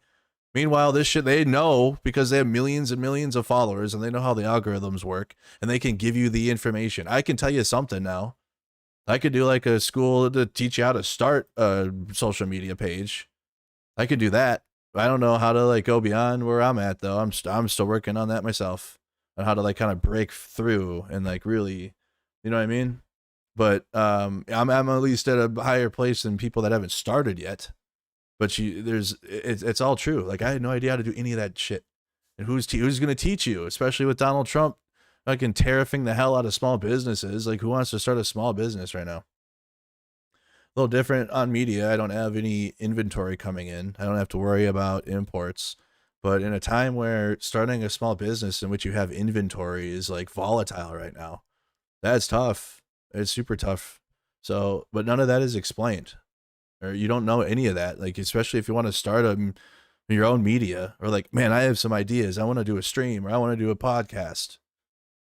Yes, for sure. But then, boy, are there so many things that you need to know, like just the will to do it. But then also, obviously, the internet, dealing with the internet, dealing with how that works is a whole world on its own. Other than just like having the right camera, having the right software, having the right all the technologies that work. The right microphone, whatever you want to do. All that costs money. None of that's free. You can like hope for it. Like, oh man, I want to do this. But then like when you like look at the bill on everything, you're like, oh shit. It's like thousands and thousands of dollars to do it, to pay for it all. And then again, then you got to pay for your subscriptions. So because you can't, none of this is, there's like free software you can use. But the good shit, you're going to have to pay monthly subscription fees. So you got to have the money for that too, to pay that, make sure your bills are paid.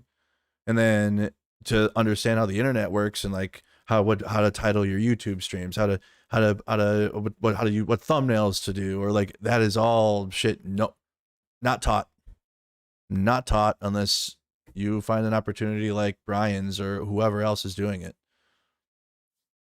Or on the right wing, you can go into into a Discord cult. You can learn it there. And then they take all your money and then you put all your money into crypto. And like, see, on the right wing, they take your money. Man, they take your money and like don't give anything back. They do crypto scams to fund their media adventures and propaganda. So, well, probably not perfect because no contract in our country is in terms of like owning someone, I guess. And owning the rights to their whatever. This is probably the best case for like someone that's on the left that wants to have a platform to be able to keep it funded because it's not free.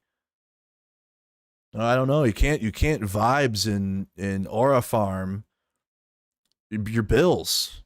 You gotta pay bills or you're not gonna have a place to live. I feel like the far left is like against having money because you need money, man.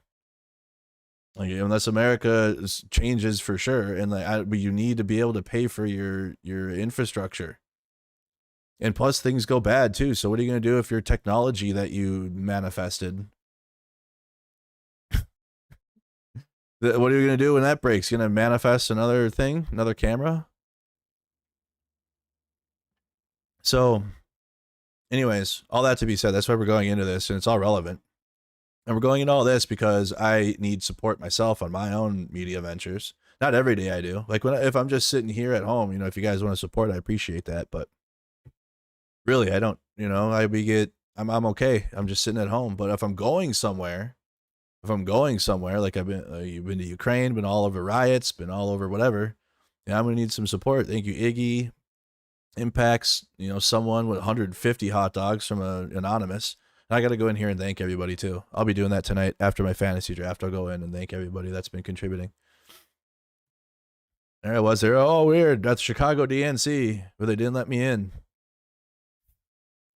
Interviewed Charlie Kirk and then he walked in. I was shook. I was like, oh man, I should have knew at that moment that the Democratic Party wasn't winning. Oh, let's go. The bar just went up. I should have known at that moment that the Democrats weren't winning when I'm standing there. And Charlie Kirk walked in. That should not be a thing, man. So anyways, Brian Tyler Cohen starts. Let's hear the rest of what he has to say. Of the DNC or the Democratic Party, We have literally nothing to do with the DNC. I spend 0 minutes of my day thinking about the DNC. The creators Literally. do not toe any party line. How could we? There isn't a party line. I agree. What is the Democratic Party line? Make people answer that. Make people answer that. Honestly, if you ever hear that, and like you hear, it mostly comes from conservatives, but he's responding to this Taylor fucking Lorenz far left article, because the far left and MAGA like agree on a lot more than they think. So he's responding to that dumb shit. But make them answer that. What is the party line? There is nothing. It's free for all. Or you got old boomers in there that are stuck like Chuck Schumer, and they need to be primaried. But beyond that, what the fuck is it? Honestly, at this point, especially with like, is it upholding the foundation of American democracy? Is it that? Is it helping our allies? Is it providing more healthcare opportunities to Americans? It should be all of that. But depending on their district they're in and what they're fighting against with the Republican Nazi opponent, they have to they can't go so hard on the guns, or they can't go so hard on this and that. And then, yeah, that could be cope, because they should be going hard no matter what. But it's politics game. So if they go too hard on one issue, then the right-wing Nazi funded billionaire media will cook them. And then you got their Democrats have no money to fight against it, or media infrastructure to like fight against that, to be able to get the message out on TikTok in mass. Or because also on the right wing, you have 30 content creators or more. There's more. I'm just going to use the number 30 that all get paid the same shit, and they're all connected to each other. They have the same agent. They all go to the same meetings. They all go to the same parties, and they all say the same shit. And it's all the same thing. And the Republican Party and Republican Party meetings actually have messaging meetings where they go and meet, and they meet with each other to figure out what the day's narrative is going to be. And then they put it out. That's why if you ever go on to X and on a day, whatever, you'll see all the top influencers saying something very similar. Because on the right, that's what it is. It's controlled messaging on the right wing from the top down. That doesn't exist on the left at all. Not at all. You got the most influential people on the left hate the Democratic Party. They fucking hate the Democratic Party. They hate liberals. They would agree with a conservative about liberals. They hate it so bad. They hate it so bad. And there's no okay, let's put that away to win the election. Hey, okay, yeah, Democrats bad, but let's put that down for 5 minutes so we can win. And then once they win, then we can obviously shit on them. But we have to win, because then if we do this and then they lose, then it's like no one's going to like us, but they don't care. They don't care. The left could do so much more by just putting that away to win the election and then bring it back. And then primary people. And then you'll have a lot of people with you. And then you can primaries would actually succeed, because now you're going to have a fuckload of people against the far left, because they seem to be like a thorn in the side. So they seem to be like a fucking thorn. Especially when articles like this come out at a time like this. For what? And if there's nothing cool about it, like in terms of, oh damn, there's some Democratic influencers connected to Israel, or that would have been some shit, right? Oh boy, well that would have been a controversy. I'm just like BTC and David Pakman getting Israel money. That would have been a actual something there. No, this is so soft. Following the initial outreach, many creators they had so far we have some creators were not all on par with the exact details of the contract. Is that the controversy?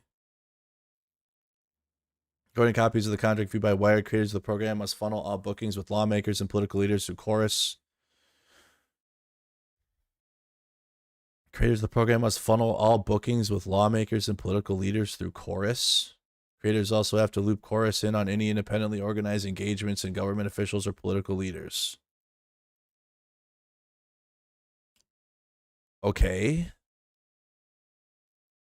If they're a part of that program, if they want to have an interview with so that actually makes sense. So that way they're not interviewing, or you have like a left-wing creator talking to fucking like a Houthi rebel. I wonder who does that. Or whatever. If I want to work with another politician, I have to fully collaborate with them. So one creator is offered the contract, but I'm just going to take it was asked to be named. If I get Zoran and he wants to do an interview with me, I don't want to give that to them. What? This sounds like the person in this sounds like this moron took their own contract and read it wrong. It's not saying that you have to collaborate with a politician if they want to. It's if you want to collaborate with the politician, Chorus, say you have to tell Chorus about it. Are people stupid? People are dumb. So even in this little anecdote, the person that Taylor interviewed is a fucking moron. That's not what that says. What is happening? It's more like if you wanted to do an interview with Zoran, you would have to clear it through Chorus and like get Chorus in on it. If like, because if they're funding your shit, which I guess that could be that could be a good faith argument against the Chorus contract, but not this shit. That's just misinterpreting the entire. Obviously I haven't read the contract itself, but the way it's presented here by the Wired article itself, literally in the paragraph prior. Creators in the program are not allowed to use any funds or resources that they receive as part of the program to make content that supports or opposes any political candidate or campaign without the express authorization from Chorus in advance and in handwriting per the contract. The contracts reviewed by Wired prohibit standard partnership disclosures, declaring that creators will not publicize their relationship with Chorus or tell others that they're members of the program without Chorus's prior express consent. What is happening? I mean, they're on the website, dude. And it was like this before this article, too. Just I verified that. Just to make sure they didn't do some slick shit like, oh, let's put up the pictures now. Let's make it. No, it was like this before.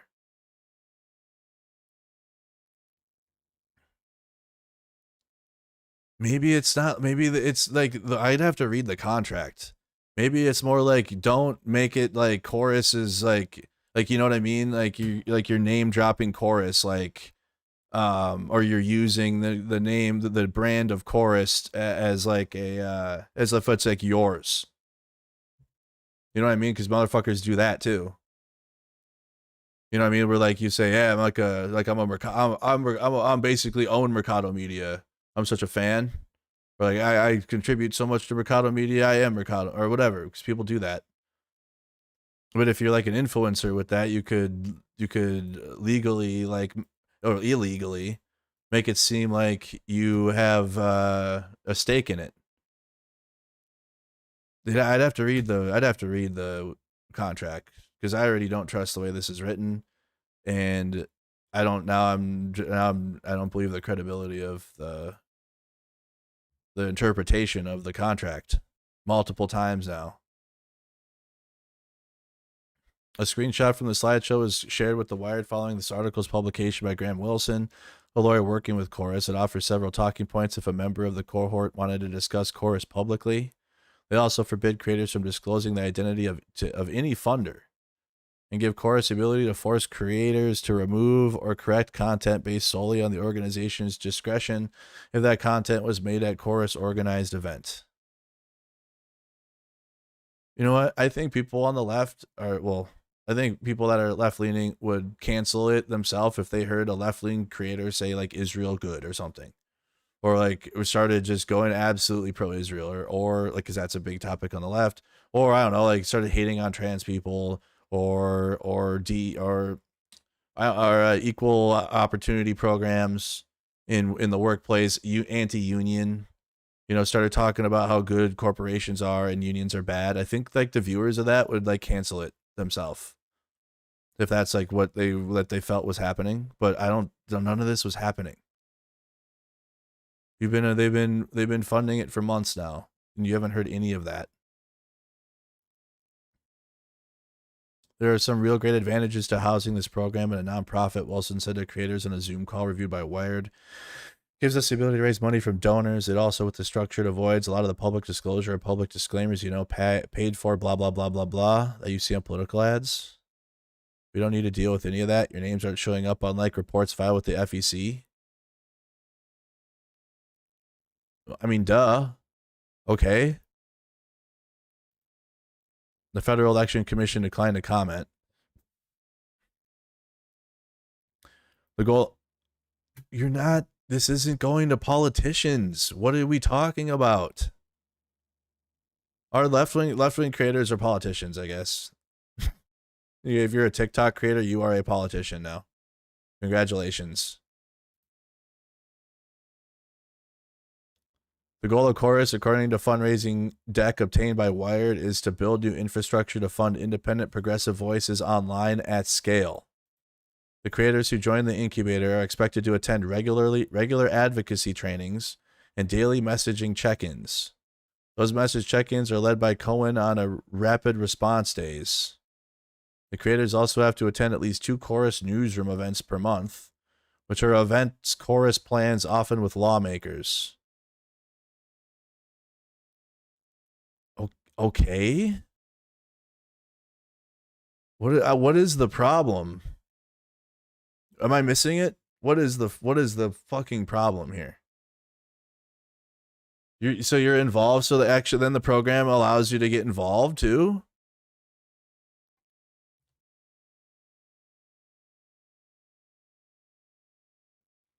Well, honestly, this is so fucking cringe. This is a problem out of nowhere, dude.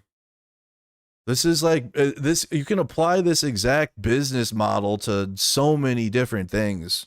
This business model is used for sports, for youth programs, for clubs. This is like we're at higher levels, obviously.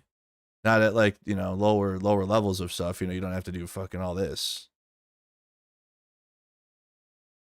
You tell us not to be critical of the Democratic Party during election cycles and not let it come. Who said that? Who said that? 95% of Democratic politicians are pro-Israel. I want to know how much you think Israel and Gaza are going to even matter in the 2026 midterms or the election. Honestly.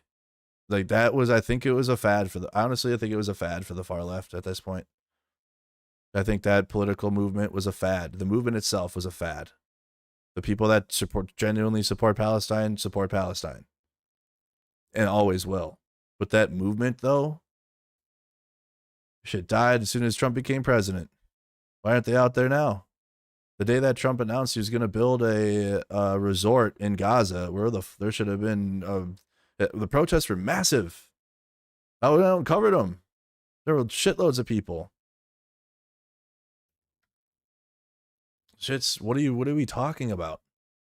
And no, I've never told anybody to be critical of the Democratic Party. I'm critical of the Democratic Party. What do we even I shit on them anytime I can. I was scared because I knew of Paquin's Israel support, but if I see creators with them who support Gaza along with them, I will check my skepticism. Yeah, has Paquin changed his take? And I saw his tweets from like 2015. I don't know if that's anywhere near relevant, but you should see what I was posting in 2015. I was a Trump supporter. It'll matter a lot. It's not a fad, and it's not just for. I think listen. I don't think the moment of American politics, and for example, when it comes to Ukraine, that was my main issue. That isn't even. I can't like in American. What's gonna move Americans in the 2026 midterms and also the election? Ukraine will not be there. It'll be a motivating factor for some, but it'll be the blatant attack on Medicare, Medicaid. The National Guard moving into cities, ICE agents. That is what the moment is going to move people right now. It won't be about Gaza. It won't be about unless it will be. Listen, it can change though. Unless Trump Gaza happens and he builds a resort there, or if we start another war in the Middle East for Israel, then yes, that's what will put the Israel into the spotlight of what matters to Americans more than the attack on us domestically from Trump. Because right now the federal government's attacking us, between the tariffs, the feds, and the National Guard, and beyond. Shit's more expensive. Okay, I mean, I'm not taking away from the importance of Gaza and the importance of what Israel is doing to the people that live there. I'm telling you, I don't think it'll be a top issue when it comes to the midterms of American politics. I think it'll be focused on what's happening in our own streets, and that's coming from someone. I want support to Ukraine personally. I want more weapons to go to Ukraine so they can defend their country against the Russians. Is that going to happen? No, it's not going to happen. And I've accepted that. So I mind, and I hope it can change someday. I hope it can change. But I know that politically right now, people are more connected to what's happening at home. We just had a mass shooting. Kids were just killed. We have gun violence at home type shit. Okay. And that is moving Americans right now. They're paying more attention to that than the Middle East. And now even my issue, which was Russia's invasion of Ukraine. Because of Trump. And I predicted that. I said it because I had a mostly Ukraine audience that covered what I was doing with Ukraine, with covering the invasion. I said, as soon as Trump wins, that shit's cooked. And more Americans will have to pay attention to what's happening at home because it's naturally. Because we have the soldiers in our streets. We're getting infrastructure. I'm trying to get support to go to Chicago to cover what's about to happen to Chicago. Okay? It's just the way life works. Anyways, sometimes it's actually clear that influencers are being used to, for example, evade speeding limits, she says. I think that we need to remember that for democracy to thrive, we do need transparency around who is paying for political messages. Don Heater, the chief executive of the Markula Center for the Applied Ethics at Santa Clara University, says that the outlined restrictions violate ethical norms. If the contract for getting money from a particular interest group says you can't disclose it, then it's pretty simple. You can't take the money. We're living in an era where a lot of powerful people have basically taken the rule book and thrown it out of the window. Wilson maintained in a post-publication email that creators are free to work with other groups or take on other partnerships outside of the Chorus program and say whatever they want as part of that work or on their own.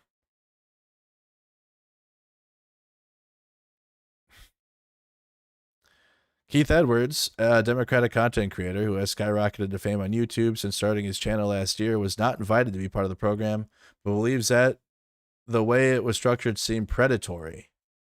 He says that he would never agree to take part in a program that was run in secret or wouldn't allow him to disclose funding. What I don't understand is why you wouldn't just donate to creators who directly have already built something and just need to put gasoline on the fire. Because you can't build infrastructure with it. You need to, you have to constantly beg. Please send a super chat. Can you guys please? Guys, it sucks. Who wants to continuously ask for money? Wherein you can be a part of a program where you're getting paid. And you know that money's coming. Whereas I don't know, like my money changes every month, depending on if I'm like, sometimes I need to take a couple streams off because like my mental health or whatever. And that's money. I'm not making money during that point. There goes like at least $200 a stream. There's $400. I don't make $400 or whatever. It's from the ad revenue.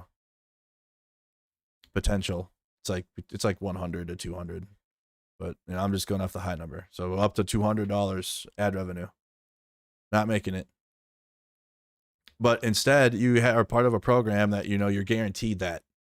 And you know, it's kind of like you're like a job. Whereas here, it's like, guys, please, member. Can you become a member, please? So I can go do journalism stuff. That sucks. I want to do it so I can do extra shit. Like eventually I want to have sponsorships. And I want to be a part of something like this. I just want to say that now. If I ever get offered money for progressive Democrat left-leaning politics or whatever, which is what I do already. If I get paid, if someone wants to pay me to do what I already do every day, I'm with it. Let's do it. Let's send it. I'm ready. I'm so ready. What do you mean? Then I don't have to stress about bills. Then I can just fire up the computer, sit and not stress at all about anything. Because I don't have to worry about it. You got right-wing right-wing influencers living in mansions, dude. They're millionaires. They're all coked out millionaires because they just get money thrown at them for just saying whatever they want. So I don't. Why won't you just donate to create it? It doesn't work, and especially time leaves. Like the other thing too is people leave. Times change. Talking from someone that's done only independent support from members and ad revenue and super chats. That's all I've been doing. I picked up a second job a couple times, but that sucks too. And also people leave, and then they supported you for the thing you did for a little bit, and then times change, and then they can't support, or their money changes, and then they can't support because it's coming out of their money, their pocket. Or like, for example, a lot of my people that supported my Ukraine coverage, a lot of them went to other YouTubers to watch what's happening every day because I'm not covering Ukraine every day anymore. But guess what? Then then my money changes. So if I ever wanted to change topics, money changes. If you have $8,000 a month coming in, you could, well, I could change. I could, what? You could do, not change, in terms of change topics. Talk about whatever the hell I want for all day long. All day long, knowing that, hey, I'm making $8,000 a month. I'm chilling.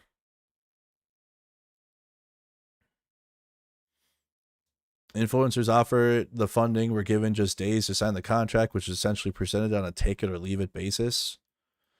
At least one cohort was specifically told they could not have their lawyers redline it.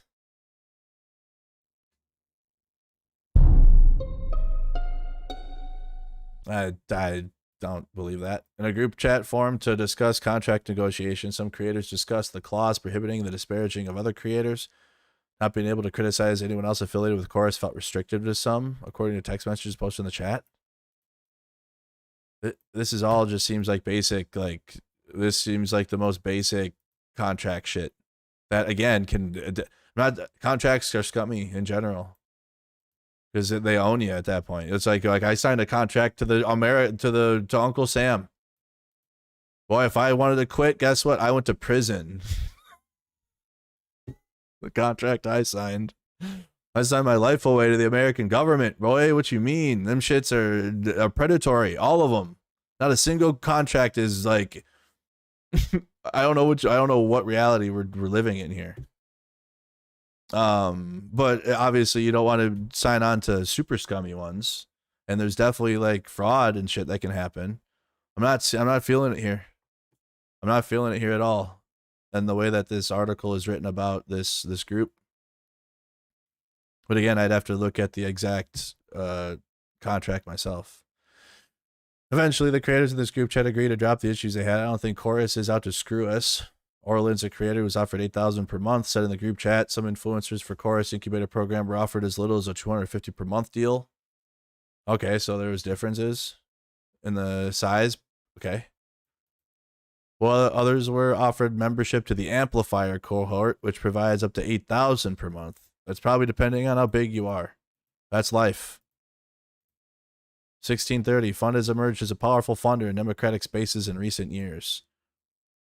Its a website notes that issues supported by the organization include economic equity, affordable health care, climate solutions, racial justice, voter access, and other essential climate change goals.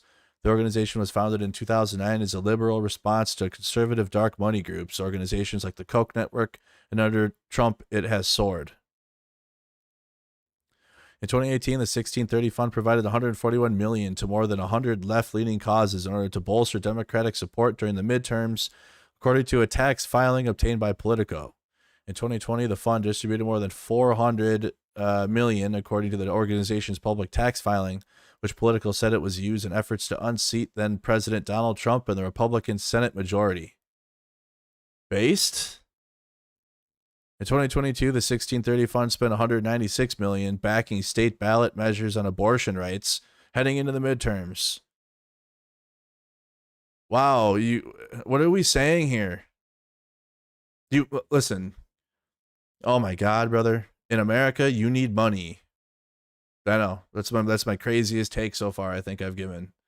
And I don't know how else to say it. I know it's going to sound cringe, but you need rich people on the left.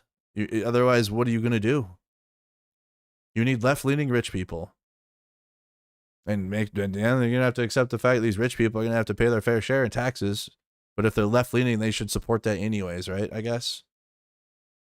They should be, okay, I'm a billionaire, but I got to pay my fair share in taxes. And that's just very rare. Not going to happen, probably, in a billionaire. Not going to happen. Yeah. But that's where the government's going to have to come in. And then that billionaire's going to have to suck it, honestly. If they're left-leaning. I don't know how you find a left-leaning billionaire, though. I mean, but if you have people that are rich and willing to invest into it, at least, maybe not for the morals of it, but like, I don't even give a fuck even if it's a tax write-off for them. At least the money's going into it. But you need rich people in order to pay for your stuff. Things don't just happen because vibes. Just 4 donors accounted for close 2/3 of the fund's revenue in 2023. According to tax filing, the largest donor gave the group $50.5 million, with others donating $31.4 million, $21.8 million, and $13.6 million. Check it out. What happened? 36 months, Lewis. Thank you, Robert. Thank you, Kerosene Kara, for the gifted. I'll read them all at the end, y'all. The 1360 fund, which is not required to disclose its contributors, has for years been a major funding source for liberal and progressive causes and groups, including those that spend in elections. Though their recent tax returns indicate that they have pulled back from the eye-popping sums they raised and spent in 2020, the organization is still one of the top spending politically, or it sounds like it moves with the times. Obviously, when Biden's president and you have a liberal, you're not going to be raking in money like that because you won and then they're holding power. And then when they don't, you're going to get more money. That's how life works. Chorus, which is described in contracts reviewed by Wired as a project of the 1630 fund that handles operations for the Creator Program, launched in November 2024 with ties of Good Influence, a for-profit influencer marketing agency aimed at helping content creators connect with social good campaigns. The Good Influence was founded in October 2020 by Stuart Perlmutter, former communications director for Representative John Yarmouth of Kentucky. Seeing an opportunity after Kamala Harris was lost last November, Perlmutter co-founded Chorus with Democratic influencer Brian Tyler Cohen, who has over 4.6 million subscribers on YouTube and leads messaging check-ins for the creator cohort on rapid response days. I'm guessing rapid response days are breaking news days. That's no, like, if you're a content creator on if you're doing news and politics, and breaking news days are rapid response days. That's probably exactly what that is. Because on breaking news days, it's busy. There's a lot to post, a lot of information to consume, a lot of content to create around it.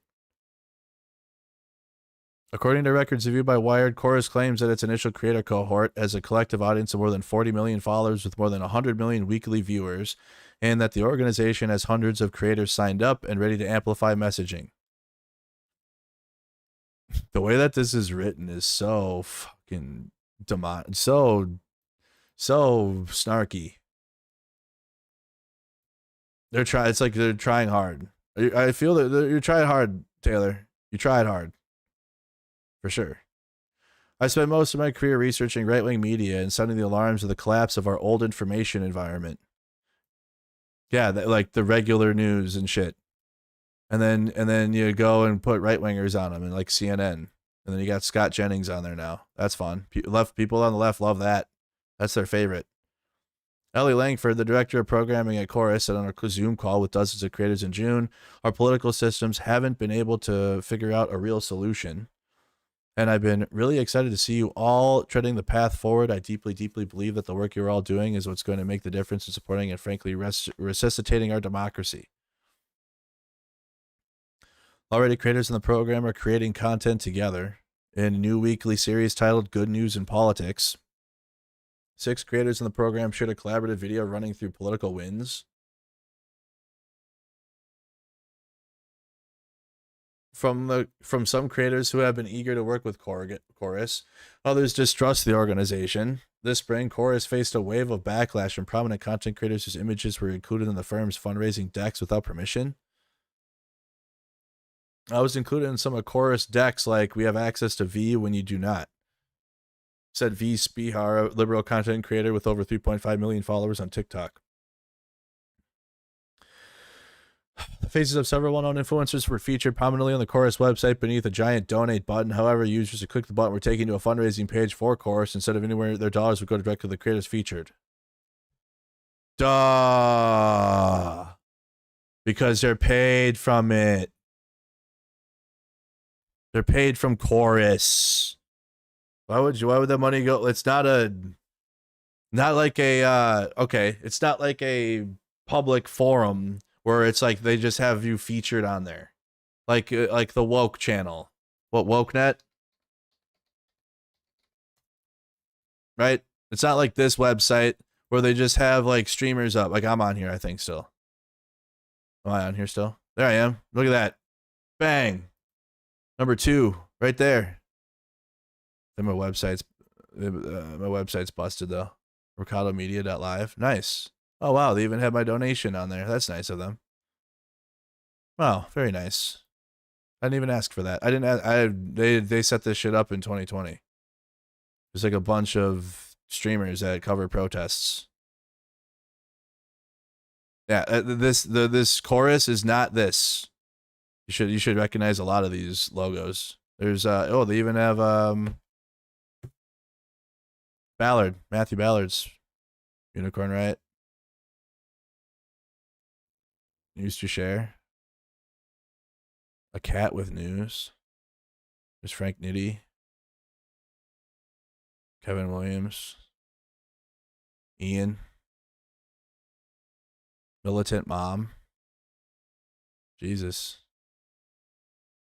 Yeah, there's Trey. This is not this Chorus website is not like WokeNet, where it's just like thanks for that, appreciate it. Thanks for directing people to me. I didn't ask for it, and I didn't sign up for it and ask for it. What they did, they set this website up. I don't know what they get for it. Look, they have this last clips they have up. Maybe the website hasn't been up in years now. 2021 is their last postings. Streams.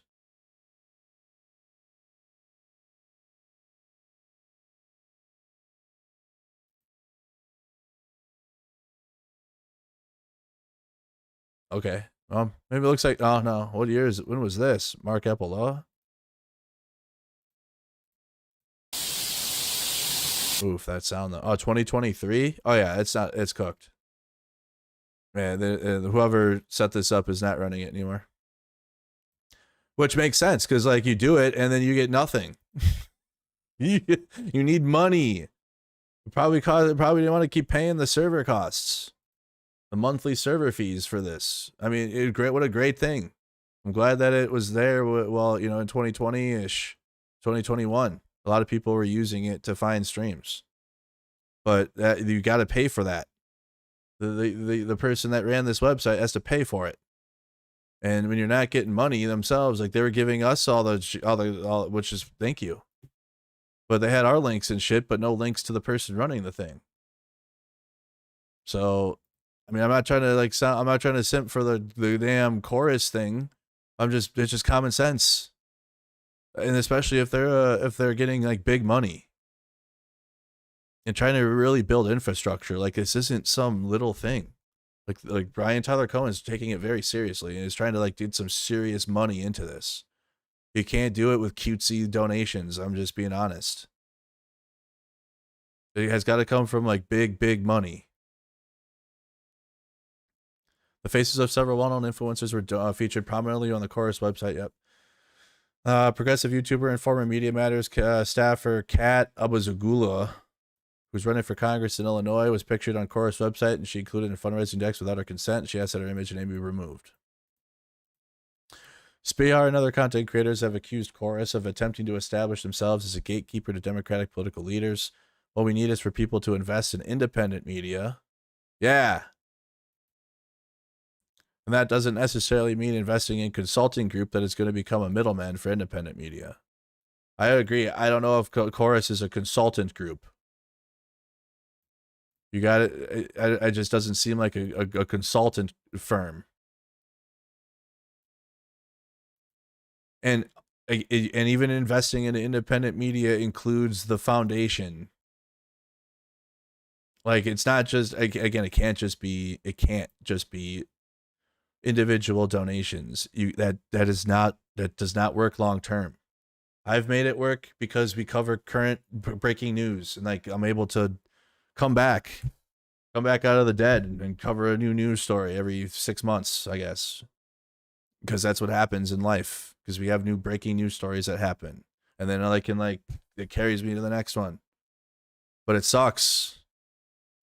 I'd rather have just a guaranteed money flow. If like that, this is we're almost done. Several influencers who doggedly defended Chorus throughout the controversy, including Elizabeth Booker Houston, a Democratic comedian and content creator on Instagram, and Allie O'Brien, a progressive creator with more than 600,000 followers on TikTok, were involved in membership talks for the highest paid tier in Chorus new creator incubator program. Still, some creators heard about the 1630 Fund and Chorus funding initiative and applied to join. One creator named Chesco, who goes by the name Speech Prof Online, applied to join the program because he viewed it as an opportunity to get access to people who have funding or backing and actual research that I could use. Ultimately, it wasn't accepted and received an email on June 26th rejecting his application. We're planning to bring more creators. What's his Instagram size? Oh, wow. He has 915,000 followers and was denied.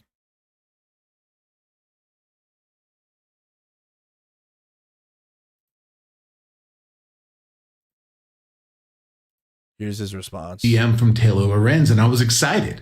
I've met Taylor on multiple occasions. We follow each other, and while I've disagreed with her on occasion, overall, I've always felt we were pretty aligned on most things. So I give her a call, and since I live a pretty boring life, I have no idea what this is about, but I'm still excited. First thing she asked me is about my involvement with Chorus, and my heart sinks because I don't actually have any involvement with Chorus. They rejected my application. So we go back and forth for a little while, but I don't have anything of value to offer her. So I kind of forget that the interview even happened. And she used you for her narrative. That's what happened. She used you to wrap up into this narrative of dark money that she's crafting here. And she's using it by using his words of like, hey, this is basically a firm and you get access and like, it's like controlled messaging, basically. That's what she's trying to do with the article is paint that line for you that this funding is connected to Democratic politicians and this is Democratic Party lines and they're paying you to say Democratic Party narratives. And then this dude, Chesco, seems to been used for that. Until 2 days ago, when this article comes out, and I'm mentioned in it for no real reason other than just to make sure everyone knows that I was rejected. So yeah, but she used your words though. She used your words to fit her narrative that she's selling with the article. I wanted to take a moment to answer some of the hate questions filling my comment sections from those of you yelling at me, once again, for being rejected. Wait, you willingly signed up for dark money? Yeah. And then you have stupid people like that too. Layers of stupidity here. So not him, not this guy. I'm not talking about him. You have the dumb article in which he was used. You were used for it. And it wasn't even about you being a part of it, which you did. You weren't a part of it. It was the words you said, and then she used your words. That's it. That's what happened. And then you have another layer of dumb fuck people that would be like, oh, so you accepted the money and worked there? Didn't even read the article. It just gets dumber. Layers of stupidity. Yes. The email literally said, dark money here, so much. You know you want it. I think the body of the email was just a picture of my face photoshopped onto the body of J.D. Vance. In hindsight, I should have seen it. I should have known better. I'm naive in that way. Dude, you suck shit so hard that even the dark money astroturfers won't let you in their club. Are you mad at people for taking money and also mad at me for not getting paid from them? Literally. People on the internet are so dumb. Continuing to make my content. This is why, guys, this is why I need the infrastructure, so I get money guaranteed, because I like lose my mind. And it's like I gotta remind myself, yo, this could be someone that sends a super chat someday. I don't have other money like that. But at the same time, it's like I feel it. Work. The article seems rife with inaccuracies, and the money has just been. Did you listen to Governor Pritzker? Listen, this stream has been live for the last 5 hours. We've watched everything. The train leaves the station when the stream goes live. We've seen it all. We watched it happen live. In for like social media training, and the creators weren't required to follow any guidelines of what they could or could not post. And I'm honestly even more sad now that I wasn't selected, considering people are shitting on me and I'm not even getting paid for it. Sadly, one of the few things she did get right in the article is that they didn't want me. So thanks for sharing that, I guess. Whose Dash 10 works.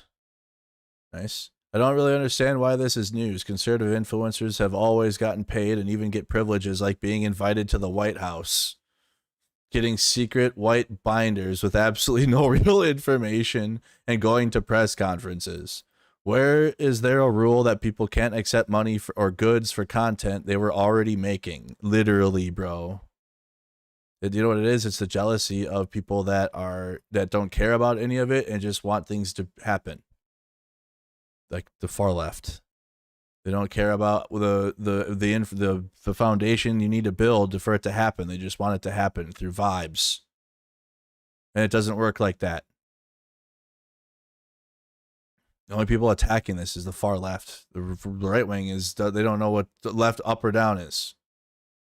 So this is specifically coming from the far left of the left. The structure of the program highlights the vast differences between how Democrats and Republicans attempt to amass online influence. Republicans have spent decades building up a powerful independent media ecosystem, though the right-wing influencer world is far from transparent. In September of 2024, a federal indictment alleged that the Russian state-sponsored network RT was covertly providing millions in funding through Tenet Media, a company working with a major right-wing influencers including Benny Johnson, Tim Pool, Dave Rubin, and Lauren Southern. In 2024, the National Republican Congressional Committee spent nearly $500,000 on work with Creator Grid, an influencer marketing company whose website says it connects Republican candidates with the internet's most powerful conservative influencers. According to analysis of campaign finance, did Taylor Lorenz read an article about this? Did Taylor Lorenz read an article about Tenet Media? Taylor Lorenz, Tenet Media.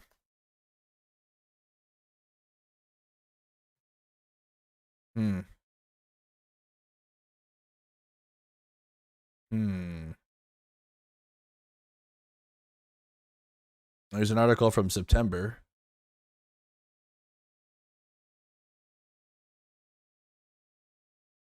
How do you read it? Okay, so she did write something. For User Mag?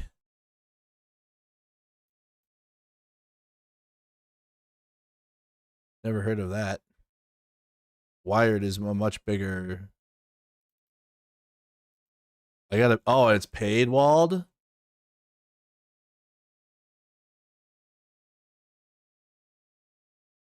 Wow. So the Democrat dark money article, which goes to a bigger publication like Wired, and it's open, there's no paywall.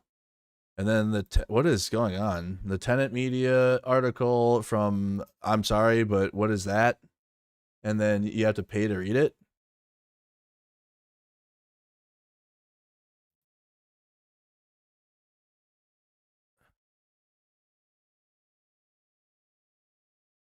Am I dumb? Am I dumb? Why do they have that connect? Are they connected with? They're connected with Wired? Read the story. No, it takes you to the. No, they just host shit. It's a post. I wrote a big piece for Wired that's. Oh, is this her shit? Wait, is this her website?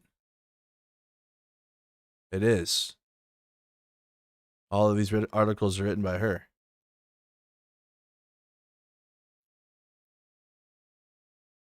So okay, so she wrote about, did write about Tenet Media. Was it ever sent to someone who comes to her website to read that?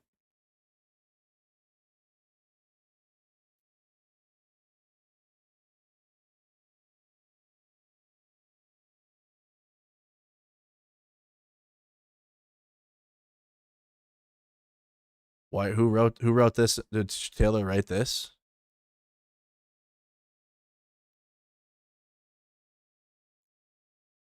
Vladimir Putin politics. No. Written by Tim Marchman and Druv. Okay, not written by Taylor Lorenz.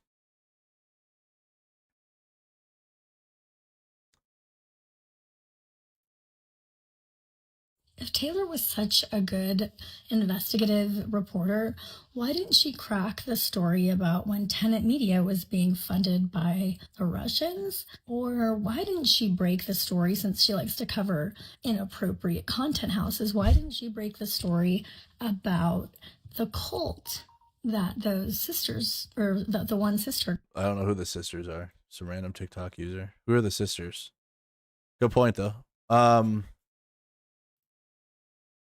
Either way, well, she puts it in the article here at the end.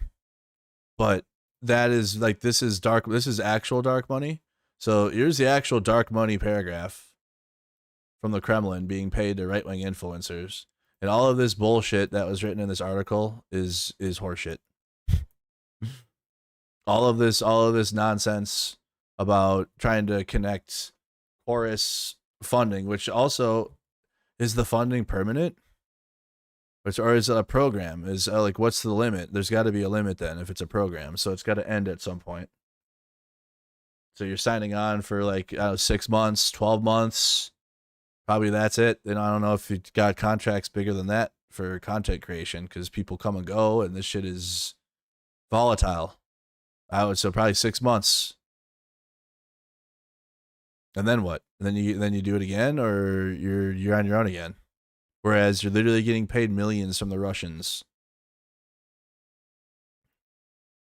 And Benny Johnson's also for sure taking more money than just from the Russians. I can't prove that, but his shit is he's so funded. He's well funded. Let's put it that way. Stephen Buckley, digital media sociologist at City of St. George University of London, says that these sorts of programs have been happening in the right wing for ages, but Hyder said that the structure of the 1630 fund deal raised the question, is it ethical to match the...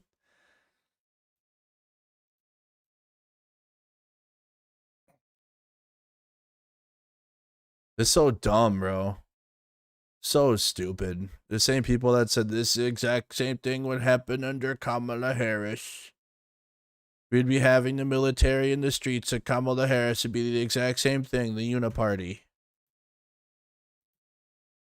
Democrats appear to have no real counter to this system. But, and once they start countering it, we're going to shit on it. So, we don't want power. We just want to bitch about it the whole time. We're the far left. We want to just bitch about power. We don't want to actually become powerful ever. That's what it feels. That's what it feels like, dude. What? So, I read the article. What do you think? What are you guys' takes? And especially like all of the context is relevant too. All of the context of American politics and how a certain side of the political aisle is absolutely funded by billionaire Nazis and Russia. That is relevant. That is relevant. Don't let them say, no, it's just you can't criticize the Democrats without mentioning the Republican. No, it's relevant because it's money and it's messaging and it's media. And we all live in one country.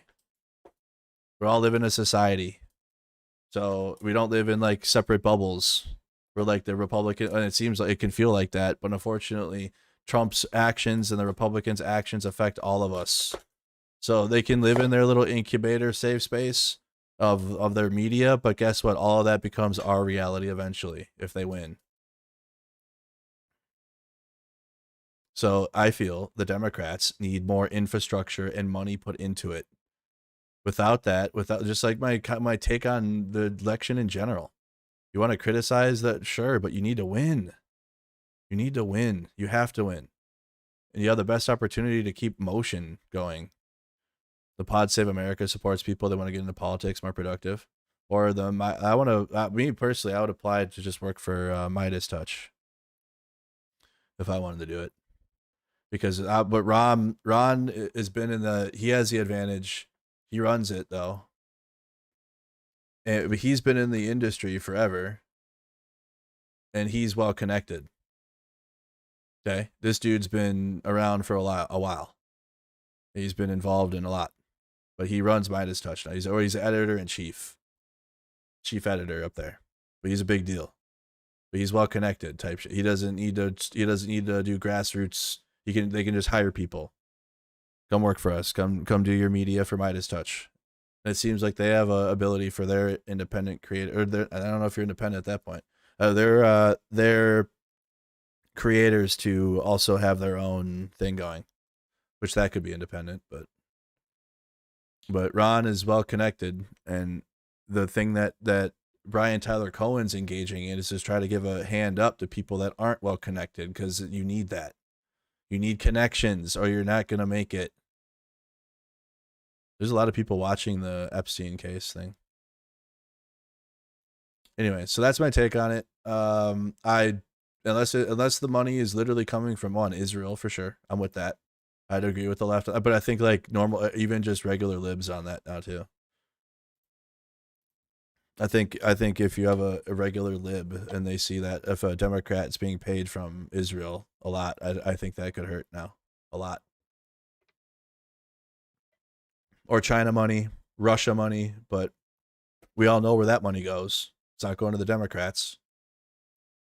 Or barring like something absolutely fucking terrible, if there's a group or a millionaire or a billionaire that has interest in investing into left-wing politics and helping create infrastructure so that way it can continue and thrive, that should not be shit on.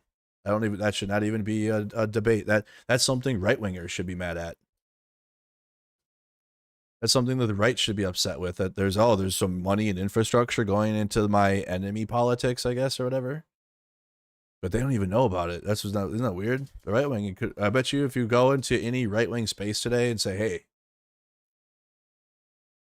that Taylor Lorenz article on the Democrats, huh? They would have no fucking idea. They'd probably be excited. What? Oh, the Democrat take money too? The what? Well, tell me more. They'll be excited. They don't give up. They don't have no fucking idea that this was even written or anything, because this is. I feel like there's a grift in like the far left that like helps the right wing.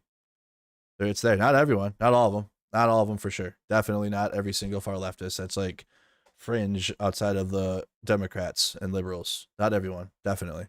But a lot of the influencers are. And they give a hand up to the right wing, dude. Either intentionally or unintentionally. Midas Touch doesn't support media about Ukraine. Really? I think Adams talked about Ukraine. Harry Merck saying he wants to sell out fucking sucks. Tom Danks, you've been criticizing me the whole fucking time. Listen.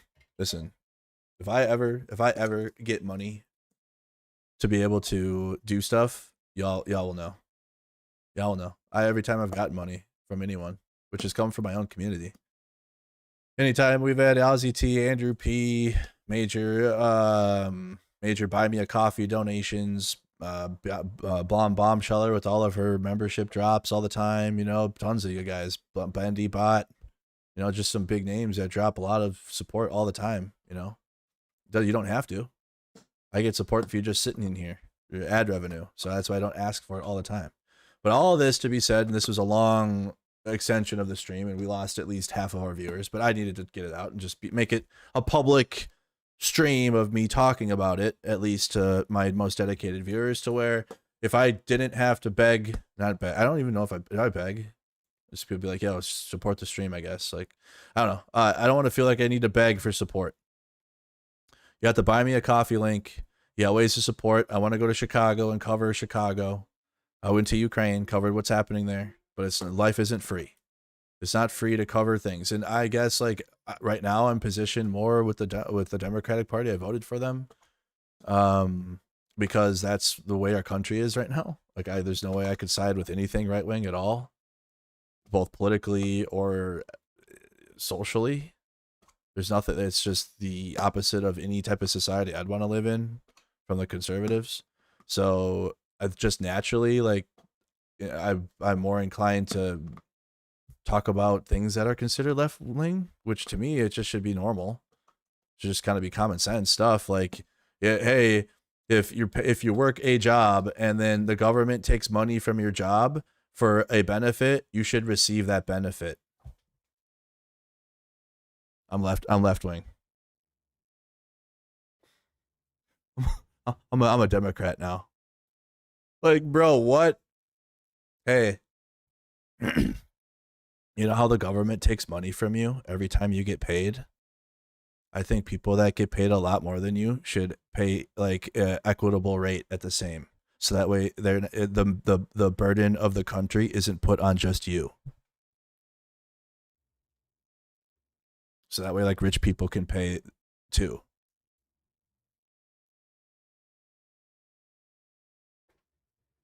Hey,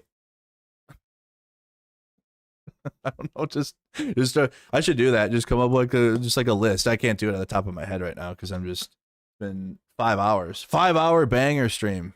I've just been rambling now, you know, just basic shit. I feel like that's just basic, but it's left leaning shit.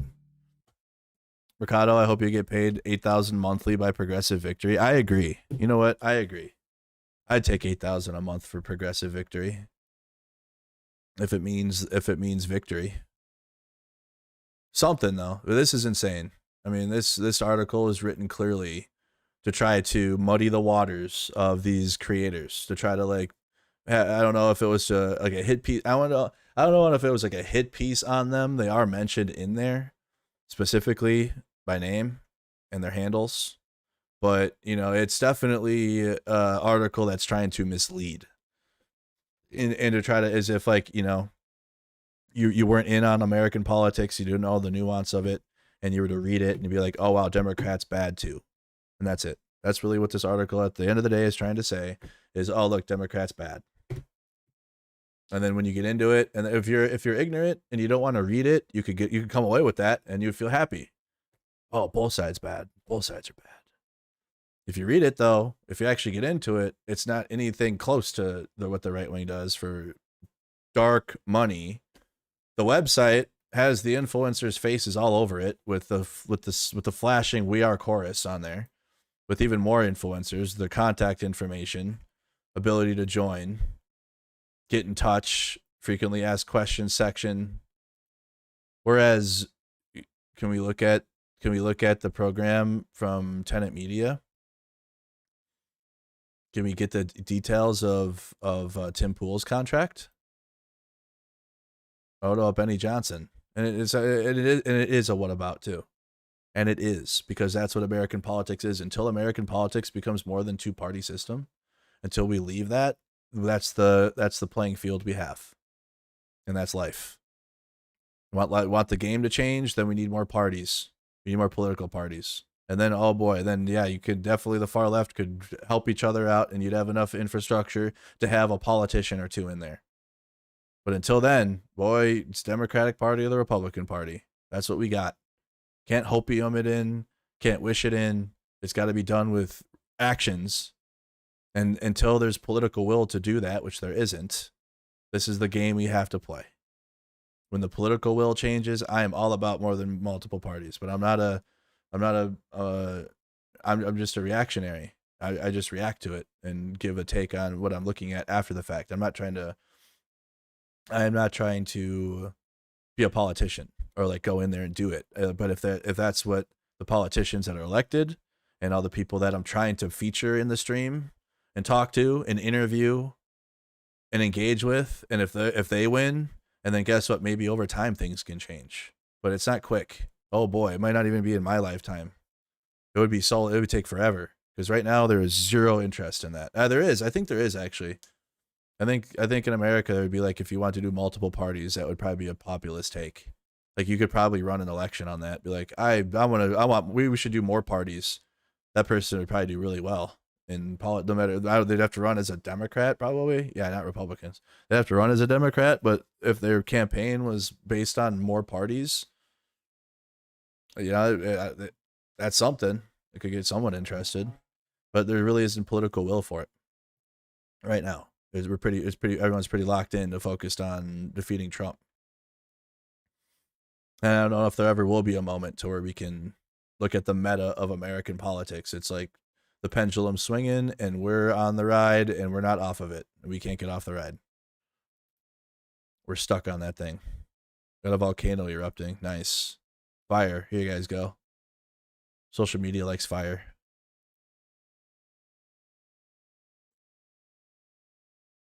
Got a volcano erupting today. You almost always come you come to the correct conclusion. Not always.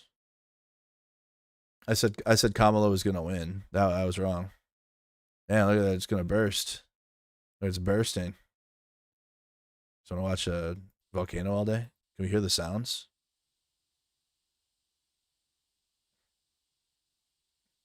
Lavally. Forbidden OJ. I know you guys want to go drink. Yeah, America's hot again. Go drink it. Did you ever cover Trump ordering the attack on the Venezuelan cargo ship? No, I did not. We got to pay attention to that a little bit more, though. All right, I got let me see. We got stuff tonight. Not on Mercado Media, unless there's breaking news, but not until after my fantasy draft. My fantasy football draft tonight, big one. I'm gonna stream it. It's at 8 o'clock, so I got some time. We have our first annual Renegades Fantasy Football League. I'm gonna give this. We have almost the whole league filled. We have one slot, and they didn't respond, so I'm gonna give them until my draft tonight begins, and then we have one slot to fill. It's a 12-person league. We got the Hammer, Tim's Turf Titans, the Boodle, Wake and Baker, Michael's. I think some of you guys haven't changed your ESPN names yet. Michael's team, Diabolical Danksters team, Christy, Anne Marie, Kylie, and Tyrell Corp Replicants. You have room for one more team. So you gotta be committed. You gotta be committed. You gotta be there for the draft tomorrow night. And you got to be engaged with the community. I'll add a role on the Discord. Join our Discord server. That's where all this goes down. Mercado, where did you organize this? I never even heard of this. Discord. Okay. Oftentimes on the stream we're just locked into what's happening, so I can't be like, all right, anyways, let's talk about. I mean, I can now because 5 hours in. You know what I mean? At this point. But join our Discord server. Link is in the description. And then I was getting all this organized in the sports section of our Discord. Okay. But we have a big Discord for all types of stuff. So if you don't care about fantasy football or any of that, I mean, join the server. Look at that. We got a, what's that? Kits. I can't read that. There you go. Thank you for joining. 7700153 is your Discord username, I guess. Welcome. Join our server. That's the best way I can get stuff out to you. Announcements, etc. 5 p.m. Pacific. It would be, well, I don't know. I have it set for 7 p.m. tomorrow night right now, but I can move it to 8 p.m. if we need to. I put it at 7 just so if we need that extra hour, I can move it back. But I got my big money league draft tonight. That isn't I'll stream it. You guys, maybe if you're interested. If anything, I'm going to be streaming the league on Sunday nights, and we'll review. Actually, no, we should do it Monday nights. I'll do Monday night streams showing the league and who won, who lost, do some Madden, and we'll do that because we have Monday is membership Mondays on this channel, so that could be our community day. Mondays, make Mondays better. So barring we'll give this person until tonight, and then I'll take one. It's a 12-person league. I don't want to do any more than 12 because that sucks. Even 12 is tough, but I'll do 12. I'm in a 10. I'm in 10-person league. I'm in shorter than that. Thank you, Brisseni. Thank you, Gene, for the 20 hot dogs. Gilbert bought 20 hot dogs. Allison Hazer with the 2 hot dogs. Norma with the 50 coming in on the Cash App. Thank you so much for the support. How do I join the league? Got to join our Discord server and stand by. That's all you can do right now. Yep. Join the Discord and stand by because we got to let this person, we got to give them a chance because they said they would play. So I'm not going to screw them over right away. No, but they have, I mean, it's life. So they have they have until tonight. And then if they don't answer or sign up, then I will put another person in. I'm excited for Monday night too. Let's go. Hey, you already know. All right, chat. Well, I'm going to go play 2K now because I'm addicted to that. Yeah, I am. I'm addicted to NBA 2K. Never thought I could be addicted to another freaking 2K game in my life. But I am. The 2K26 is taking my time right now. So we're going to go play that until my draft. And if there's any breaking news, barring any breaking news or anything, if the world ends or something crazy. But I'm going to be over there. And I'll just start that right now. 5:45. We can go for 6. I'm going to go grab some energy. I'm going to go get some water. Is it good this year? I'm having fun with it. You can come and check it out and see for yourself. Come and check it out. Let me know what you think. But I'm having fun. I'm playing my player. So I got my character, and we're like gonna become the best. So 2K26 until my fantasy football draft, and then probably more 2K. I don't know. We'll see. We'll see what I'm feeling like after the draft. But my big money league draft is tonight, so you guys should come and watch and check that out, especially if you're interested. Maybe next year, if there's enough people for next season, I'll do more leagues. Or I don't know. Maybe if there is enough of you interested, I'll do multiple leagues. Or like try to figure out, do like a gold league of people that play that are experienced, and then do a league of people that never played before. You don't know what you're doing, so you're not going to get dominated by people that know what they're doing. We'll see. I don't know how much interest we're going to have, though. But thank you guys again for watching. Support again to everybody. Appreciate you. I'll be, as the days go on, we'll be covering tomorrow what happens. If the National Guard starts moving, we'll get the truck ready. My truck is ready. I don't have any issues with it, so I think I just have to, no, I just got an oil change. I got to get my tabs updated. I can do that in an afternoon. I got to get my tabs updated, and then I can go to Chicago tomorrow. We can go to Chicago in the morning, like tomorrow morning, if we need to, or whatever this week. But it's not that far of a drive. It's like a little over 5 hours, too easy. Chicago is really easy to get to. Don't need to fly, so nothing major. So I appreciate all the support, you guys. You guys are amazing. Thank you, Vikings fan 90, for becoming a member. Make sure you guys like, subscribe, follow everybody on Twitch, follow everybody on Facebook, follow. You guys are great. Come to YouTube and subscribe. See you guys tomorrow. See you on the next one. Peace.